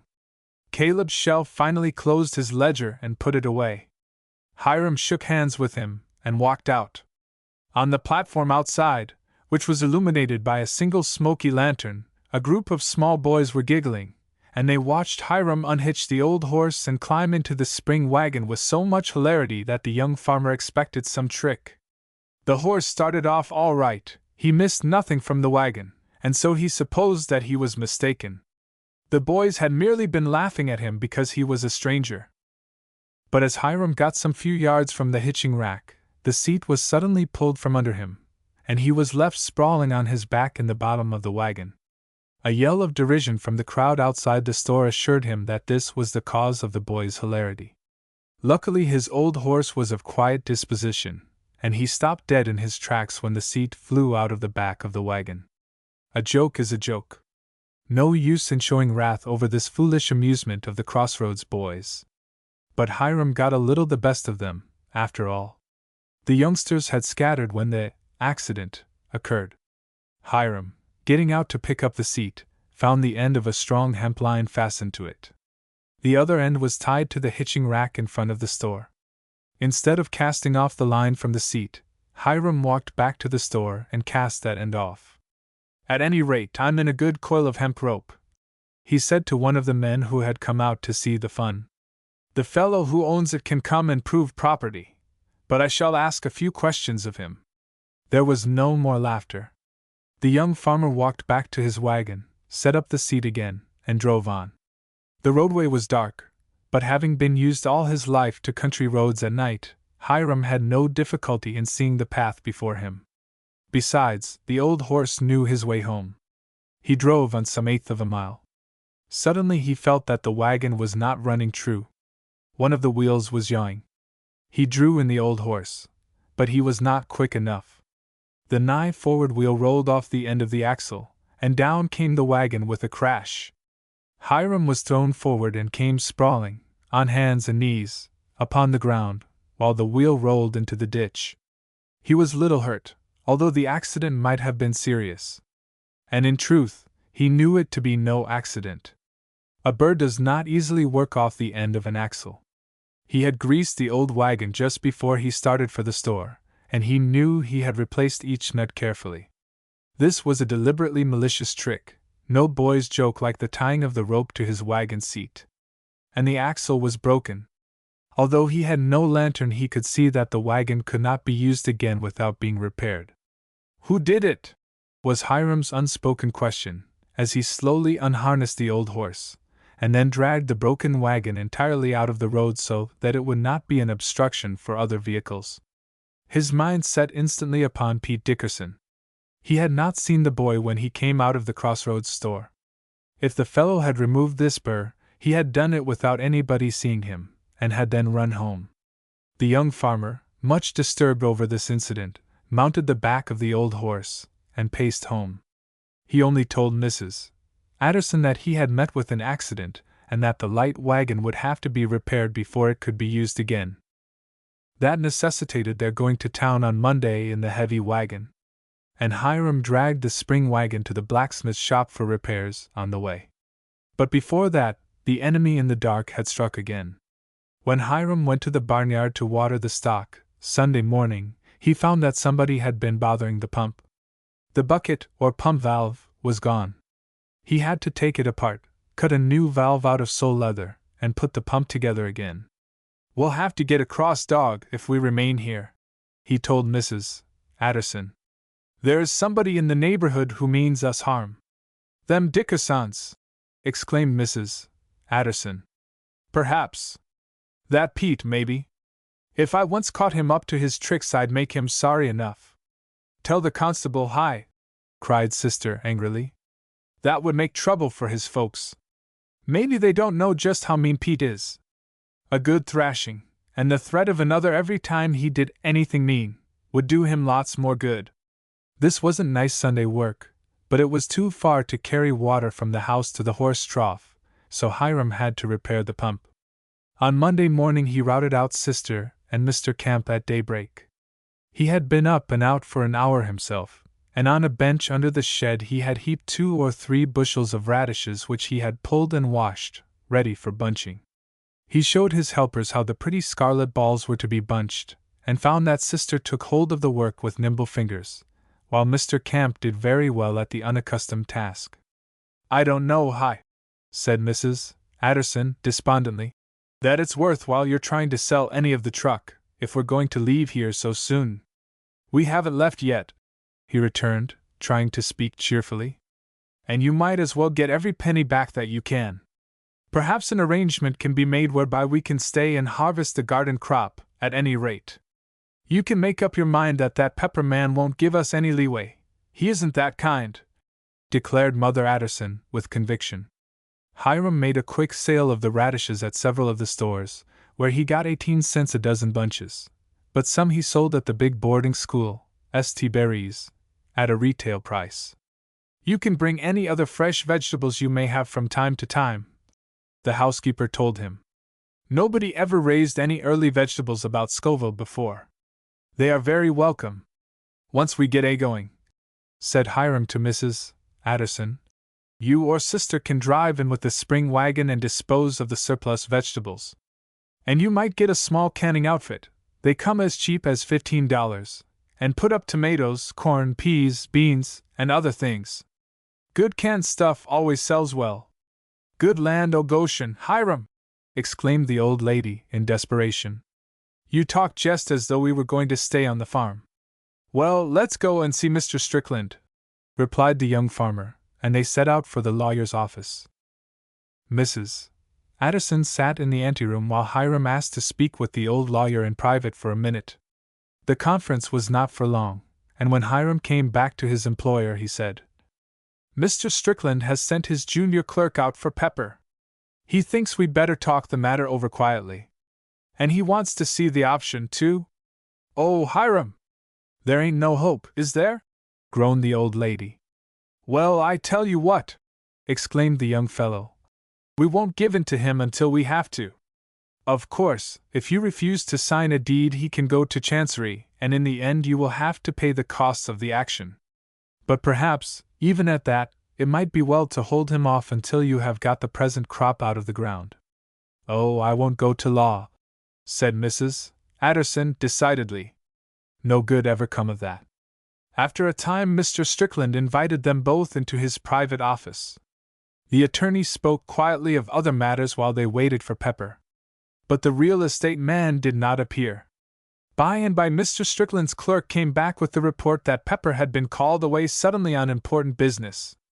"They tell me he went Saturday," said the clerk. "He may not be back for a week.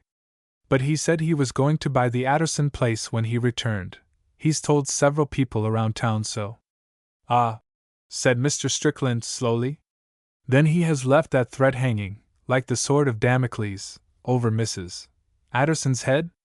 "I don't know nothin' about that sword, Mr. Strickland, nor no other sword," 'cept a rusty one that my father carried when he was a hoss-soldier in the rebellion," declared Mother Addison nervously. "But if that Pepper man's got one belonging to Mr. Damocles, I shouldn't be at all surprised. That Pepper looked to me like a man that would take anything he could lay his hands on, if he warn't watched. Which is a true and just interpretation of Pepper's character, I believe," observed the lawyer, smiling. "And we've got to give up the farm at his say-so, at any time?" demanded the old lady. "If his option is good," said Mr. Strickland. "But I want to see the paper, and I can assure you, Mrs. Addison, that I shall subject it to the closest possible scrutiny. There is a possibility that Pepper's option may be questioned before the courts. Do not build too many hopes on this," he added quickly, seeing the old lady's face light up. "You have a very good champion in this young man." And the lawyer nodded at Hiram. "He suspected all was not right with the option, and he has dug up the fact that the witness to your uncle's signature, and the man before whom the paper was attested, both believed the option was for a short time. Caleb Shell's book shows that it was for 30 days. Uncle Jephthah undoubtedly thought it was for that length of time, and therefore the option expired several days before he died. Mr. Pepper may have fallen under temptation. He considered heretofore, like everybody else, that the railroad would pass us by in this section.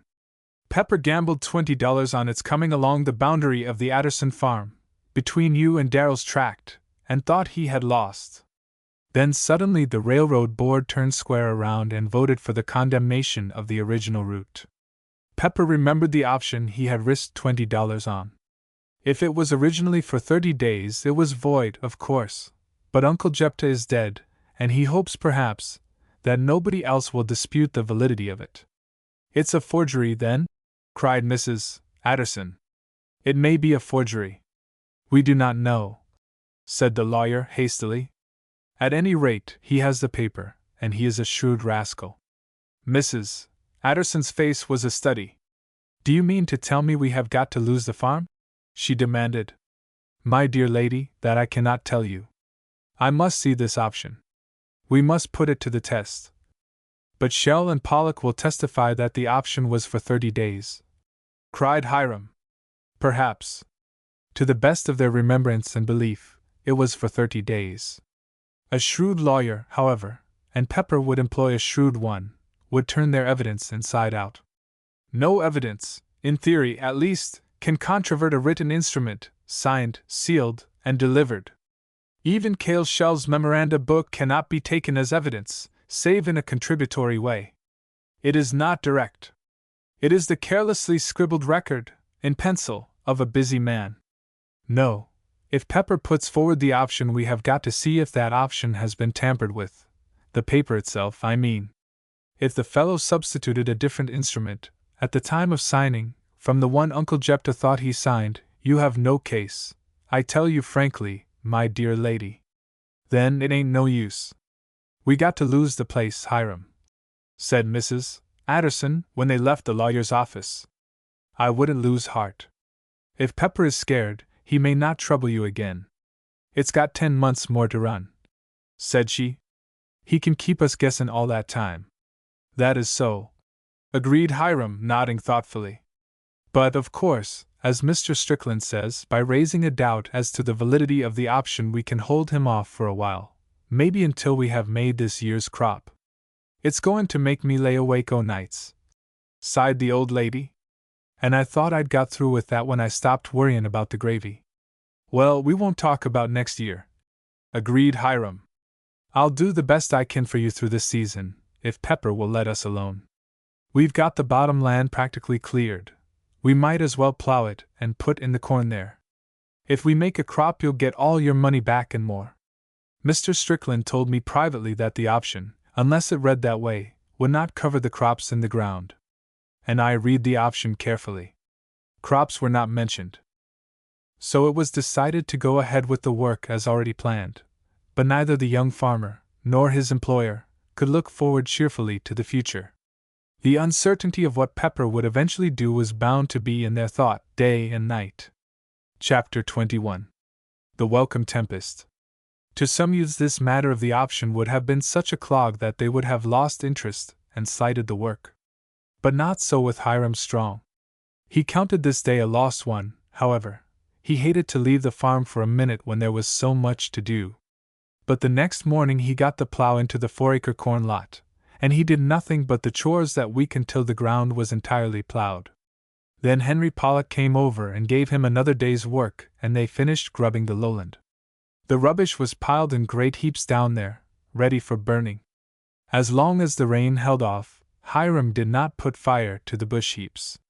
But early in the following week the clouds began to gather in a quarter for rain, and late in the afternoon, when the air was still, he took a can of coal oil, and with Sister and Mr. Camp, and even Mrs. Adderson, at his heels, went down to the riverside to burn the brush heaps. "There's not much danger of the fire spreading to the woods, but if it should," Hiram said warningly, "it might, at this time of year, do your timber a couple of $100 worth of damage." "Goodness me!" exclaimed Mother Adderson. "It does seem ridiculous to hear you talk that away. I never owned nothin' but a little bit of furniture before, and I expected the boarders to tear that all to pieces. I'm beginning to feel all puffed up and wealthy." Hiram cut them all green pine boughs for beaters, and then set the fires, one after another. There were more than 20 of the great piles, and soon the river bottom, from bend to bend, was filled with rolling clouds of smoke. As the dusk dropped, the yellow glare of the fire illuminated the scene. Sister clapped her hands and cried, "Ain't this bully? It beats the 4th of July celebration in Crawberry. Oh, I'd rather be on the farm than go to heaven." They had brought their supper with them, and leaving the others to watch the fires, and see that the grass did not tempt the flames to the edge of the wood, Hiram cast bait into the river and, in an hour, drew out enough mullet and bullheads to satisfy them all, when they were broiled over the hot coals of the first bonfire to be lighted. They ate with much enjoyment. Between 9 and 10 o'clock the fires had all burned down to coals. A circle of burned-over grass and rubbish surrounded each fire. There seemed no possibility that the flames could spread to the mat of dry leaves on the side hill.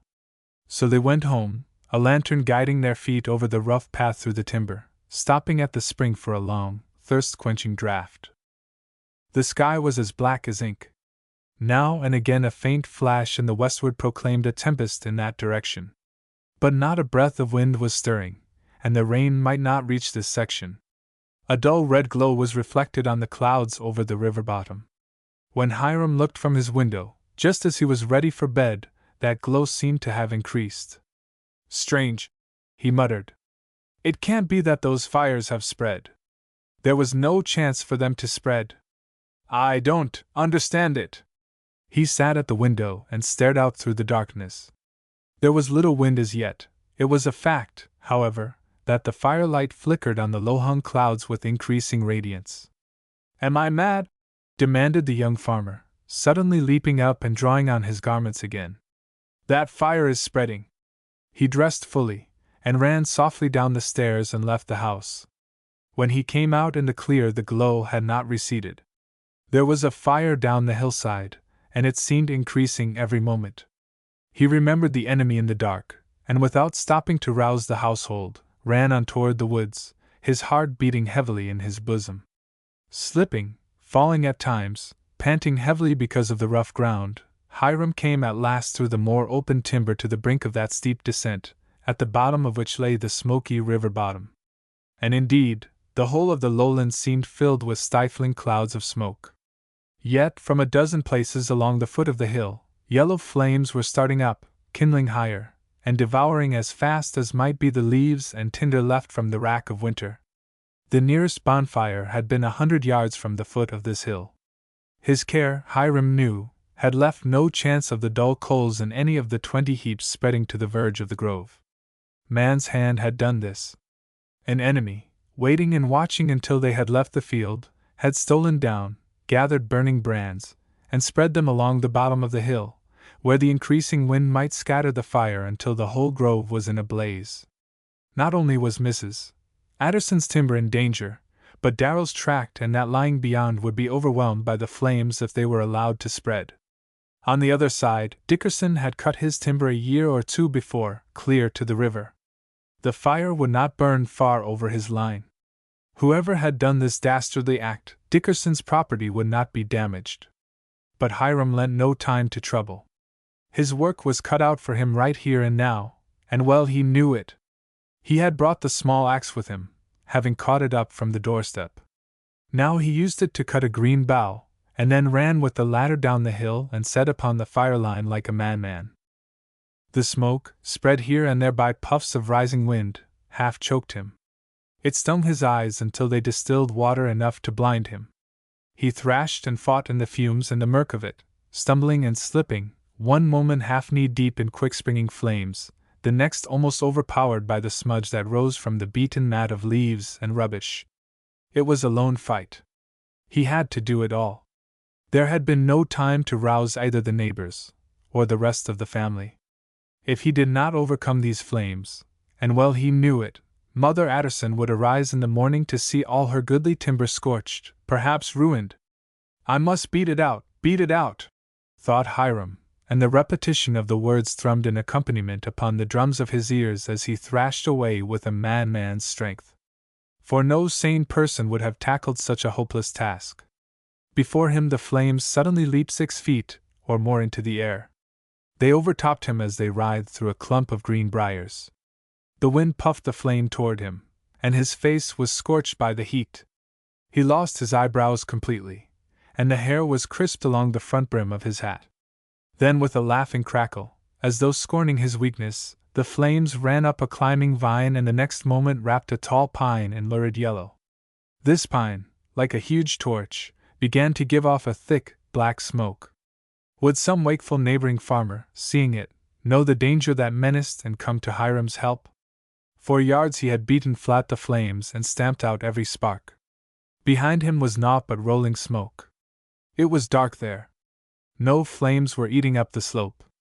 But toward Darrell's track the fire seemed on the increase. He could not catch up with it.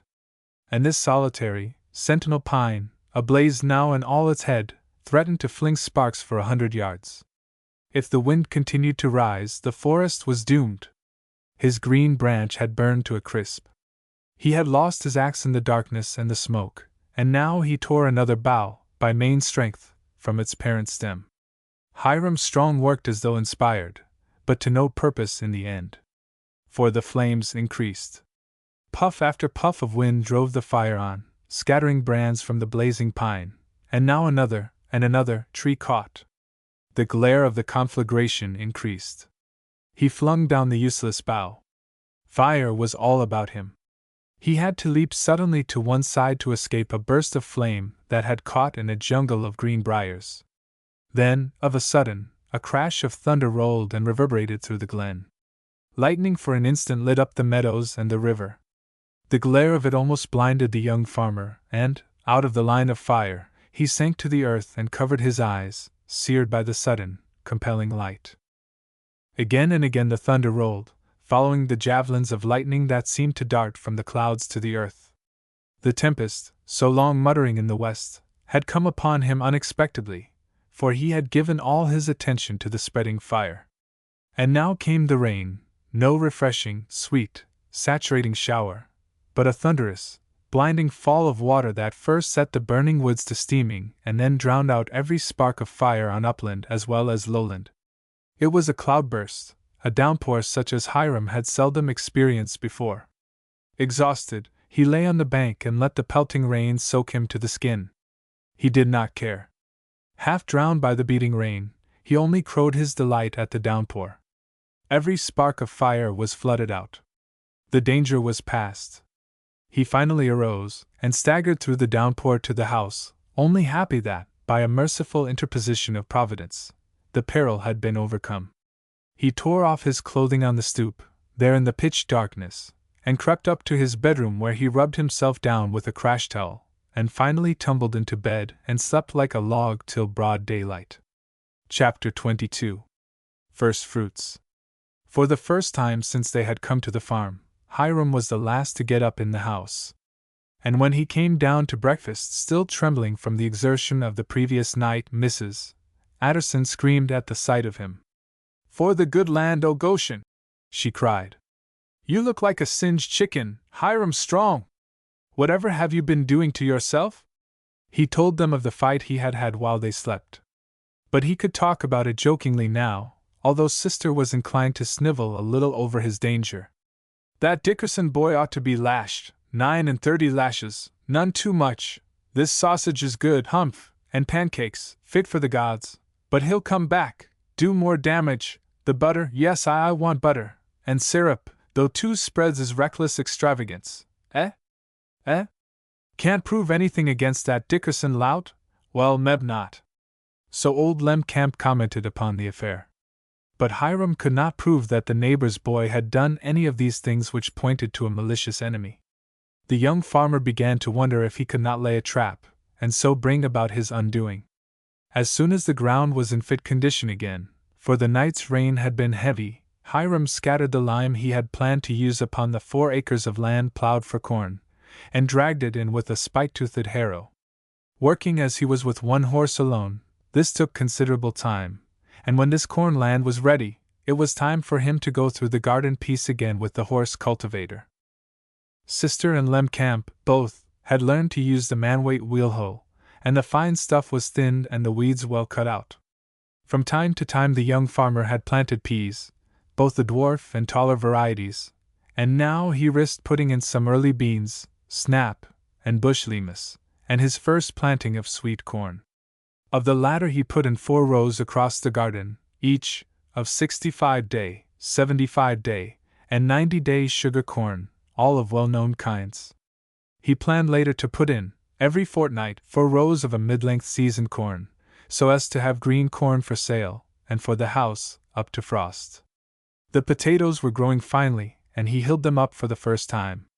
He marked his 4-acre lot for field corn, cross-checking it 3 feet, 10 inches apart.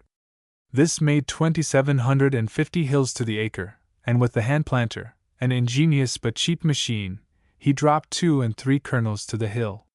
This upland, save where he had spread coarse stable manure, was not rich. Upon each cornhill he had Sister throw half a handful of fertilizer. She followed him as he used the planter, and they planted and fertilized the entire 4 acres in less than 2 days. The lime he had put into the land would release such fertility as remained dormant there, but Hiram did not expect a big crop of corn on that piece. If he made 2 good ears to the hill he would be satisfied. He had knocked together a rough cold frame, on the sunny side of the woodshed, to fit some old sash he had found in the barn. Into the rich earth sifted to make the bed in this frame, he transplanted tomato, eggplant, pepper and other plants of a delicate nature. Early cabbage and cauliflower had already gone into the garden plot, and in the midst of an early and saturating rain, all day long, he had transplanted table beets into the rows he had marked out for them. This variety of vegetables were now all growing finely. He sold nearly $6 worth of radishes in town, and these radishes he showed Mrs. Adderson were really clear profit. They had all been pulled from the rows of carrots and other small seeds. There were several heavy rains after the tempest which had been so providential. The ground was well saturated, and the river had risen until it roared between its banks in a voice that could be heard, on a still day, at the house. The rains started the vegetation growing by leaps and bounds. Weeds always increase faster than any other growing thing. There was plenty for Hiram to do in the garden, and he kept Sister and old Lemkamp busy, too. They were at it from the first faint streak of light in the morning until dark. But they were well and happy. Mother Adderson, her heart troubled by thought of that pepperman, could not always repress her smiles. If the danger of losing the farm were past, she would have had nothing in the world to trouble her. The 100 eggs she had purchased for $5 had proven more than 60% fertile. Some advice that Hiram had given her enabled Mrs. Adderson to handle the chickens so that the loss from disease was very small. He knocked together for her a couple of pens, 8 feet square, which could be moved about on the grass every day. In these pens the 70, or more, chicks thrived immensely. And Sister was devoted to them. Meanwhile the old white-faced cow, that had been a terror to Mother Adderson at the start, had found her calf, and it was a heifer. "Take my advice and raise it," said Hiram. "She is a scrub, but she is a pretty good scrub. You'll see that she will give a good measure of milk. And what this farm needs is cattle. If you could make stable manure enough to cover the cleared acres a foot deep, you could raise almost any crop you might name, and make money by it. The land is impoverished by the use of commercial fertilizers, unbalanced by humus. Well, I guess you know, Hiram, admitted Mrs. Addison. And that calf certainly is a pretty creature. It would be too bad to turn it into veal. Hiram did not intend to raise the calf expensively, however.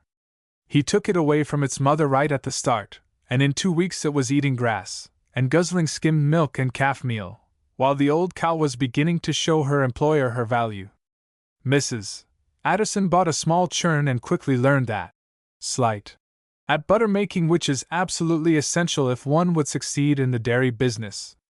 The cow turned out to pasture early in May, too, so her keep was not so heavy a burden. She lowed some after the calf, but the latter was growing finely under Hiram's care, and Mrs. Addison had at least 2 pounds of butter for sale each week, and the housekeeper at the St. Barry's school paid her 35 cents a pound for it. Hiram gradually picked up a retail route in the town, which customers paid more for the surplus vegetables and butter than could be obtained at the stores. He had taught sister how to drive, and sometimes even Mrs. Addison went in with the vegetables. This relieved the young farmer and allowed him to work in the fields. And during these warm, growing May days he found plenty to do. Just as the field corn pushed through the ground, he went into the lot with his 14-tooth harrow and broke up the crust, and so killed the ever-springing weeds. With the spikes on the harrow set back, no corn plants were dragged out of the ground. This first harrowing, too, mixed the fertilizer with the soil, and gave the corn the start it so sadly needed. Busy as bees, the 4 transplanted people at the Addison farmhouse accomplished a great deal during these first weeks of the warming season. And all 4 of them, Mrs. Addison, sister, old Lem, and Hiram himself, enjoyed the work to the full. Chapter 23. Tomatoes and Trouble. Hiram Strong had decided that the market prospects of Scoville prophesied a good price for early tomatoes. He advised, therefore, a good-sized patch of this vegetable. He had planted in the window boxes seed of several different varieties. He had transplanted to the cold-framed strong plants numbering nearly 500. He believed that, under garden cultivation, a tomato plant that would not yield 50 cents worth of fruit was not worth bothering with, while $1 from a single plant was not beyond the bounds of probability. It was safe, Hiram very well knew, to set out tomato plants in this locality much before the middle of May, yet he was willing to take some risks, and go to some trouble, for the sake of getting early ripened tomatoes into the Scoville market. As Henry Pollock had prophesied, Hiram did not see much of his friend during corn planting time. The Pollocks put nearly 50 acres in corn, and the whole family helped in the work, including Mrs. Pollock herself, and down to the child next to the baby. This little toddler amused his younger brother, and brought water to the field for the workers. Other families in the neighborhood did the same, Hiram noticed. They all strained every effort to put in corn, cultivating as big a crop as they possibly could handle. This was why locally grown vegetables were scarce in Scoville. And the young farmer proposed to take advantage of this condition of affairs to the best of his ability. If they were only to remain here on the farm long enough to handle this one crop, Hiram determined to make that crop pay his employer as well as possible, although he, himself, had no share in such profit. Henry Pollock, however, came along while Hiram was making ready his plat in the garden for tomatoes. The young farmer was setting several rows of 2-inch thick stakes across the garden, 16 feet apart in the rows 4 feet apart. The stakes themselves were about 4 feet out of the ground. "What you doin' there, Hiram?" asked Henry curiously. "Building a fence?" "Not exactly. Ain't going to have a chicken run out here in the garden, be?" "I should hope not. The chickens on this place will never mix with the garden trucks, if I have any say about it," declared Hiram, laughing. "By Joe!" exclaimed Henry. "Dad says Ma's drat hens eat up a couple $100 worth of corn and clover every year for him runnin' loose as they do.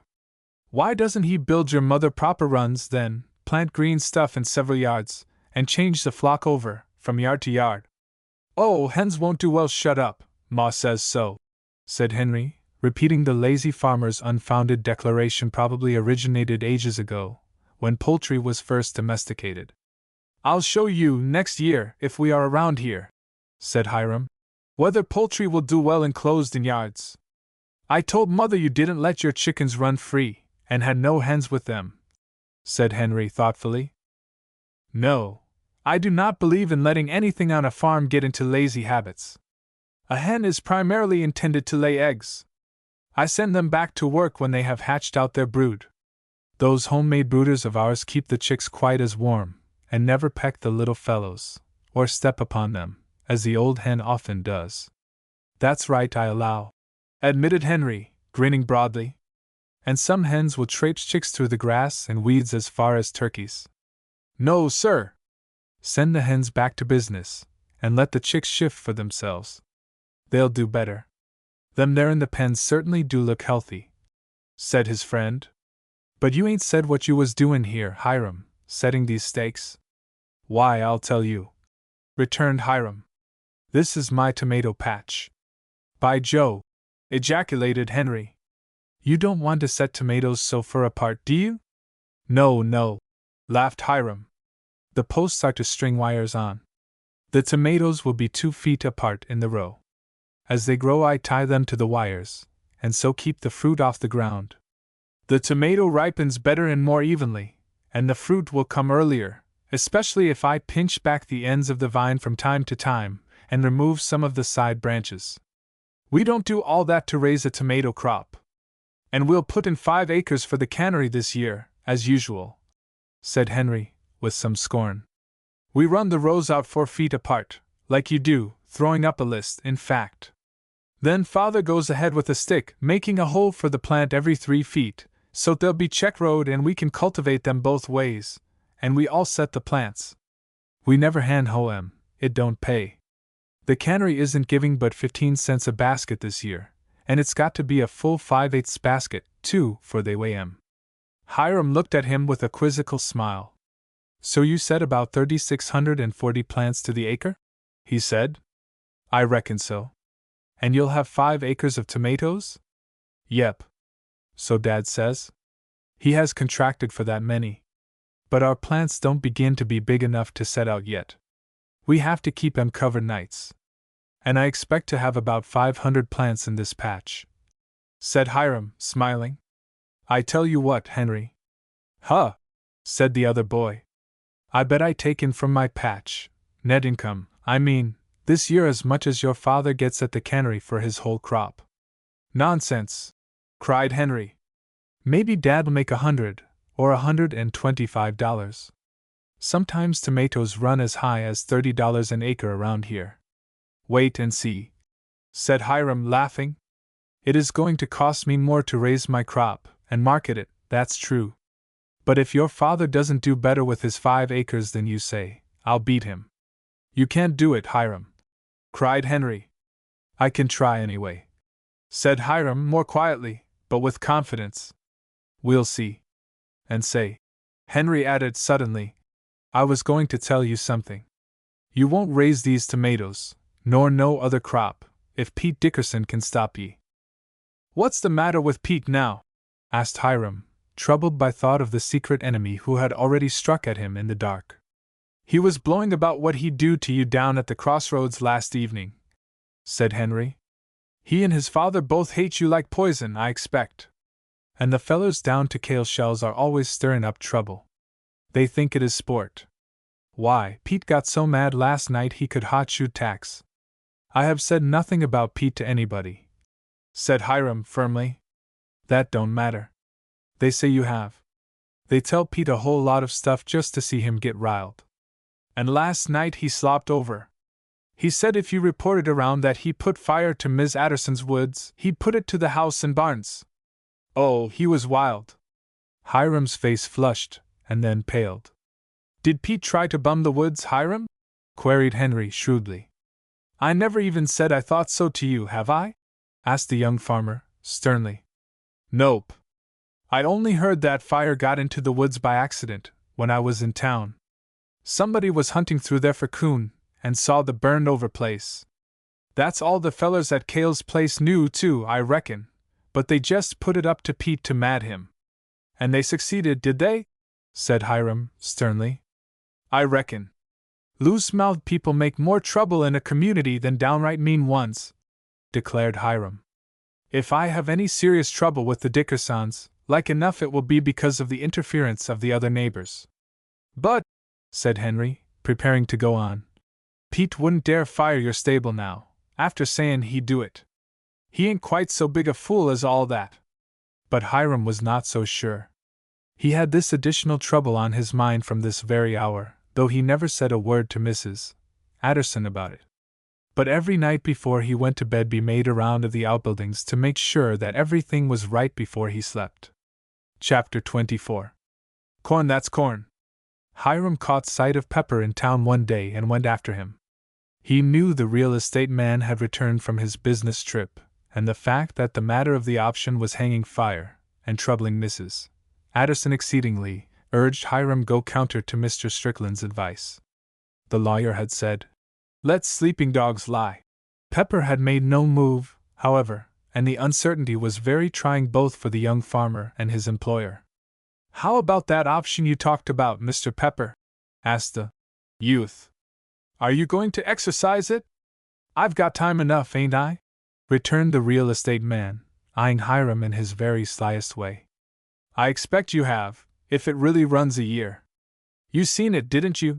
demanded Pepper. "But we'd like Mr. Strickland to see it." "He's going to act for Mrs. Addison?" queried the man, with a scowl. "Oh, yes. Well, he'll see it when I'm ready to take it up. Don't you fret," retorted Pepper, and turned away. This did not encourage the young farmer, nor was there anything in the man's manner to yield hope to Mrs. Addison that she could feel secure in her title to the farm. So Hiram said nothing to her about meeting the man. But the youth was very much puzzled. It really did seem as though Pepper was afraid to show that paper to Mr. Strickland. "There's something queer about it, I believe," declared the youth to himself. "Somewhere there is a trick. He's afraid of being tripped up on it. But why does he wait, if he knows the railroad is going to demand a strip of the farm and he can get a good price for it? Perhaps he is waiting to make sure that the railroad will condemn a piece of Mrs. Addison's farm. If the board should change the route again, Pepper would have a farm on his hands that he might not be able to sell immediately at a profit. For we must confess that $1,600, as farms have sold in the past around here, is a good price for the Addison place. That's why Uncle Jepto was willing to give an option for a month, if that was, in the beginning, the understanding the old man had of his agreement with Pepper. However, we might as well go ahead with the work, and take what comes to us in the end. I know no other way to do," quoth Hiram, with a sigh. For he could not be very cheerful with the prospect of making only a single crop on the place. His profit was to have come out of the second year's crop, and, he felt, out of that bottom land which had so charmed him on the day he and Henry Pollock had gone over the Addison place. Riches lay buried in that 6 acres of bottom. Hiram had read up on onion culture, and he believed that, if he planted his seed in hot beds, and transplanted the young onions to the rich soil in this bottom, he could raise fully as large onions as they did in either Texas or the Bermudas. Of course, they have the advantage of a longer season down there, thought Hiram, and cheap labor. But maybe I can get cheap labor right around here. The children of these farmers are used to working in the fields. I ought to be able to get help pretty cheap. And when it comes to the market, why, I've got the Texas growers, at least, skinned a little. I can reach either the Philadelphia or New York market in a day. Yes, given the right conditions, onions ought to pay big down there on that lowland. But this was not the only crop possibility be turned over in his mind. There were other vegetables that would grow luxuriantly on that bottom land, providing, always, the flood did not come and fulfill Henry Pollock's prophecy. 2 feet of water on that meadow, thought Hiram. Well, that certainly would be bad. I wouldn't want that to happen after the ground was plowed this year, even. It would tear up the land, and sour it, and spoil it for a corn crop, indeed. So he was down a good deal to the river's edge, watching the ebb and flow of the stream. A heavy rain would, overnight, fill the river to its very brim, and the open field, even beyond the marshy spot, would be a slop with standing water. It sure wouldn't grow alfalfa, chuckled Hiram to himself one day. For the water rises here a good deal closer to the surface than 4 feet, and alfalfa farmers declare that if the springs rise that high, there is no use in putting in alfalfa. Why? I reckon just now the water is within 4 inches of the top of the ground. If the river remained so high, and the low ground so saturated with water, he knew, too, that he could not get the 6 acres plowed in time to put in corn this year.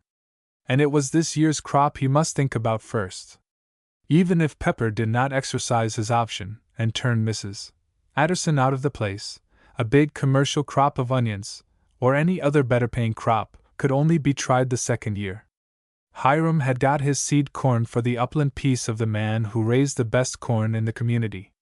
He had tried the fertility of each year, discarded those which proved weakly or infertile, and his stand of corn for the 4 acres, which was now half-hand high, was the best of any farmer between the Addison place and town. But this corn was a 110-day variety. The farmer he got it of told him that he had raised a crop from a piece planted the day before the 4th of July, but it was safer to get it in at least by June 15th. And here it was past June 1st, and the meadow land had not yet been plowed. However, Hiram said to Henry, when they walked down to the riverside on Sunday afternoon, "I'm going ahead on faith, just as the minister said in church this morning. If faith can move mountains, we'll give it a chance to move something right down here." "I dunno, Hiram," returned the other boy, shaking his head. "Father says he'll get in here for you with 3 head and a number 3 plow by the middle of this week if you say so, 'less it rains again, of course. But he's afeard you're going to waste Mrs. Addison's money for her." "Nothing ventured, nothing gained," quoted Hiram grimly. "If a farmer didn't take chances every year, the whole world would starve to death." "Well," returned Henry, smiling too, "let the other fellow take the chances, that's Dad's motto." "Yes. And the chancy fellow schemes the cream of things every time." "No, sir," declared the young fellow. "I'm going to be among the cream skimmers, or I won't be a farmer at all."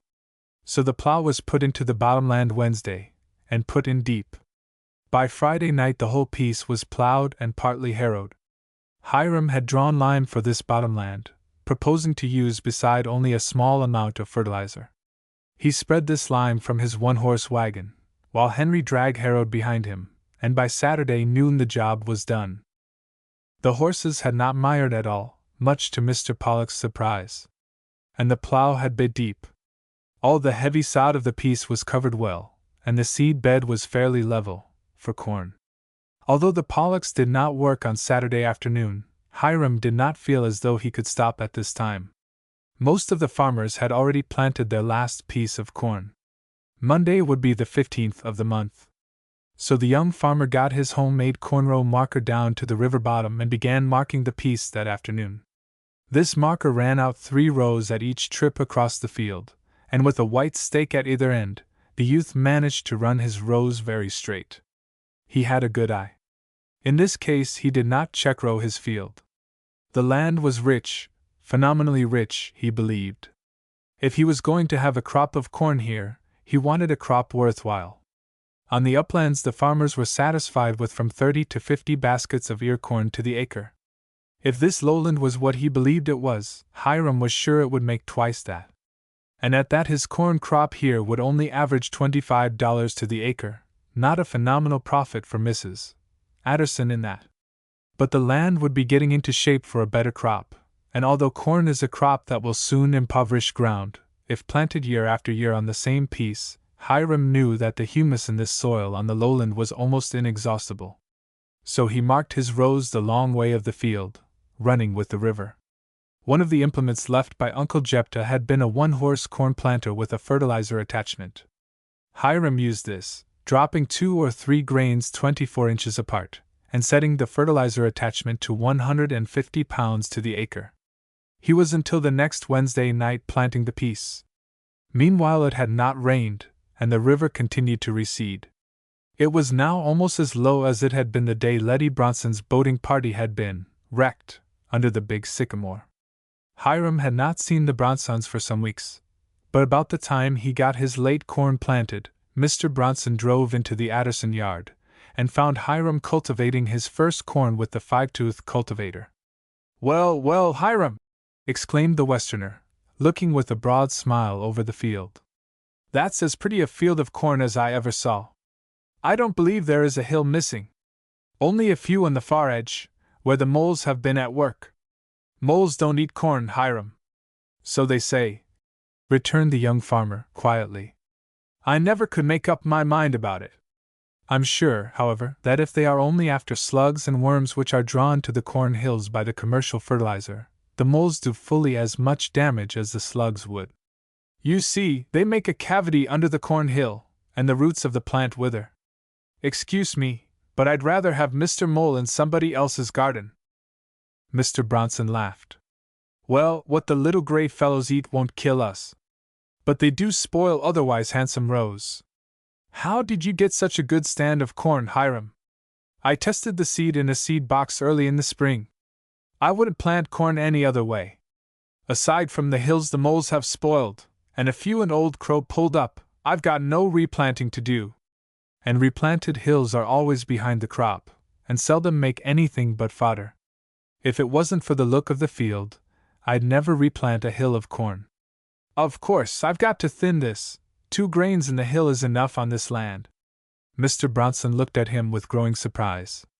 "Why, my boy, you talk just as though you had tilled the ground for a score of years. Who taught you so much about farming?" "One of the best farmers who ever lived," said Hiram with a smile. "My father. And he taught me to go to the correct sources for information, too." "I believe you!" exclaimed Mr. Bronson. "And you're going to have corn that's corn, as we say in my part of the country, on this piece of land." "Wait," said Hiram, smiling and shaking his head. "Wait for what?" "Wait till you see the corn on my bottom land, if the river down there doesn't drown it out. If we don't have too much rain, I'm going to have corn on that river bottom that will beat anything in this county, Mr. Bronson." And the young farmer spoke with assurance. Chapter 25. The Barbecue. On the 17th day of June, Hiram had grappled out a mess of potatoes for their dinner. They were larger than hen's eggs and came upon the table mealy and white. Potatoes were selling at retail in Scoville for $2 the bushel. Before the end of that week, after the lowland corn was planted, Hiram dug 2 rows of potatoes, sorted them, and carted them to town, together with some bunched beets, a few bunches of young carrots, radishes, and salad. The potatoes he sold for 50 cents the 5/8 basket, from house to house, and he brought back, for his load of vegetables, $10.20, which he handed to Mrs. Addison, much to that lady's joy. "My soul and body, Hiram!" she exclaimed. "This is just a godsend, no less. Do you know that we've sold nigh $25 worth of stuff already this spring, besides that pair of pigs I let Pollock have, and the butter to St. Berries? And it's only a beginning," Hiram told her. "Wait till the peas come along, we'll have a mess for the table in a few days now. And the sweet corn and tomatoes. If you and sister can do the selling, it will help out a whole lot, of course. I wish we had another horse. Or an automobile," said sister, clapping her hands. "Wouldn't it be fine to run into town in an auto, with a lot of vegetables? Then Hiram could keep right at work with the horse and not have to stop to harness up for us." "Shucks, child," admonished Mrs. Addison. "What big ideas you do get in that noddle o' yourn." The girls' boarding school and the 2 hotels proved good customers for Hiram's early vegetables, for nobody around Scoville had potatoes at this time, and Hiram's early peas were 2 weeks ahead of other people's. Having got a certain number of townsfolks to expect him at least thrice a week, when other farmers had green stuff for sale they could not easily cut out Hiram later in the season. And not always did the young farmer have to leave his work at home to deliver the vegetables and Mrs. Addison's butter. Sister, or the old lady herself, could go to town if the load was not too heavy. Of course, it cost considerable to live, and hog food and grain for the horse and cow had to be bought. Hiram was fattening 4 of the spring shotes against winter. 2 they could sell and 2 kill for their own use. Going to be big doin's on the 4th this year, Hiram, said Henry Pollock, meeting the young farmer on the road from town one day. Heard about it. In Scoville, do you mean? They're going to have a safe and sane 4th, the banner says. Nope. We don't think much of going to town 4th of July. And this year there's going to be a big picnic in Langdon's Grove, that's up the river, you know. A public picnic? Sure. A barbecue, we call it, said Henry. We have one at the Grove every year. This time the 2 Sunday schools is going to join and have a big time. You and Sister don't want to miss it. That Mr. Bronson's going to give a whole side o' beef, they tell me, to roast over the fires. A big banquet is in prospect, is it? Asked Hiram, smiling. And a stew. Gee! You never ate one o' these barbecue stews, did ye? Some of us will go huntin' the day before, and there'll be birds, and squirrels, as well as chickens in that stew, and lima beans, and corn, and everything good you can think of. And Henry smacked his lips in prospect. Then he added, bethinking himself of his errand. Everybody chips in and gives the things to eat. What'll you give, Hiram? Some vegetables, said Hiram quickly. Mrs. Addison won't object, I guess. Do they want tomatoes for their stew? Won't be no tomatoes ripe, Hiram, said Henry decidedly. There won't, eh? You come out and take a look at mine, said Hiram, laughing. Of all the rows of vegetables in Hiram's garden plot, the thriftiest and handsomest were the trellis tomato plants.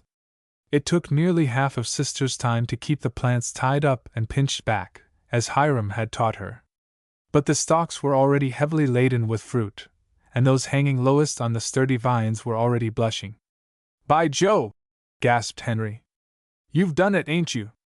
But the cannery won't take 'em yet a while, and they'll all be gone before September. The cannery won't get many of my tomatoes, laughed Hiram.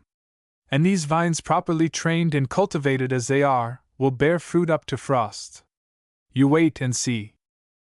I'll have to tell Dad to come and look at these. I dunno, Hiram, if you can sell 'em at retail, but you'll get as much for 'em as Dad does for his whole crop, just as you said. That's what I'm aiming for, responded Hiram. But would the ladies who cook the barbecue stew care for tomatoes, do you think? We never get tomatoes this early, said Henry. How about potatoes? And there ain't many folks dug any of them yet but you. So, after speaking with Mrs. Addison, Hiram agreed to supply a barrel of potatoes for the barbecue, and the day before the 4th, one of the farmers came with a wagon to pick up the supplies. Everybody at the Addison farm would go to the Grove, that was understood. If one knocks off work, the others can, declared Mother Addison. You see that things is left all right for the critters, Hiram, and we'll tend to things indoors so that we can be gone till night. And do, Hiram, look out for my poults the last thing, cried Sister. Mrs. Lawriper had given Sister a setting of 10 turkey eggs, and every one of them had hatched under one of Mrs. Addison's motherly old hens. At first the girl had kept the young turkeys and their foster mother right near the house, so that she could watch them carefully. But poults are rangy, and these being particularly strong and thrifty, they soon ran the old hen pretty nearly to death. So Hiram had built a coop into which they could go at night, safe from any vermin, and set it far down in the east lot, near the woods. Sister usually went down with a little grain twice a day to call them up, and keep them tame. But when they get big enough to roost in the fall, I expect we'll have to gather that crop with a gun, Hiram told her, laughing. Many of the farmers' teams were strung out along the road long before Hiram was ready to set out. He had made sure that the spring wagon was in good shape, and he had built an extra seat for it, so that the 4 rode very comfortably. Like every other 4th of July, the sun was broiling hot, and the dust rose in clouds as the faster teams passed their slow old nag. Mrs.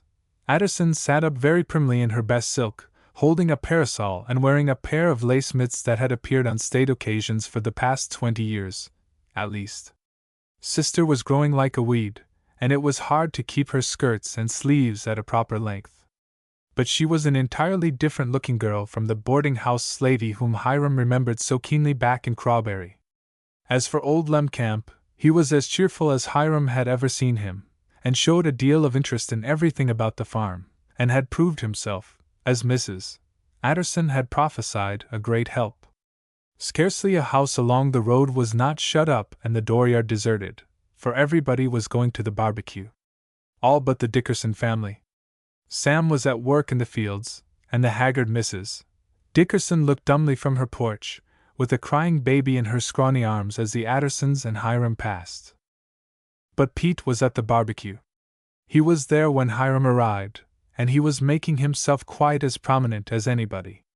Indeed, he made himself so obnoxious finally, that one of the rough men who was keeping up the fires threatened to chuck Pete into the biggest one, and then cool him off in the river. Otherwise, however, the barbecue passed off very pleasantly. The men who governed it saw that no liquor was brought along, and the unruly element to which Pete belonged was kept under with an iron hand. There was so little fun, of a kind, in Pete's estimation that, after the big event of the day, the banquet, he and some of his friends disappeared. And the picnicking ground was a much quieter and pleasanter place after their departure. The newcomers into the community made many friends and acquaintances that day.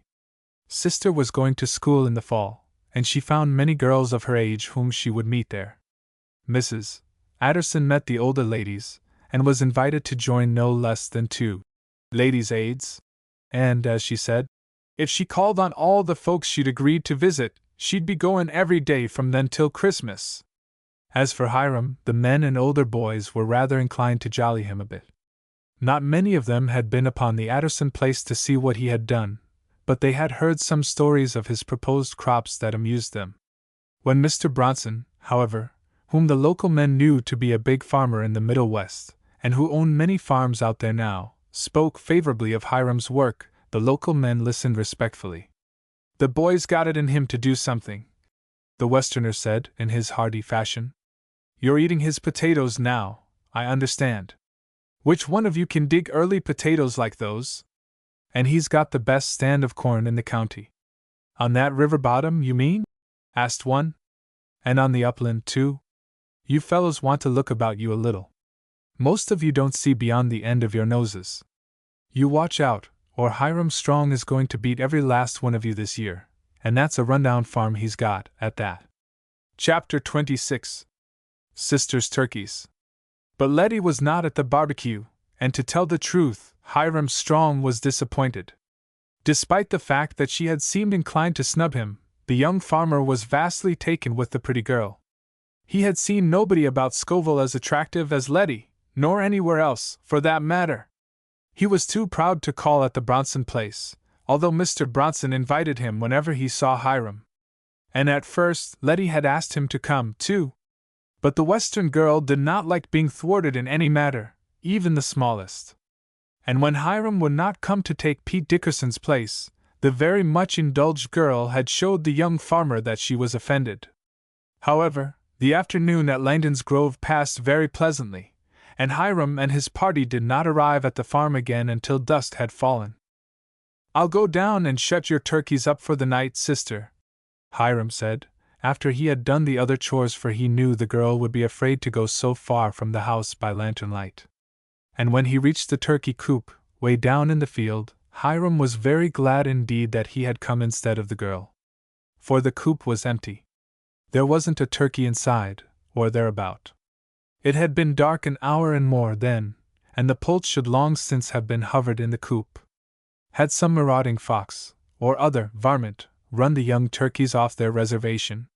That seemed improbable at this time of year, and so early in the evening. Foxes do not usually go hunting before midnight, nor do other predatory animals. Hiram had brought the barn lantern with him, and he took a look around the neighborhood of the empty coop. "My goodness," he mused. "Sister will cry her eyes out if anything's happened to those little turks. Now, what's this?" The ground was cut up at a little distance from the coop. He examined the tracks closely. They were fresh, very fresh indeed. The wheeled tracks of a light wagon showed, and the prints of a horse's shod hoofs. The wagon had been driven down from the main road, and had turned sharply here by the coop. Hiram knew, too, that it had stood there for some time, for the horse had moved uneasily. Of course, That proved the driver had gotten out of the wagon and left the horse alone. Doubtless there was but one thief, for it was positive that the turkeys had been removed by a 2-footed, not a 4-footed, marauder. And who would be mean enough to steal sister's turkeys? Almost everybody in the neighborhood has a few to fatten for Thanksgiving and Christmas. Who did this? He followed the wheel marks of the wagon to the road. He saw the track where it turned into the field, and where it turned out again. And it showed plainly that the thief came from town, and returned in that direction. Of course, in the roadway it was impossible to trace the particular tracks made by the thief's horse and wagon. Too many other vehicles had been over the road within the past hour. The thief must have driven into the field just after nightfall, plucked the 10 young turkeys, one by one, out of the coop, tying their feet and flinging them into the bottom of his wagon. Covered with a bag, the frightened turkeys would never utter a peep while it remained dark. "I hate to tell sister, I can't tell her," Hiram said, as he went slowly back to the house. For sister had been counting chickens again, and she had figured that, at 18 cents per pound, live weight, the 10 turkeys would pay for all the clothes she would need that winter, and give her Christmas money too. The young farmer shrank from meeting the girl again that night, and he delayed going into the house as long as possible. Then he found they had all retired, leaving him a cold supper at the end of the kitchen table. The disappearance of the turkeys kept Hiram tossing, wakeful, upon his bed for some hours. He could not fail to connect this robbery with the other things that had been done, during the past weeks, to injure those living at the Adderson farm. Was the secret enemy really Peter Dickerson? And had Pete committed this crime now? Yet the horse and wagon had come from the direction opposite the Dickerson farm, and had returned as it came. "I don't know whether I am accusing that fellow wrongfully or not," muttered Hiram, at last. "But I am going to find out. Sister isn't going to lose her turkeys without my doing everything in my power to get them back and punish the thief." He usually arose in the morning before anybody else was astir, so it was easy for Hiram to slip out of the house and down to the field to the empty turkey coop. The marks of horse and wagon were quite as plain in the faint light of dawn as they had been the night before. In the darkness the thief had driven his wagon over some small stumps, amid which his horse had scrambled in some difficulty, it was plain. Hiram, tracing out these marks as a red Indian follows a trail, saw something upon the edge of one of the half-decayed stumps that interested him greatly. He stood up the next moment with this clue in his hand, a white, coarse hair, perhaps 4 inches in length. "That was scraped off the horse's fetlock as he scrambled over this stump," muttered Hiram. "Now, who drives a white horse, or a horse with white feet, in this neighborhood? Can I narrow the search down in this way, I wonder?" And for some moments the youth stood there, in the growing light of early morning, canvassing the subject from that angle. Chapter 27. Run to Earth. A broad streak of crimson along the eastern horizon, over the treetops, announced the coming of the sun when Hiram Strong reached the automobile road to which he, on the previous night, had traced the thief that had stolen sister's poults. Now he looked at the track again. It surely had come from the direction of Scoville, and it turned back that way. Yet he looked at the white horsehair scraped off upon the stump, and he turned his back upon these signs and strode along the road toward his own home. Smoke was just curling from the Adderson chimney. Sister, or Mrs. Adderson, was just building the fire. But they did not see Hiram as he went by. Hiram's quest led him past the place and to the Dickerson farm. There nobody was yet astir, save the mules and horses in the barnyard, who called as he went by, hoping for their breakfast. Hiram knew that the Dickersons had turkeys and, like most of the other farmers, cooped them in distant fields away from the house. He found 3 coops in the middle of an old oak field tinder a spreading beech. The old Turks roost upon the limbs of the beech at night.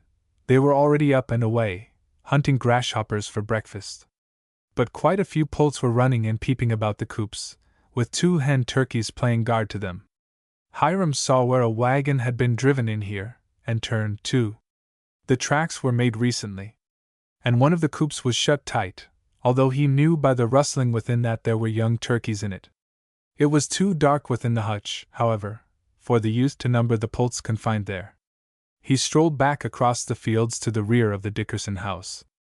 Passing the barnyard first, he halted and examined the bright bay horse, with white feet, the one that Pete had driven to the barbecue the day before, the only one Pete was ever allowed to drive off the farm.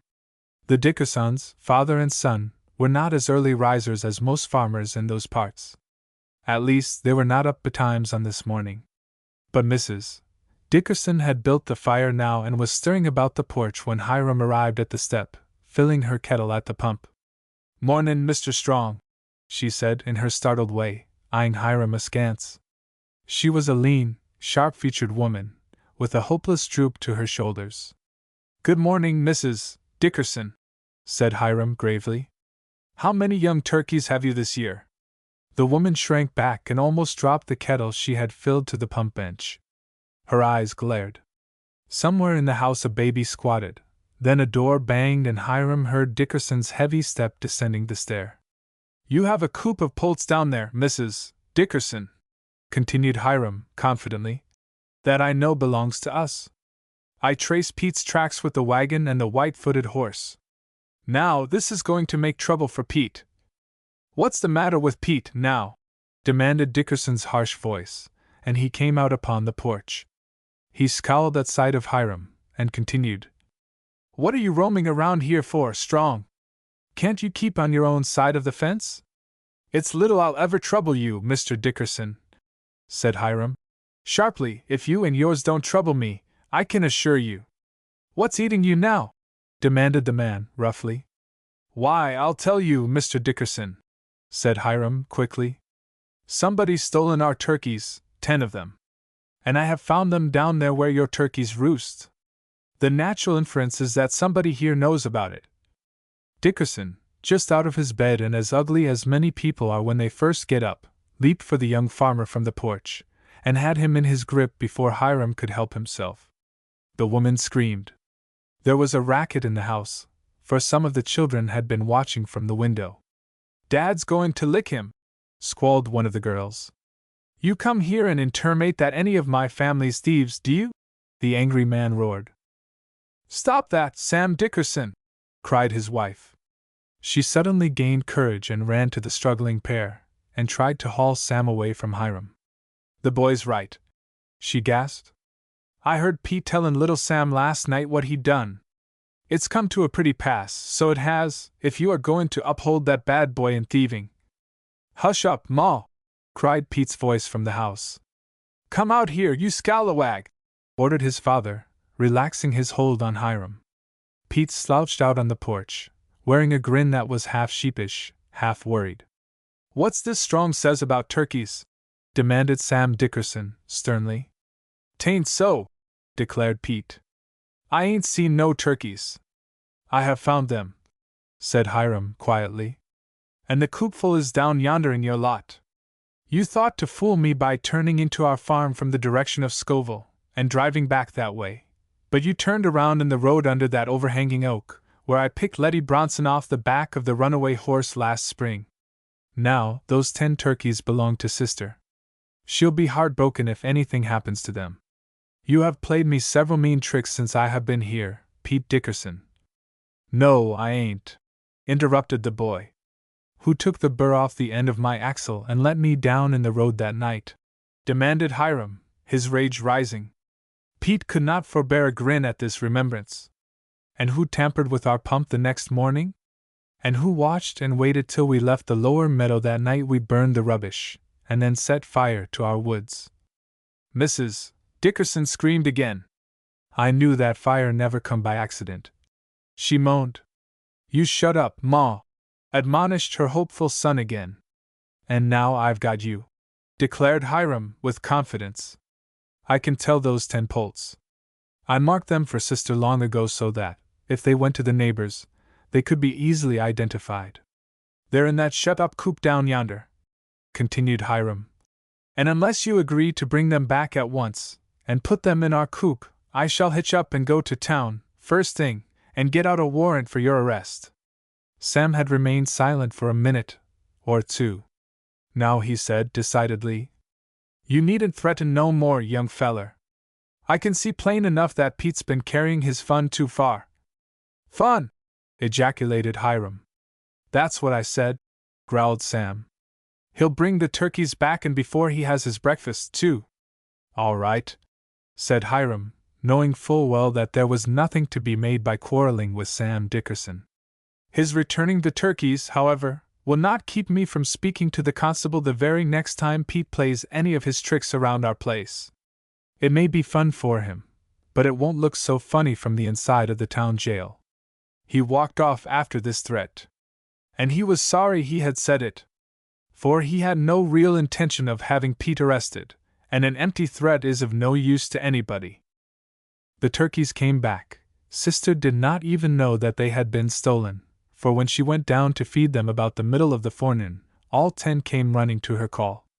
But Pete Dickerson ceased from troubling for a time, much to Hiram's satisfaction.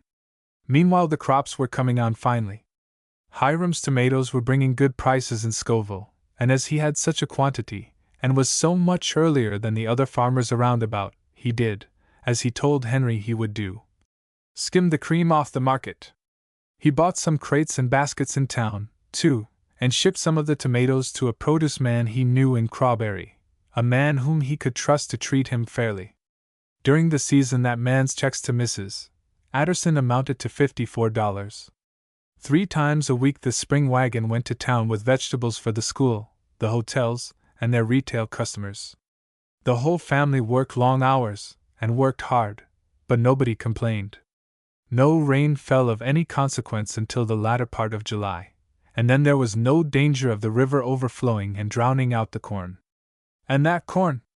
By the last of July it was waist high, growing rank and strong, and of that black-green color which delights the farmer's eye. Mr. Bronson walked down to the river especially to see it. Like Hiram's upland corn, there was scarcely a hill missing, save where the muskrats had dug in from the river bank and disturbed the corn hills. That's the finest-looking corn in this county, bar none, Hiram, declared Bronson. I have seldom seen better looking in the rich bottomlands of the West. And you certainly do keep it clean, boy. No use in putting in a crop if you don't tend it, said the young farmer, sententiously. And what's this along here? Asked the gentleman, pointing to a row or two of small stuff along the inner edge of the field. I'm trying onions and celery down here. I want to put a commercial crop into this field next year. If we are let stay here, that will pay Mrs. Adderson and me a real profit. And Hiram laughed. What do you call a real profit? Inquired Mr. Bronson, seriously. $400 an acre net, said the young farmer, promptly. Why, Hiram, you can't do that, cried the gentleman. It's being done, in other localities and on soil not so rich as this, and I believe I can do it. With onions or celery? Yes, sir. Which, or both? Asked the Westerner, interested. I am trying them out here, as you see. I believe it will be celery. This soil is naturally wet, and celery is a glutton for water. Then, it is a late piece, and celery should be transplanted twice before it is put in the field, I believe. A lot of work, boy, said Mr. Bronson, shaking his head. Well, I never expect to get something for nothing, remarked Hiram. And how about the onions? Why, they don't seem to do so well. There is something lacking in the land to make them do their best. I believe it is too cold. And then I am watching the onion market, and I am afraid that too many people have gone into the game in certain sections, and are bound to create an oversupply. The gentleman looked at him curiously. You certainly are an able-minded youngster, Hiram, he observed. I suppose if you do so well here next year as you expect, a charge of dynamite wouldn't blast you away from the Adderson farm? Why, Mr. Bronson, responded the young farmer, I don't want to run a one-horse farm all my life. And this never can be much more. It isn't near enough to any big city to be a real truck farm, and I'm interested in bigger things. No, sir. The Adderson 80 is only a stepping stone for me. I hope I'll go higher before long. Chapter 28. Harvest. But Hiram was not at all sure that he would ever see a celery crop in this bottom land. Pepper still hung fire, and he would not go to Mr. Strickland with his option. I don't have to, he told Hiram. When I get ready I'll let ye know, be sure o' that. The fact was that the railroad had made no further move. Mr. Strickland admitted to Mrs. Addison that if the strip along the east boundary of the farm was condemned by the railroad, she ought to get $1,000 for it. But if the railroad board should change its mind again, added the lawyer, $1,600 would not be a speculative price to pay for your farm, and well Pepper knows it. Then Mr. Damocles' sword has got to hang over us, has it? Demanded the old lady. I am afraid so, admitted the lawyer, smiling. Mrs. Addison could not be more troubled than was Hiram himself. Youth feels the sting of such arrows of fortune more keenly than does age. We get case-hardened to trouble as the years bend our shoulders. The thought that he might, after all, get nothing but $100 and his board for all the work he had done in preparation for the second year's crop sometimes embittered Hiram's thoughts. Once, when he spoke to Pepper, and the snaky man sneered at him and laughed, the young farmer came near attacking him then and there in the street. I certainly could have given that Pepper as good a thrashing as ever he got, muttered Hiram. And even Pete Dickerson never deserved one more than Pepper. Pete fought shy of Hiram these days, and as the summer waned the young farmer gradually became less watchful and expectant of trouble from the direction of the west boundary of the Addison 80. But there was little breathing spell for him in the work of the farm. When we lay by the corn, you bet Dad and me goes fishing, Henry Pollock told Hiram one day. But it wasn't often that the young farmer could take half a day off for any such pleasure. You've bit off more'n you can chaw, observed Henry. That's all right, I'll keep chewing at it, just the same, returned Hiram cheerfully. For the truck crop was bringing them in a bigger sum of money than even Hiram had expected. The season had been very favorable, indeed. Hiram's vegetables had come along in good time, and even the barrels of sweet corn he shipped to Crawberry brought a fair price, much better than he could have got at the local cannery. When the tomato pack came on, however, he did sell many baskets of his seconds to the cannery. But the selected tomatoes he continued to ship to Crawberry, and having established a reputation with his produce man for handsome and evenly ripened fruit, the prices received were good all through the season. He saw the sum for tomatoes pass the $150 mark before frost struck the vines. Even then he was not satisfied. There was a small cellar under the Addison house, and when the frosty nights of October came, Hiram dragged up the vines still bearing fruit, by the roots, and hung them in the cellar, where the tomatoes continued to ripen slowly nearly up to Thanksgiving. Other crops did almost as well in proportion. He had put in no late potatoes, but in September he harvested the balance of his early crop and, as they were a good-keeping variety, he knew there would be enough to keep the family supplied until the next season. Of other roots, including a patch of well-grown mangels for Mrs.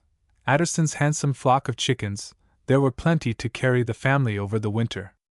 As the frosts became harder, Hiram dug his root pits in the high, light soil of the garden, drew pine tags to cover them, and gradually, as the winter advanced, heaped the earth over the various piles of roots to keep them through the winter. Meanwhile, in September, corn harvest had come on. The 4 acres Hiram had planted below the stables yielded a fair crop, that part of the land he had been able to enrich with coarse manure showing a much better average than the remainder. The 4 acres yielded them something over 160 baskets of sound corn which, as corn was then selling for 50 cents per bushel, meant that the crop was worth about $40. As near as Hiram could figure, it had cost about $15 to raise the crop, therefore the profit to Mrs. Addison was some $25. Besides the profit from some of the garden crops, this was very small indeed.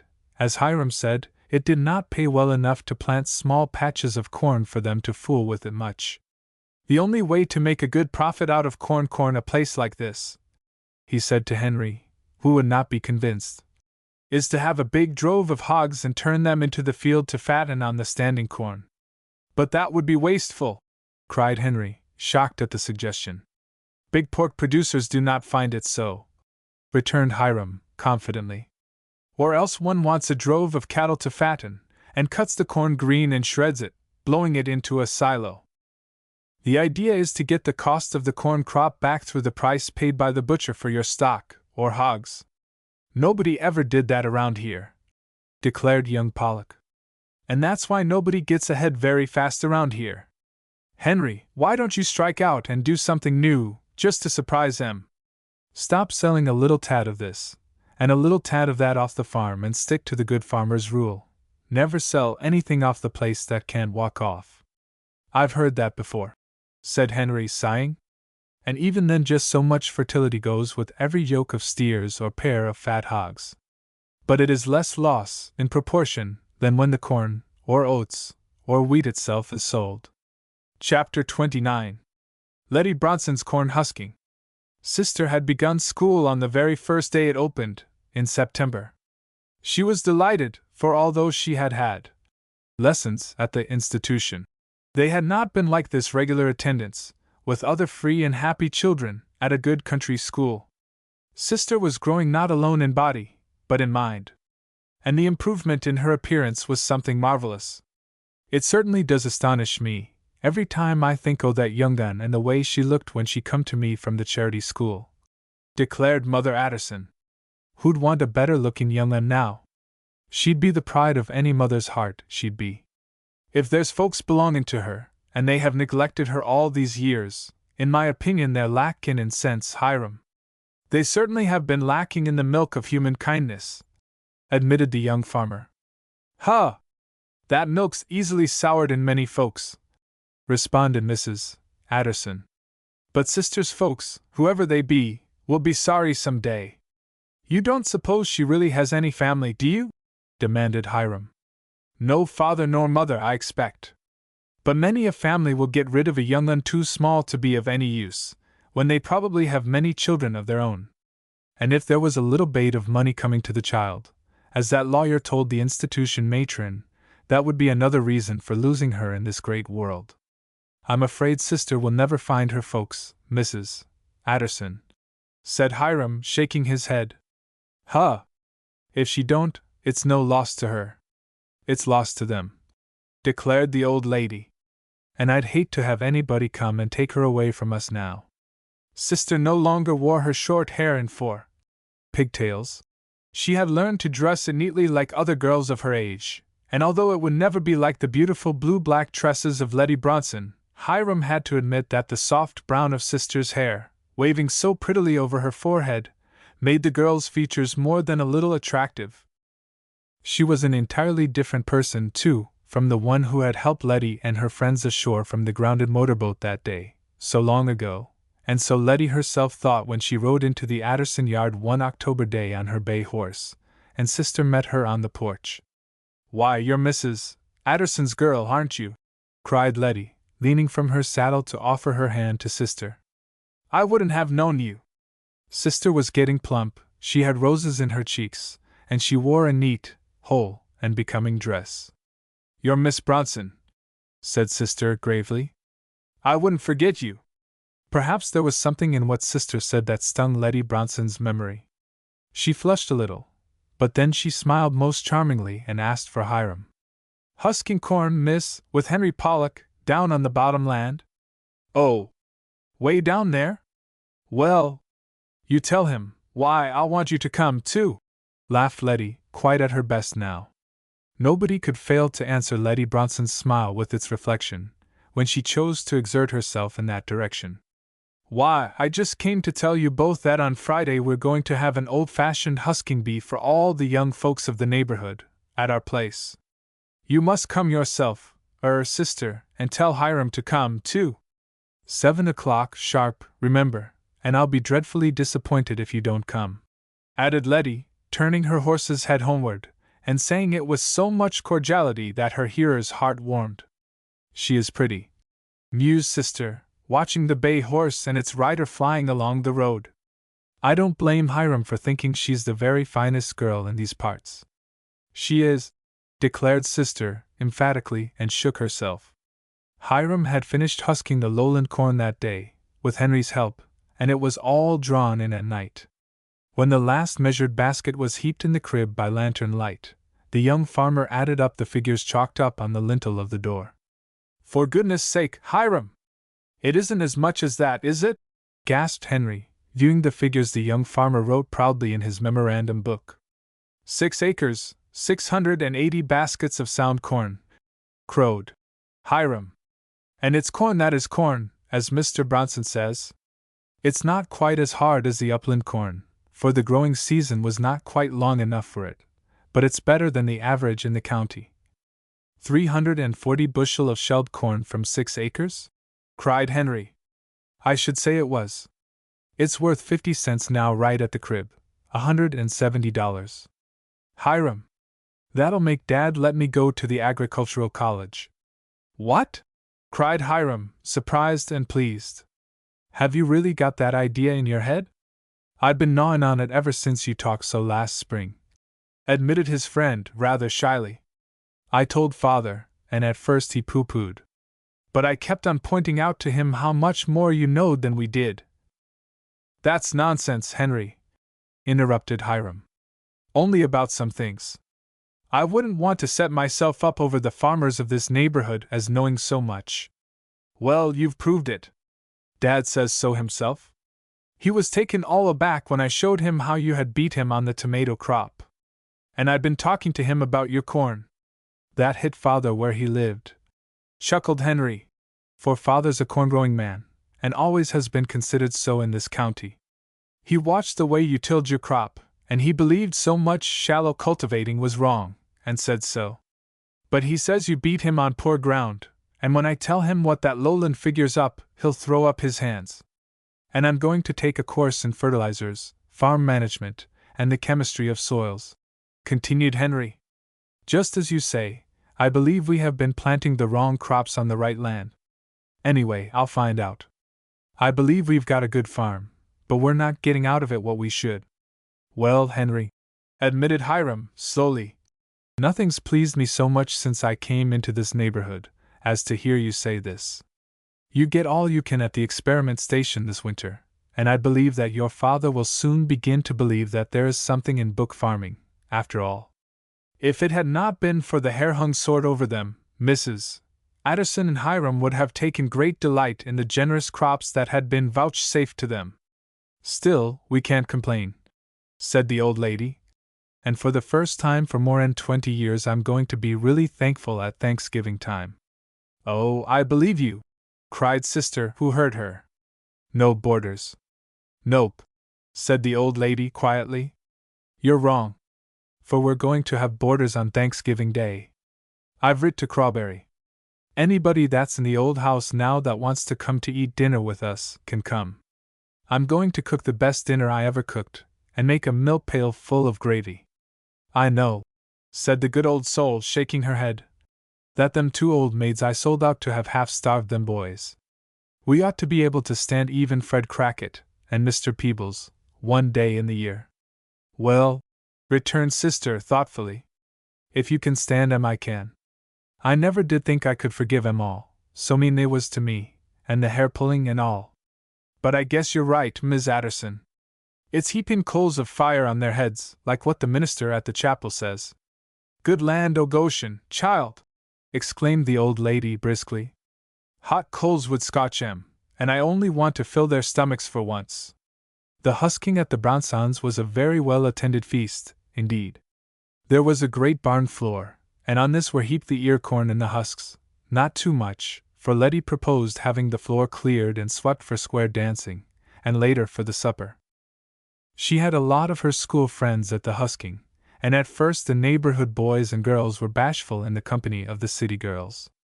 But after they got to work husking the corn, and a few red ears had been found, for which each girl or boy had to pay a forfeit, they became a very hilarious company indeed. Now Letty, broadly hospitable, had invited the young folk far and wide. Even those whom she had not personally seen were expected to attend.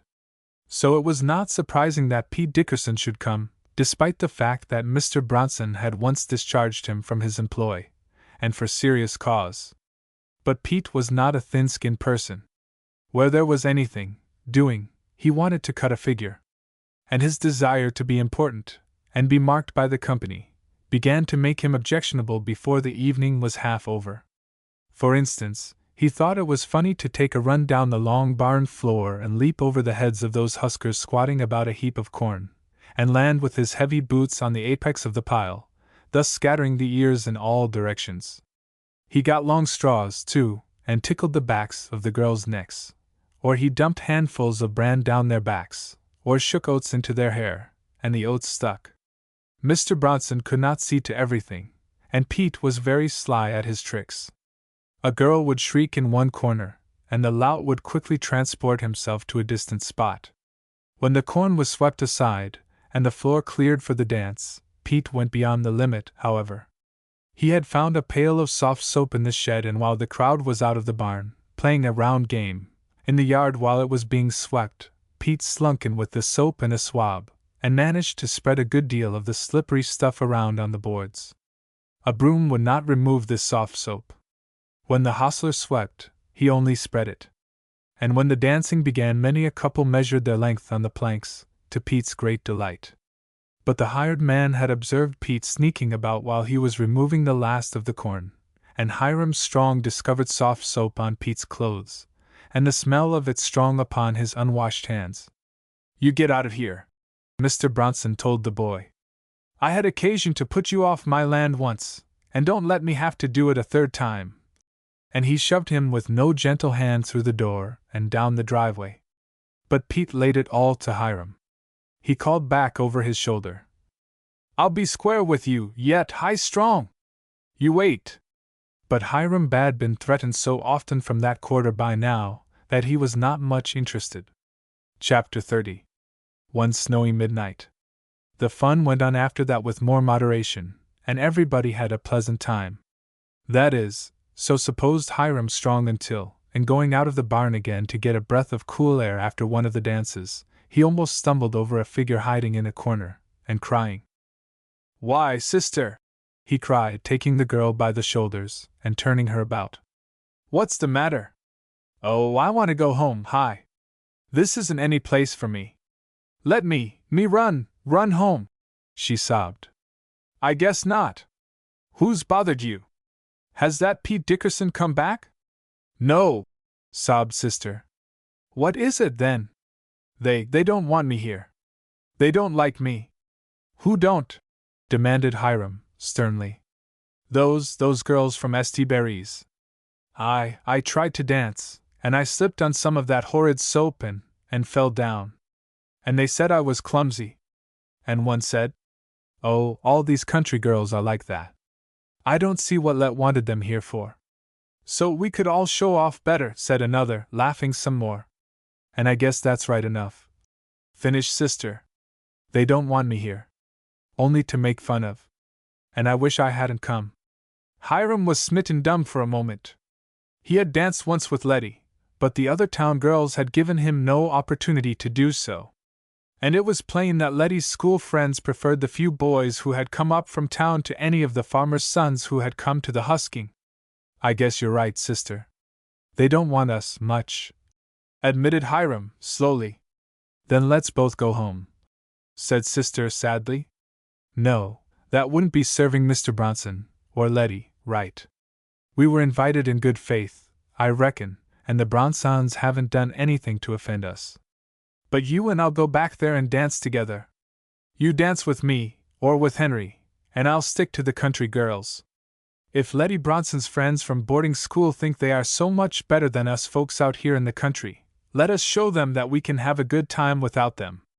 "Oh, I'll go back with you, Hiram," cried sister, gladly, and the young fellow was a bit conscience-stricken as he noted her changed tone and saw the sparkle that came into her eye. Had he neglected sister because Letty Bronson was about? Well, perhaps he had. But he made up for it with the attention he paid to sister during the remainder of the evening. They went home early, however, and Hiram felt somewhat grave after the corn husking. Had Letty Bronson invited the country-bred young folk living about her father's home to meet her boarding school friends, and the town boys, merely that the latter might be compared with the farmer folk to their disfavor? He could not believe that, really. Letty Bronson might be thoughtless, and a little proud, but she was still a princess to Hiram, and he could not think this evil of her. But there were too many duties every day for the young farmer to give much thought to such problems.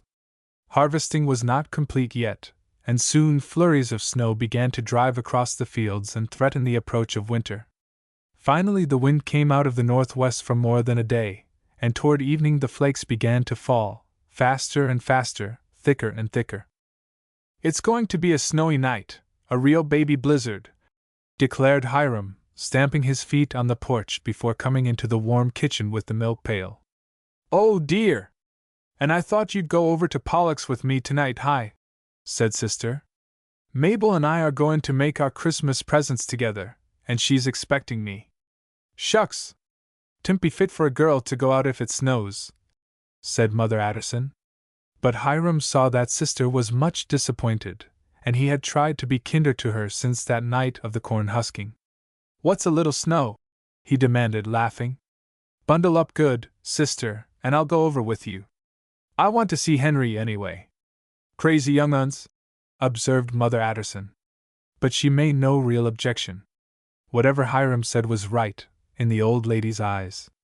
They tramped through the snowy fields with a lantern, and found it half knee-deep in some drifts before they arrived at the Pollocks, short as had been the duration of the fall. But they were welcomed vociferously at the neighbors. Preparations were made for a long evening's fun, for with the snow coming down so steadily there would be little work done out of doors the following day, so the family need not seek their beds early.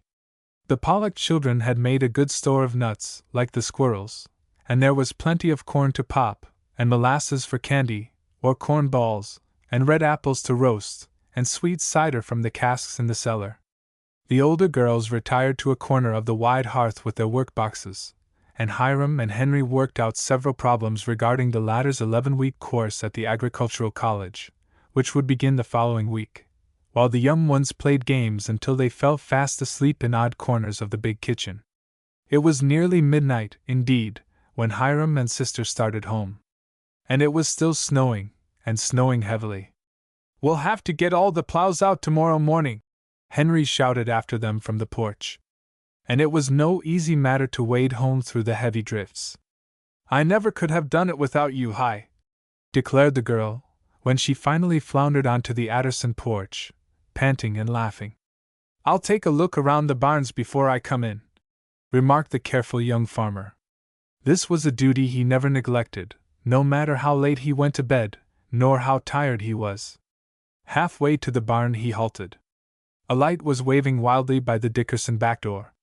It was a lantern, and Hiram knew that it was being whirled around and around somebody's head. He thought he heard, too, a shouting through the falling snow. "Something's wrong over yonder," thought the young farmer. He hesitated but for a moment. He had never stepped upon the Dickerson place, nor spoken to Sam Dickerson since the trouble about the turkeys. The lantern continued to swing. Eagerly as the snow came down, it could not blind Hiram to the waving light. "I've got to see about this," he muttered, and started as fast as he could go through the drifts, across the fields. Soon he heard the voice shouting. It was Sam Dickerson. And he evidently had been shouting to Hiram, seeing his lantern in the distance. "Help, Strong! Help!" he called. "What is it, man?" demanded Hiram, climbing the last pair of bars and struggling through the drifts in the dooryard. "Will you take my horse and go for the doctor? I don't know where Pete is, down to Kale Shells, I expect." "What's the matter, Mr. Dickerson?" Sarah's fell down the bark stairs, fell backward. Struck her head and ain't spoke since. "Will you go, Mr. Strong?" "Certainly." "Which horse will I take?" "The bay's saddled under the shed. Get any doctor. I don't care which one. But get him here." "I will, Mr. Dickerson." "Leave it to me," promised Hiram, and ran to the shed at once. Chapter 31. Mr. Damocles' Sword. Hiram Strong was not likely to forget that long and arduous night. It was impossible to force the horse out of a walk, for the drifts were in some places to the creature's girth. He stopped at the house for a minute and roused Mrs. Addison and Old Lem and sent them over to help the unhappy Dickersons. He was nearly an hour getting to the Crossroads store. There were lights and revelry there. Some of the lingering crowd were snowbound for the night, and were making merry with hard cider and provisions which Shell was not loath to sell them. Pete was one of the number, and Hiram sent him home with the news of his mother's serious hurt. He forced the horse to take him into town to Dr. Broderick. It was nearly 2 o'clock when he routed out the doctor, and it was 4 o'clock when the physician and himself, in a heavy sleigh and behind a pair of mules, reached the Dickerson farmhouse. The woman had not returned to consciousness, and Mrs. Addison remained through the day to do what she could. But it was many a tedious week before Mrs. Dickerson was on her feet again, and able to move about. Meanwhile, more than one kindly act had Mother Addison done for the neighbors who had seemed so careless of her rights. Pete never appeared when either Mrs. Addison or sister came to the house, but in his sour, gloomy way, Sam Dickerson seemed to be grateful. Hiram kept away, as there was nothing he could do to help them. And he saw when Pete chanced to pass him, that the youth felt no more kindly toward him than he had before.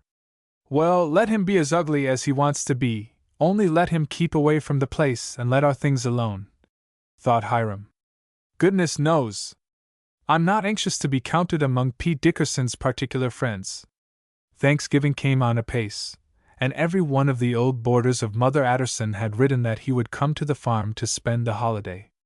Even Mr. Peebles acknowledged the invitation with thanks, but adding that he hoped sister would not forget he must eschew any viands at all greasy, and that his hot water was to be at 101 exactly. The poor ninny! Ejaculated Mother Addison. He doesn't know what he wants. Sister only poured it out of the tea kettle, and he had to wait for it to cool anyway, before he could drink it. But it was determined to give the city folk a good time, and this determination was accomplished. 2 of Sister's turkeys, bought and paid for in hard cash by Mother Addison, graced the long table in the sitting room. Many of the good things with which the table was laden came from the farm. And without Hiram and sister, and old Lem Camp, Mrs. Addison made even Fred Crackit understand these good things had not been possible. But the Crawberry folk, as a whole, were much subdued.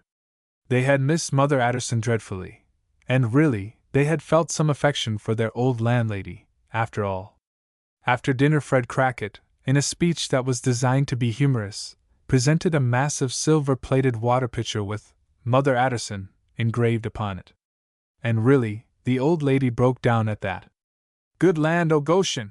She exclaimed. Why, you boys do think something of the old woman, after all, don't ye? I must say that I got ye out here more than anything to show ye what we could do in the country. Specially how it had improved sister. And how Hiram Strong warn't the ninny you seemed to think he was. And that Mr. Camp only needed a chance to be something in the world again. Well, well! It wasn't a generous feeling I had toward you, Meb, but I'm glad you come, and I hope you all had enough gravy. So the occasion proved a very pleasant one indeed.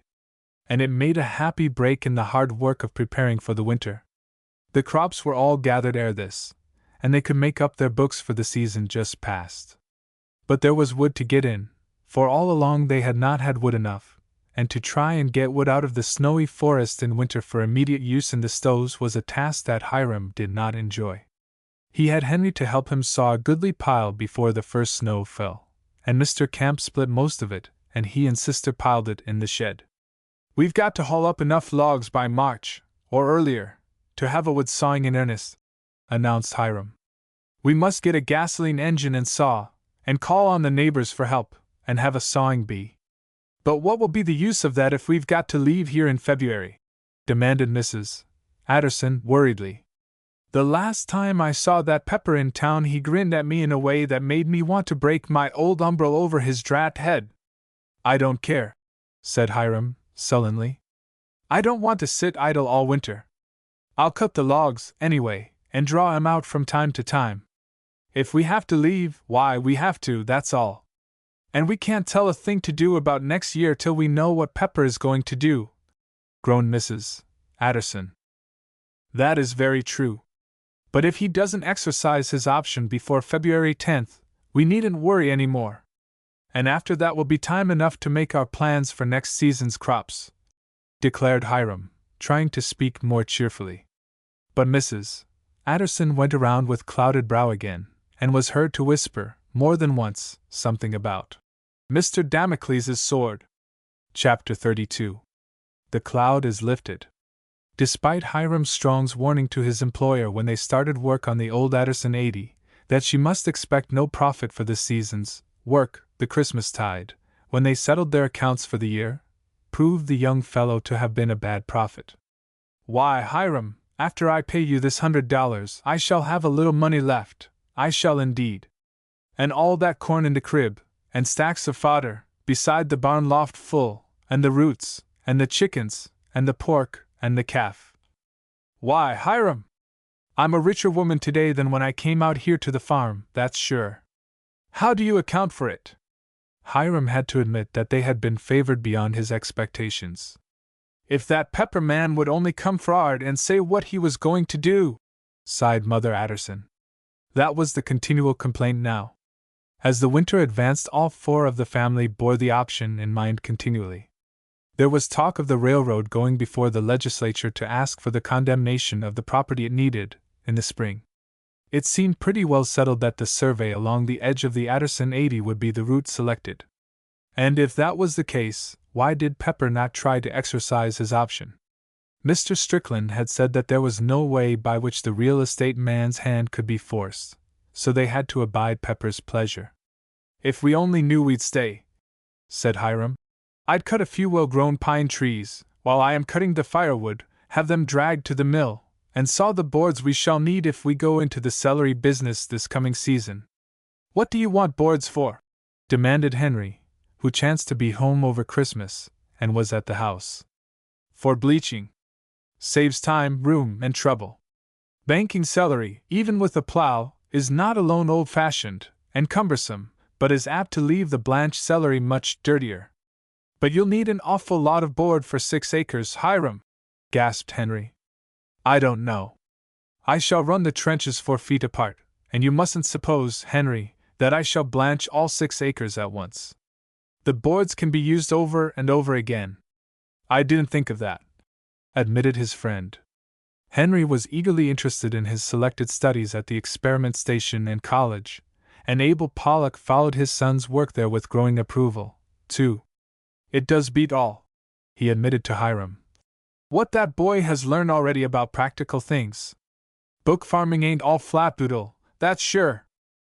So the year ended, quietly, peacefully, and with no little happiness in the Addison farmhouse, despite the cloud that overshadowed the farm title, and the doubts which faced them about the next season's work. They sat up on New Year's Eve to see the old year out and the new in, and had a merry evening although there were only the family. When the distant whistles blew at midnight they went out upon the back porch to listen. It was a dark night, for thick clouds shrouded the stars. Only the unbroken coverlet of snow, it had fallen that morning, aided them to see about the empty fields. In the far distance was the twinkle of a single light, that in an upper chamber of the Pollock house. Dickerson's was mantled in shadow, and those 2 houses were the only ones in sight of the Addison place. "And I was afraid when we came out here that I'd be dead of loneliness in a month, with no near neighbors," admitted Mother Addison. "But I've been so busy that I ain't never minded it." "What's that light, Hiram?" Her cry was echoed by Sister. Behind the bam a sudden glow was spreading against the low-hung clouds. It was too far away for one of their outbuildings to be afire, but Hiram set off immediately, although he only had slippers on, for the corner of the barnyard fence. When he reached this point he saw that one of the fodder stacks in the cornfield was afire. The whole top of the stack was ablaze. "Oh dear! Oh dear!" cried Sister, who had followed him. "What can we do?" "Nothing," said Hiram. "There's no wind, and it won't spread to another stack. But that one is past redemption, for sure." Hiram hastened back to the house and put on his boots. But he did not wade through the snow to the fodder stack that was burning so briskly. He merely made a detour around it, at some yards distant. Nowhere did he see the mark of a footprint. How the stack had been set afire was a mystery. Hiram had stacked the fodder himself, with the help of Sister, who had pitched the bundles up to him. The young farmer did not smoke, and he seldom carried matches loose in his pockets.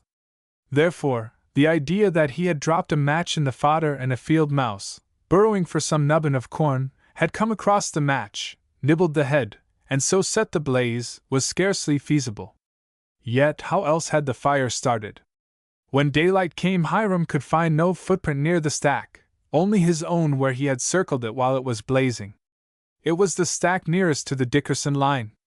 Hiram naturally thought of Pete. Since Mrs. Dickerson's sickness, Mother Addison had been back and forth to help her neighbor, and whenever Sam Dickerson saw Hiram he was as friendly as it was in the nature of the man to be. Hiram could not believe that Pete's father would now countenance any of his son's meannesses. Yet when the young farmer went along the line fence, he saw fresh tracks across the Dickerson fields, and discovered where the person had stood, on the Dickerson side of the fence opposite the burned fodder stack. But these footprints were all of 300 feet from the stack, and there was not a mark in the snow upon Hiram's side of the fence, saving his own footprints. Maybe somebody merely ran across to look at the blaze. But it's strange I did not see him, thought Hiram. He could not help being suspicious, however, and he prowled about the stacks and the barns more than ever at night. He could not shake off the feeling that the enemy in the dark was at work again. January passed, and the fatal day, the 10th of February, drew nearer and nearer. If Pepper proposed to exercise his option, he must do it on or before that date. Neither Hiram nor Mrs. Addison had seen the real estate man of late, but they had seen Mr. Strickland, and on the final day they drove to town to meet Pepper, if the man was going to show up, in the lawyer's office. "I wouldn't trouble him, if I were you," advised the lawyer. "But if you insist, I'll send over for him. I want to know what he means by all this," declared Mrs. Addison angrily. "He's kept me on tenterhooks for 10 months, and there ought to be some punishment for the crime." "I am afraid he has been within his rights," said the lawyer, smiling, but he sent his clerk for the real estate man, probably being very well convinced of the outcome of the affair. In came the snaky Mr. Pepper. The moment he saw Mrs. Addison and Hiram he began to cackle. "You don't mean to say you come clean in here this stormy day to try and sell that farm to me?" asked the real estate man. "No, ma'am. Not for no $1,600. If you'll take 12. Mrs. Addison could not find words to reply to him, and Hiram felt like seizing the scoundrel by the scruff of his neck and throwing him down to the street. But it was Mr. Strickland who interposed. "So you do not propose to exercise your option?" "No, indeed. Why? How long since did you give up the idea of purchasing the Addison place?" asked the lawyer curiously. "Shaw! I gave up the day way back there last spring," chuckled Pepper. "You haven't the paper with you, have you, Mr. Pepper?" asked Mr. Strickland quietly. The real estate man looked wondrous sly and tapped the side of his nose with a lean finger. "Why, I tore up that old paper long ago. It warn't no good to me," said Pepper. "I wouldn't take the farm at that price for a gift." And he departed with a sneering smile upon his lips. "And well, he did destroy it," declared Mr. Strickland. "It was a forgery, that is what it was. And if we could have once got Pepper in court with it, he would not have turned another scaly trick for some years to come." Chapter 33. Celery Mad. The relief to the minds of Hiram Strong and Mrs. Addison was tremendous. Especially was the young farmer inspired to greater effort. He saw the second growing season before him. And he saw, too, that now, indeed, he had that chance to prove his efficiency which he had desired all the time. The past year had cost him little for clothing or other expenses. He had banked the $100 Mrs. Addison had paid him at Christmas. But he looked forward to something much bigger than the other 100 when the next Christmas tide should come. 25% of all the profit of the Addison 80 during the second year was to be his own. The moment Mr. Damocles' sword, as Mother Addison had called it, was lifted, the young farmer jumped into the work. He had already cut enough wood to last the family a year. Now he got Mr. Pollock, with his team of mules, to haul it up to the house, and then sent for the power saw, asked the neighbors to help, and in less than half a day every stick was cut to stove length. As he had time, Hiram split this wood and Lem Camp piled it in the shed. Hiram knocked together some extra cold frames, too, and bought some second-hand sash. And he had already dug a pit for a 12-foot hotbed. Now, a 12-foot hotbed will start an enormous number of plants. Hiram did not plan to have quite so much small stuff in the garden this year, however. He knew that he should have less time to work in the garden. He proposed having more potatoes, about as many tomatoes as the year before, but fewer roots to bunch, salads and the like. He must give the bulk of his time to the big commercial crop that he hoped to put into the bottomland. He had little fear of the river overflowing its banks late enough in the season to interfere with the celery crop. For the seedlings were to be handled in the cold frames and garden patch until it was time to set them in the trenches. And that would not be until July. He contented himself with having the logs he cut drawn to the sawmill, and the sawed planks brought down to the edge of the bottomland, and did not propose to put a plow into the land until late June. Meanwhile he started his celery seed in shallow boxes, and when the plants were an inch and a half, or so, tall, he pricked them out, 2 inches apart each way into the cold frames. Sister and Mr. Camp could help in this work, and they soon filled the cold frames with celery plants destined to be reset in the garden plot later. This handling of celery aids its growth and development in a most wonderful manner. At the second transplanting, Hiram snipped back the tops, and the roots as well, so that each plant would grow sturdily and not be too stocky. Mrs. Addison declared they were all celery mad. "Whatever will you do with so much of the stuff? I haven't the least idea, Hiram. Can you sell it all? Why, it looks to me as though you had set out enough already to glut the crawberry market." "And I guess that's right," returned Hiram. "Especially if I shipped it all at once." But he was aiming higher than the crawberry market. He had been in correspondence with firms that handled celery exclusively in some of the big cities, and before ever he put the plow into the bottomland he had arranged for the marketing of every stalk he could grow on his 6 acres. It was a truth that the family of transplanted boarding house people worked harder this second spring than they had the first one. But they knew how better, too, and the garden work did not seem so arduous to Sister and old Lem Camp. Mrs.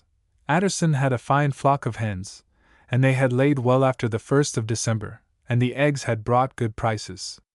She planned to increase her flock, build larger yards, and in time make a business of poultry raising, as that would be something that she and Sister could practically handle alone.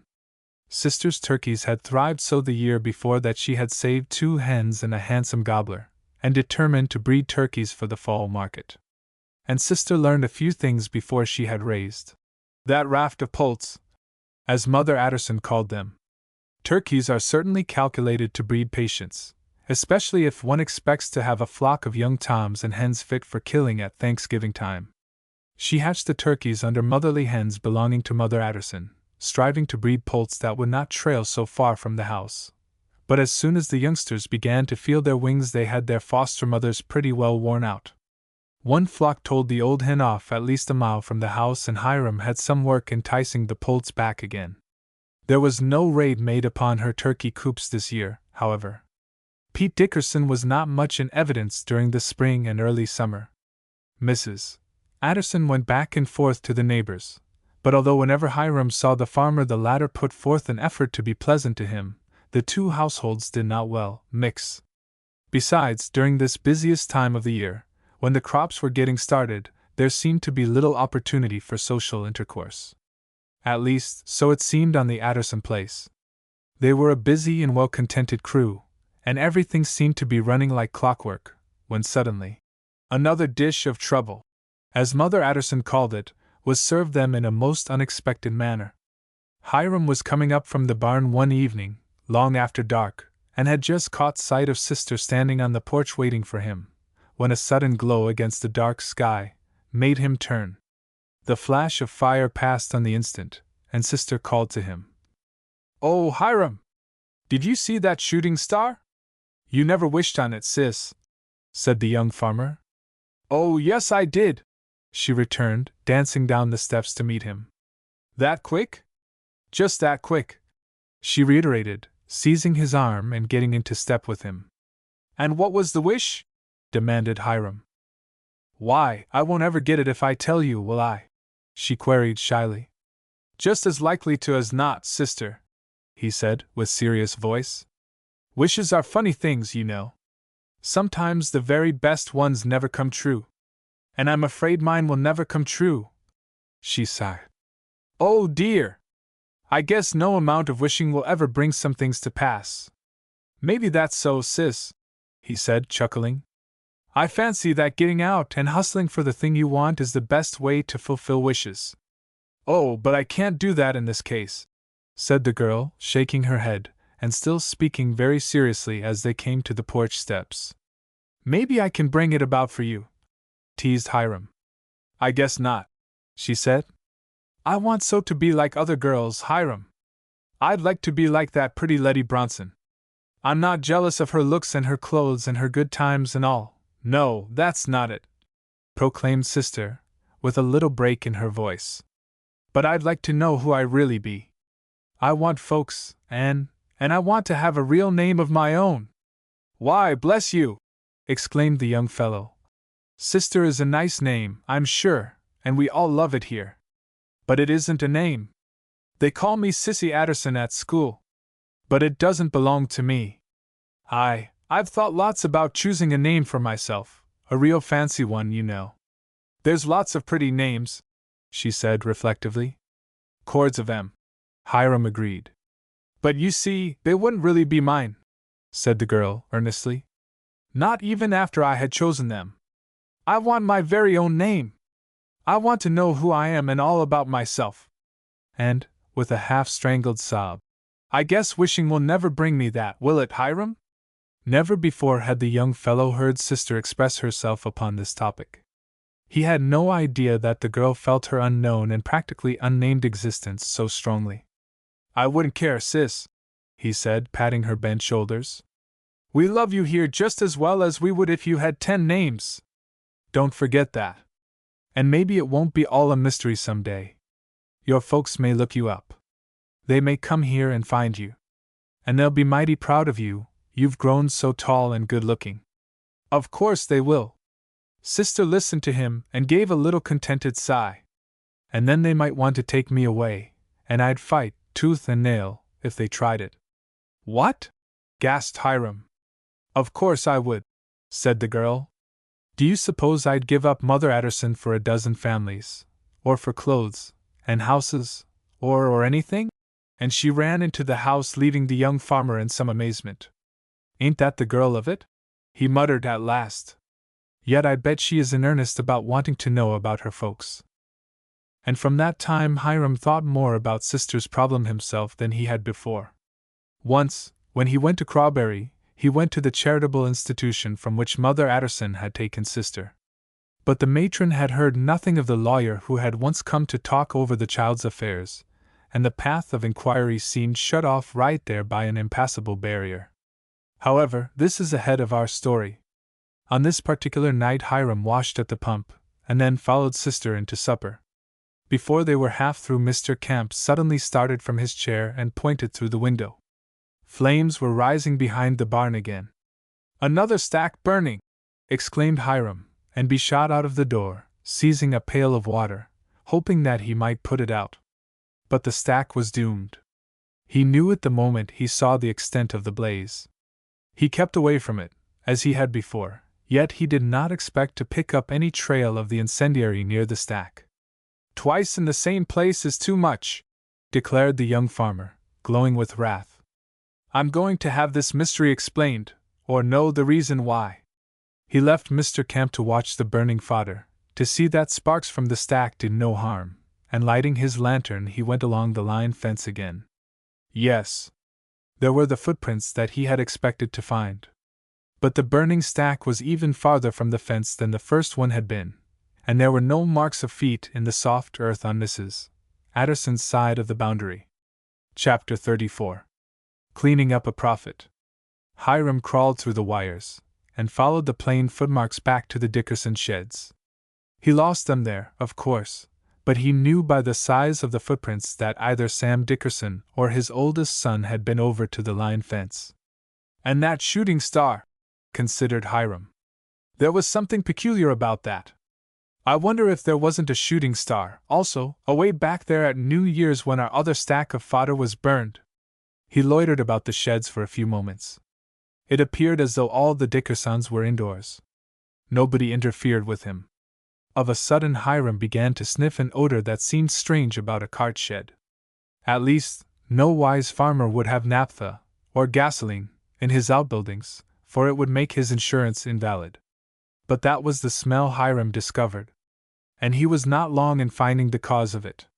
Back in a dark corner, upon a beam, lay a big slingshot, one of those that boys swing around their heads with a stone in the heel of it, and then let go one end to shoot the missile to a distance.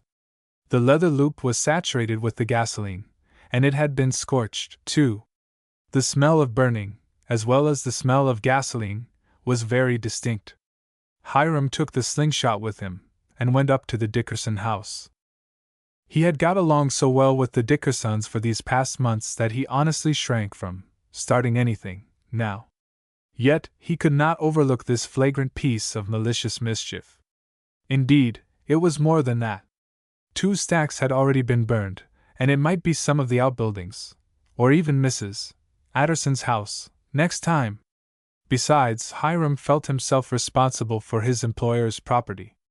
The old lady could not afford to lose the fodder, and Hiram was determined that both of the burned stacks should be paid for in full. He looked through the window of the Dickerson kitchen. The family was around the supper table, Mr. and Mrs. Dickerson, Pete, and the children, little and big. It was a cheerful family group, after all. Rough and uncouth as the farmer was, Dickerson likely had his feelings like other people. Instead of bursting right in at the door as had been Hiram's intention, and accusing Pete to his face, the indignant young fellow hesitated. He hadn't any sympathy for Pete, not the slightest.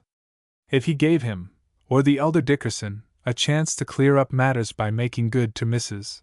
Adderson for what she had lost, Hiram Strong decided that he was being very lenient indeed. He stepped quietly onto the porch and rapped on the door.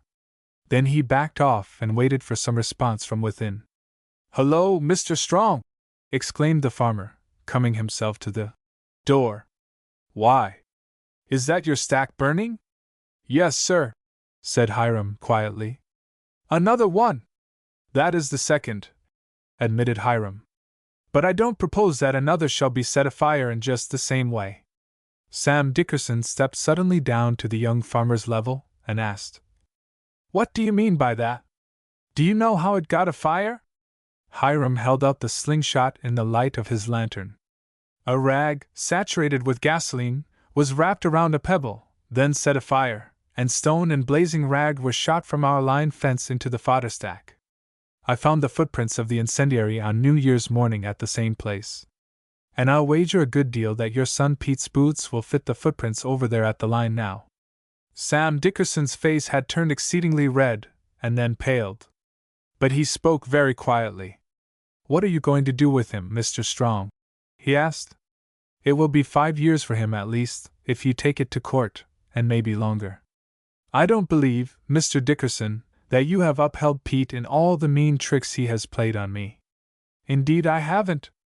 And since I got a look at myself, back there when the wife was hurt." Sam Dickerson's voice broke and he turned away for a moment so that his visitor should not see his face. "Well," he continued, "you've got Pete right this time, no doubt of that. I dunno what makes him such a mean whelp.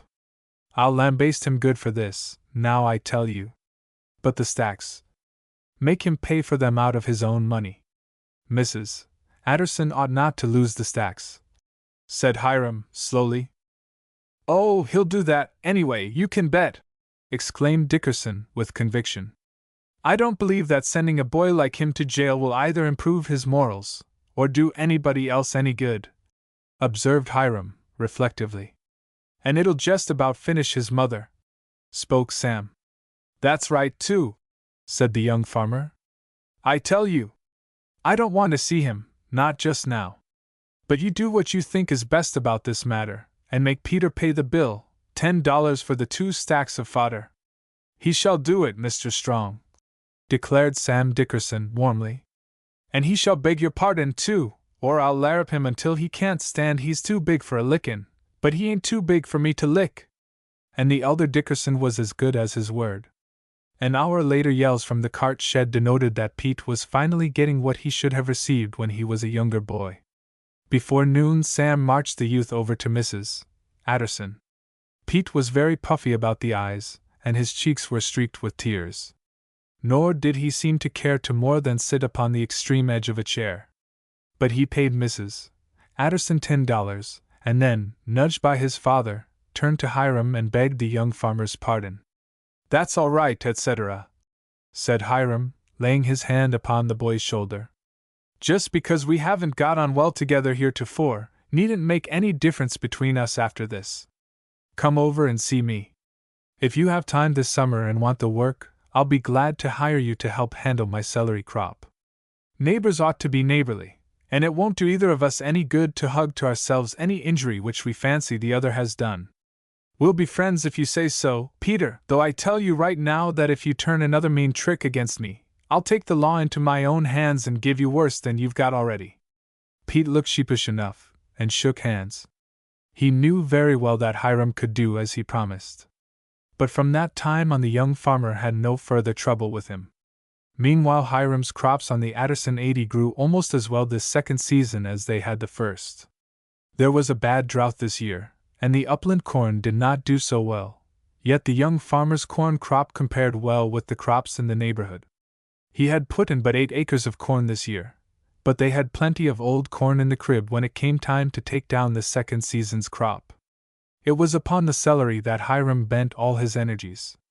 He had to pay out considerable for help, but that was no more than he expected. Celery takes a deal of handling. When the long, hot, dry days came, when the uplands parched and the earth fairly seemed to radiate the heat, the acres of tender plants which Hiram and his helpers had just set out in the trenches began to wilt most discouragingly. Henry Pollock, who did all he could to aid Hiram on the crop, shook his head in despair. "It's a layin' down on you, Hiram, it's a layin' down on you. Another day like this and your celery crop will be pretty small pertaters. And that would be a transformation worthy of the attention of all the agricultural schools, Henry," returned the young farmer, grimly laughing. "You got a heart to laugh at your own loss," said Henry. "There isn't any loss yet," declared Hiram. "But there's bound to be," said his friend, a regular job's comforter, for the nonce. "Look here, Henry, you'd have me give up too easy. Never say die, that's the farmer's motto." "Jinx!" exclaimed young Pollock. "They're dying all around us just the same, and their crops, too. We ain't going to have half a corn crop if this spell of dry weather keeps on. And the papers don't give us a sign of hope. When there doesn't seem to be a sign of hope is when the really up-to-date farmer begins to actually work," chuckled Hiram. "And just tell me what you're going to do for this field of wilted celery?" demanded Henry. "Come on up to the house and I'll get Mother Addison to give us an early supper," quoth Hiram. "I'm going to town and I invite you to go with me." Henry had got used by this time to Hiram's little mysteries.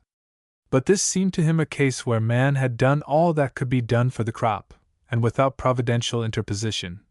The whole field would have to go to pot, as he expressed it.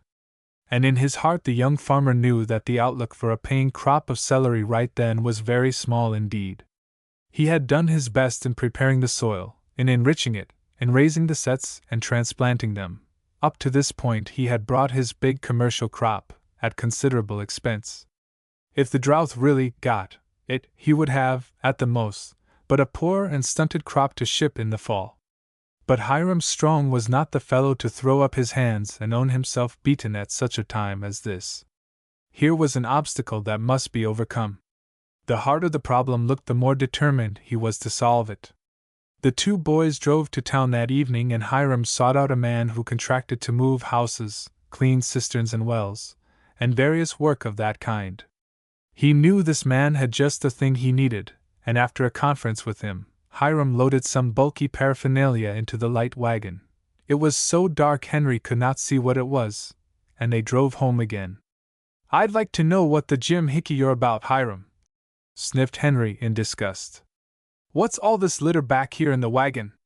You come over and give me a hand in the morning, early now, say by sunup, and you'll find out. I want a couple of husky chaps like you," chuckled Hiram. "I'll get Pete Dickerson to work against me." "If you do, you tell Pete he'll have to work lively," said Henry, with a grin. I don't know what it is you want us to do, but I reckon I can keep my end up with Pete, from hoeing taters to cutting cordwood. You can keep your end up with him, can you? Chuckled Hiram. Well, I bet you can't in this game I'm going to put you two fellows up against. What? Pete Dickerson beat me at anything, unless it's sleeping? Grunted Henry, with vast disgust. I'll keep my end up with him at anything. And the more assured he was of this, the more Hiram was amused. Come on over early, Henry, said the young farmer, and I'll show you that there's at least one thing in which you can't keep your end up with Pete. His friend was almost angry when he started off across the fields for home, but he was mighty curious, too. That curiosity, if nothing more, would have brought him to the Adderson house in good season the following morning. Already, however, Hiram and Pete, with the light wagon, had gone down to the riverside. Henry hurried after them and reached the celery field just as the red face of the sun appeared. There had been little dew during the night, and the tender transplants had scarcely lifted their heads. Indeed, the last acre set out the day before were flat. On the bank of the river, and near that suffering acre, were Hiram and Pete Dickerson. Henry hurried to them, wondering at the thing he saw upon the bank. Hiram was already laying out between the celery rows a long hosepipe. This was attached to a good-sized force pump, the feed pipe of which was in the river. It was a two-man pump and was worked by an up and down brake. Catch hold here, Henry, laughed Hiram. One of you on each side now, and pump for all you're worth. And see if I'm not right, my boy. You can't keep your end up with Pete at this job, for if you do, the water won't flow. Henry admitted that he had been badly sold by the joke, but he was enthusiastic in his praise of Hiram's ingenuity, too. Ah, say, said the young farmer, what do you suppose the good Lord gave us brains for? Just so as to keep our fingers out of the fire? No, sir.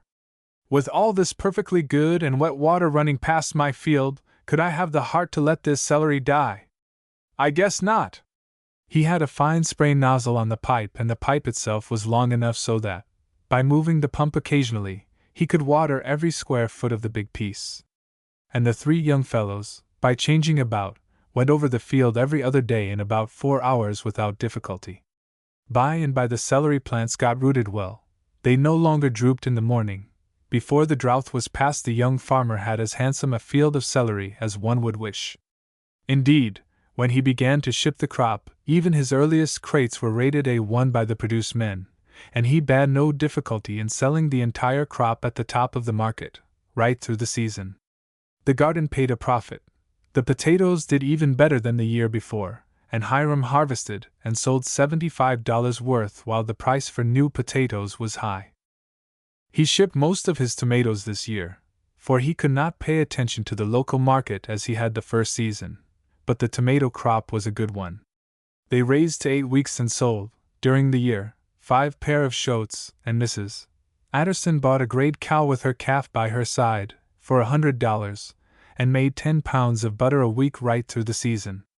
Old Lem Camp, looking 10 years younger than when he came to the farm, muscular and brown, did all the work about the barns now, milked the cows, and relieved Hiram of all the chores.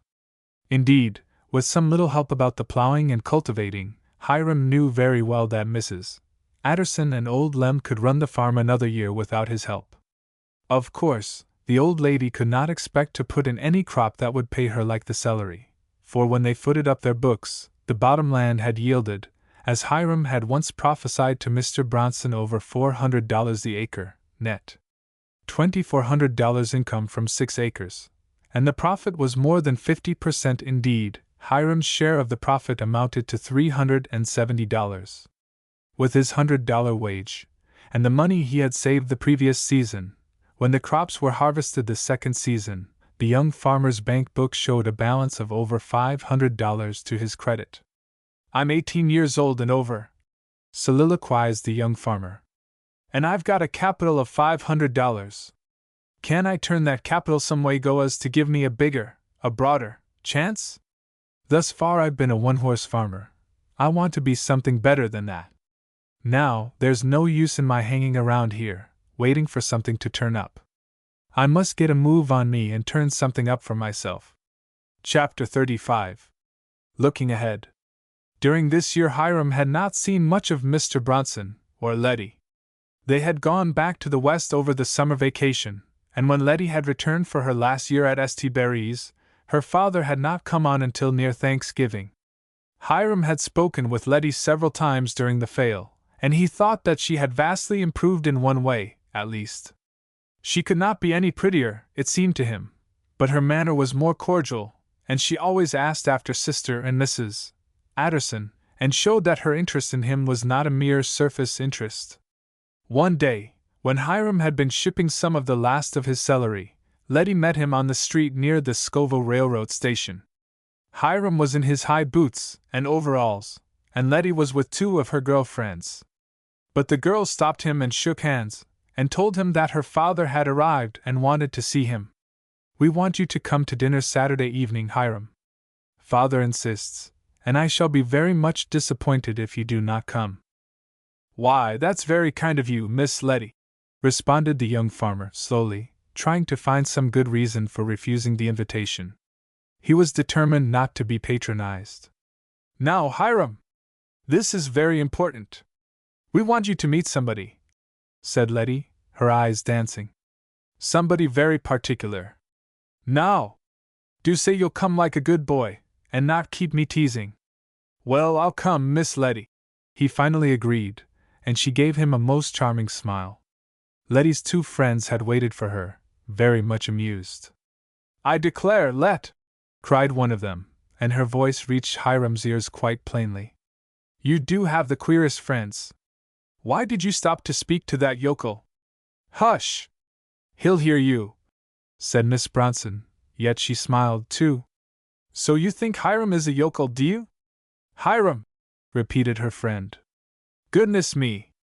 I should think the name was enough. And those boots and overalls." "Well," said Letty, still amused, "I've seen my own father in just such a costume. And you know very well that he is a pretty good-looking man, dressed up." "But Let! Your father's never a farmer dollar," gasped the other girl. "Why not?" "Oh, she's just joking us," laughed the third girl. "Of course he's a farmer. He owns half a dozen farms. But he's the kind of a farmer who rides around in his automobile and looks over his crops." "Well, and this young man may do that, in time," said Letty. "At least, my father believes Hi is aimed that way." "Nonsense! He doesn't look as though he had a cent," said the third girl. "He is putting away more money of his very own in the bank than any boy we know who works." "Father says so," declared Letty. "He says Hi has done wonderfully well with his crops this year, and he is only raising them on shares. Let me tell you, girls, the farmer is coming into his own these days. That is a great saying of Father's. He believes that the man who produces the foodstuffs for the rest of the world should have a satisfactory share of the proceeds of their sale. And that is coming, Father says. Farmers don't have to half-starve and be burdened by mortgages and ignorance any longer. The country sections are waking up. With good schools and good roads, and the Grange, and all, many rural districts are already ahead of the cities in the things worthwhile." "Listen to Let lecture," sniffed one of her friends. "All right. You wait. Maybe you'll see that same young fellow, high strong, come through this town in his own auto before you graduate from St. Barry's." "Shaw!" exclaimed the other. "If I do, I'll ask him for a ride." And the discussion ended in a laugh. Perhaps, however, had Hiram heard all Letty had said, he would not have been so doubtful in regard to fulfilling his promise about taking dinner with Mr. Bronson and his daughter on Saturday evening.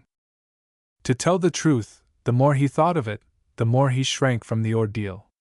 Once he had hoped Mr. Bronson would be the one to show him the way out of the backwater of Crawberry. Hiram had not forgotten how terribly disappointed he had been when he could not find the gentleman's card in the sewer excavation. And later, when Mr. Bronson had suggested that he leave Mrs. Addison and come to him to work, Hiram feared that he had missed an opportunity that would never be offered him again.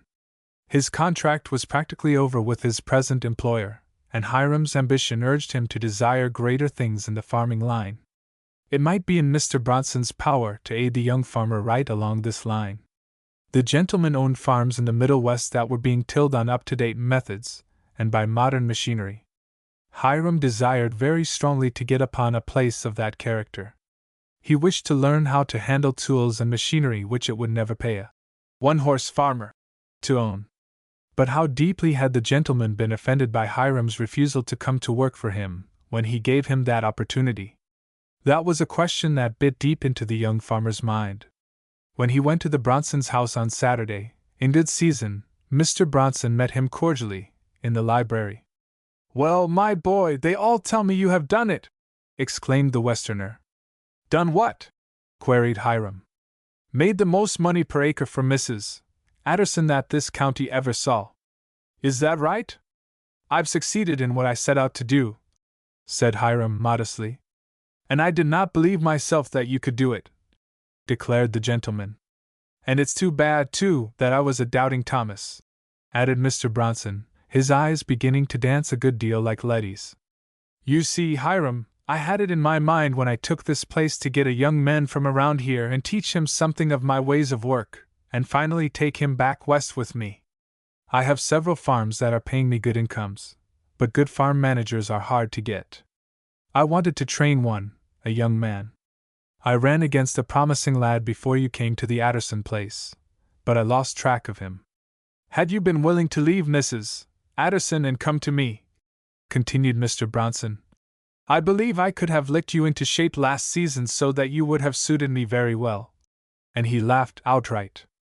"But now I want you to meet my future farm manager. He is the very fellow I wanted before I offered the chance to you. I reckon you'll be glad to see him." While he was talking, Mr. Bronson had put his hand on Hiram's shoulder and urged him down the length of the room. They had come to a heavy portiere. Hiram thought it masked a doorway. "Here is the fellow himself," exclaimed Bronson suddenly. The curtain was whisked away. Hiram heard Letty giggling somewhere in the folds of it. And he found himself staring straight into a long mirror which reflected both himself and the laughing Mr. Bronson. "Hiram Strong," spoke the Westerner, admonishingly, "why didn't you tell me long ago that you were the lad who turned my horses out of the ditch that evening back in Crawberry?" Why? His fatal modesty," laughed Letty, appearing and clapping her hands. "I guess it wasn't that," said Hiram, slowly. "What was the use? I would have been glad of your assistance at the time, but when I found you I had already made a contract with Mrs. Addison, and what was the use? Well, perhaps it would have made no difference. When I had dug up the fact that you were the same fellow whom I had looked for at Dwight's Emporium, it struck me that possibly the character that old scoundrel gave you had some basis in fact. So I said nothing to you after you had refused to break your contract. That, Hiram, was a good point in your favor. And what that little girl at your house has told Letty about you, and the way Mrs. Addison speaks of you, and all, long since convinced me that you were just the lad I wanted. Now, Hiram, I believe you know a good deal about farming that I don't know myself. And at any rate, if you can do what you have done with a rundown place like the Addison 80, I'd like to see what you can do with a bigger and better farm. What do you say? Will you come to me, if only for a year? I'll make it worth your while." And that Hiram Strong did not let this opportunity slip past him will be shown in the next volume of this series, entitled Hiram in the Middle West, or A Young Farmer's Upward Struggle. He was sorry to leave Mrs. Addison at Christmas time, but the old lady saw that it was to Hiram's advantage to go. And good land o' Goshen, Hiram! I wouldn't stand in no boy's way, not a boy like you, leastways. You've always been square with me, and you've given me a new lease of life. For I never would have dared to give up the boarding house and come to the farm if it hadn't been for you. This is your home, just as much as it is sister's home, and old Lem Camp's. Don't forget that, Hiram. You'll find us all here whenever you want to come back to it. For I've talked with Mr. Strickland and I'm going to adopt sister, all Reglar, and she shall have what I leave when I die, only promising to give Mr. Camp a shelter, if he should outlast me. Sister's folks may never look her up, and she may never get that money the institution folk think is coming to her. But she'll be well fixed here, that's sure. Indeed, taking it all around, everybody of importance to the story seemed to be well fixed, as Mother Addison expressed it.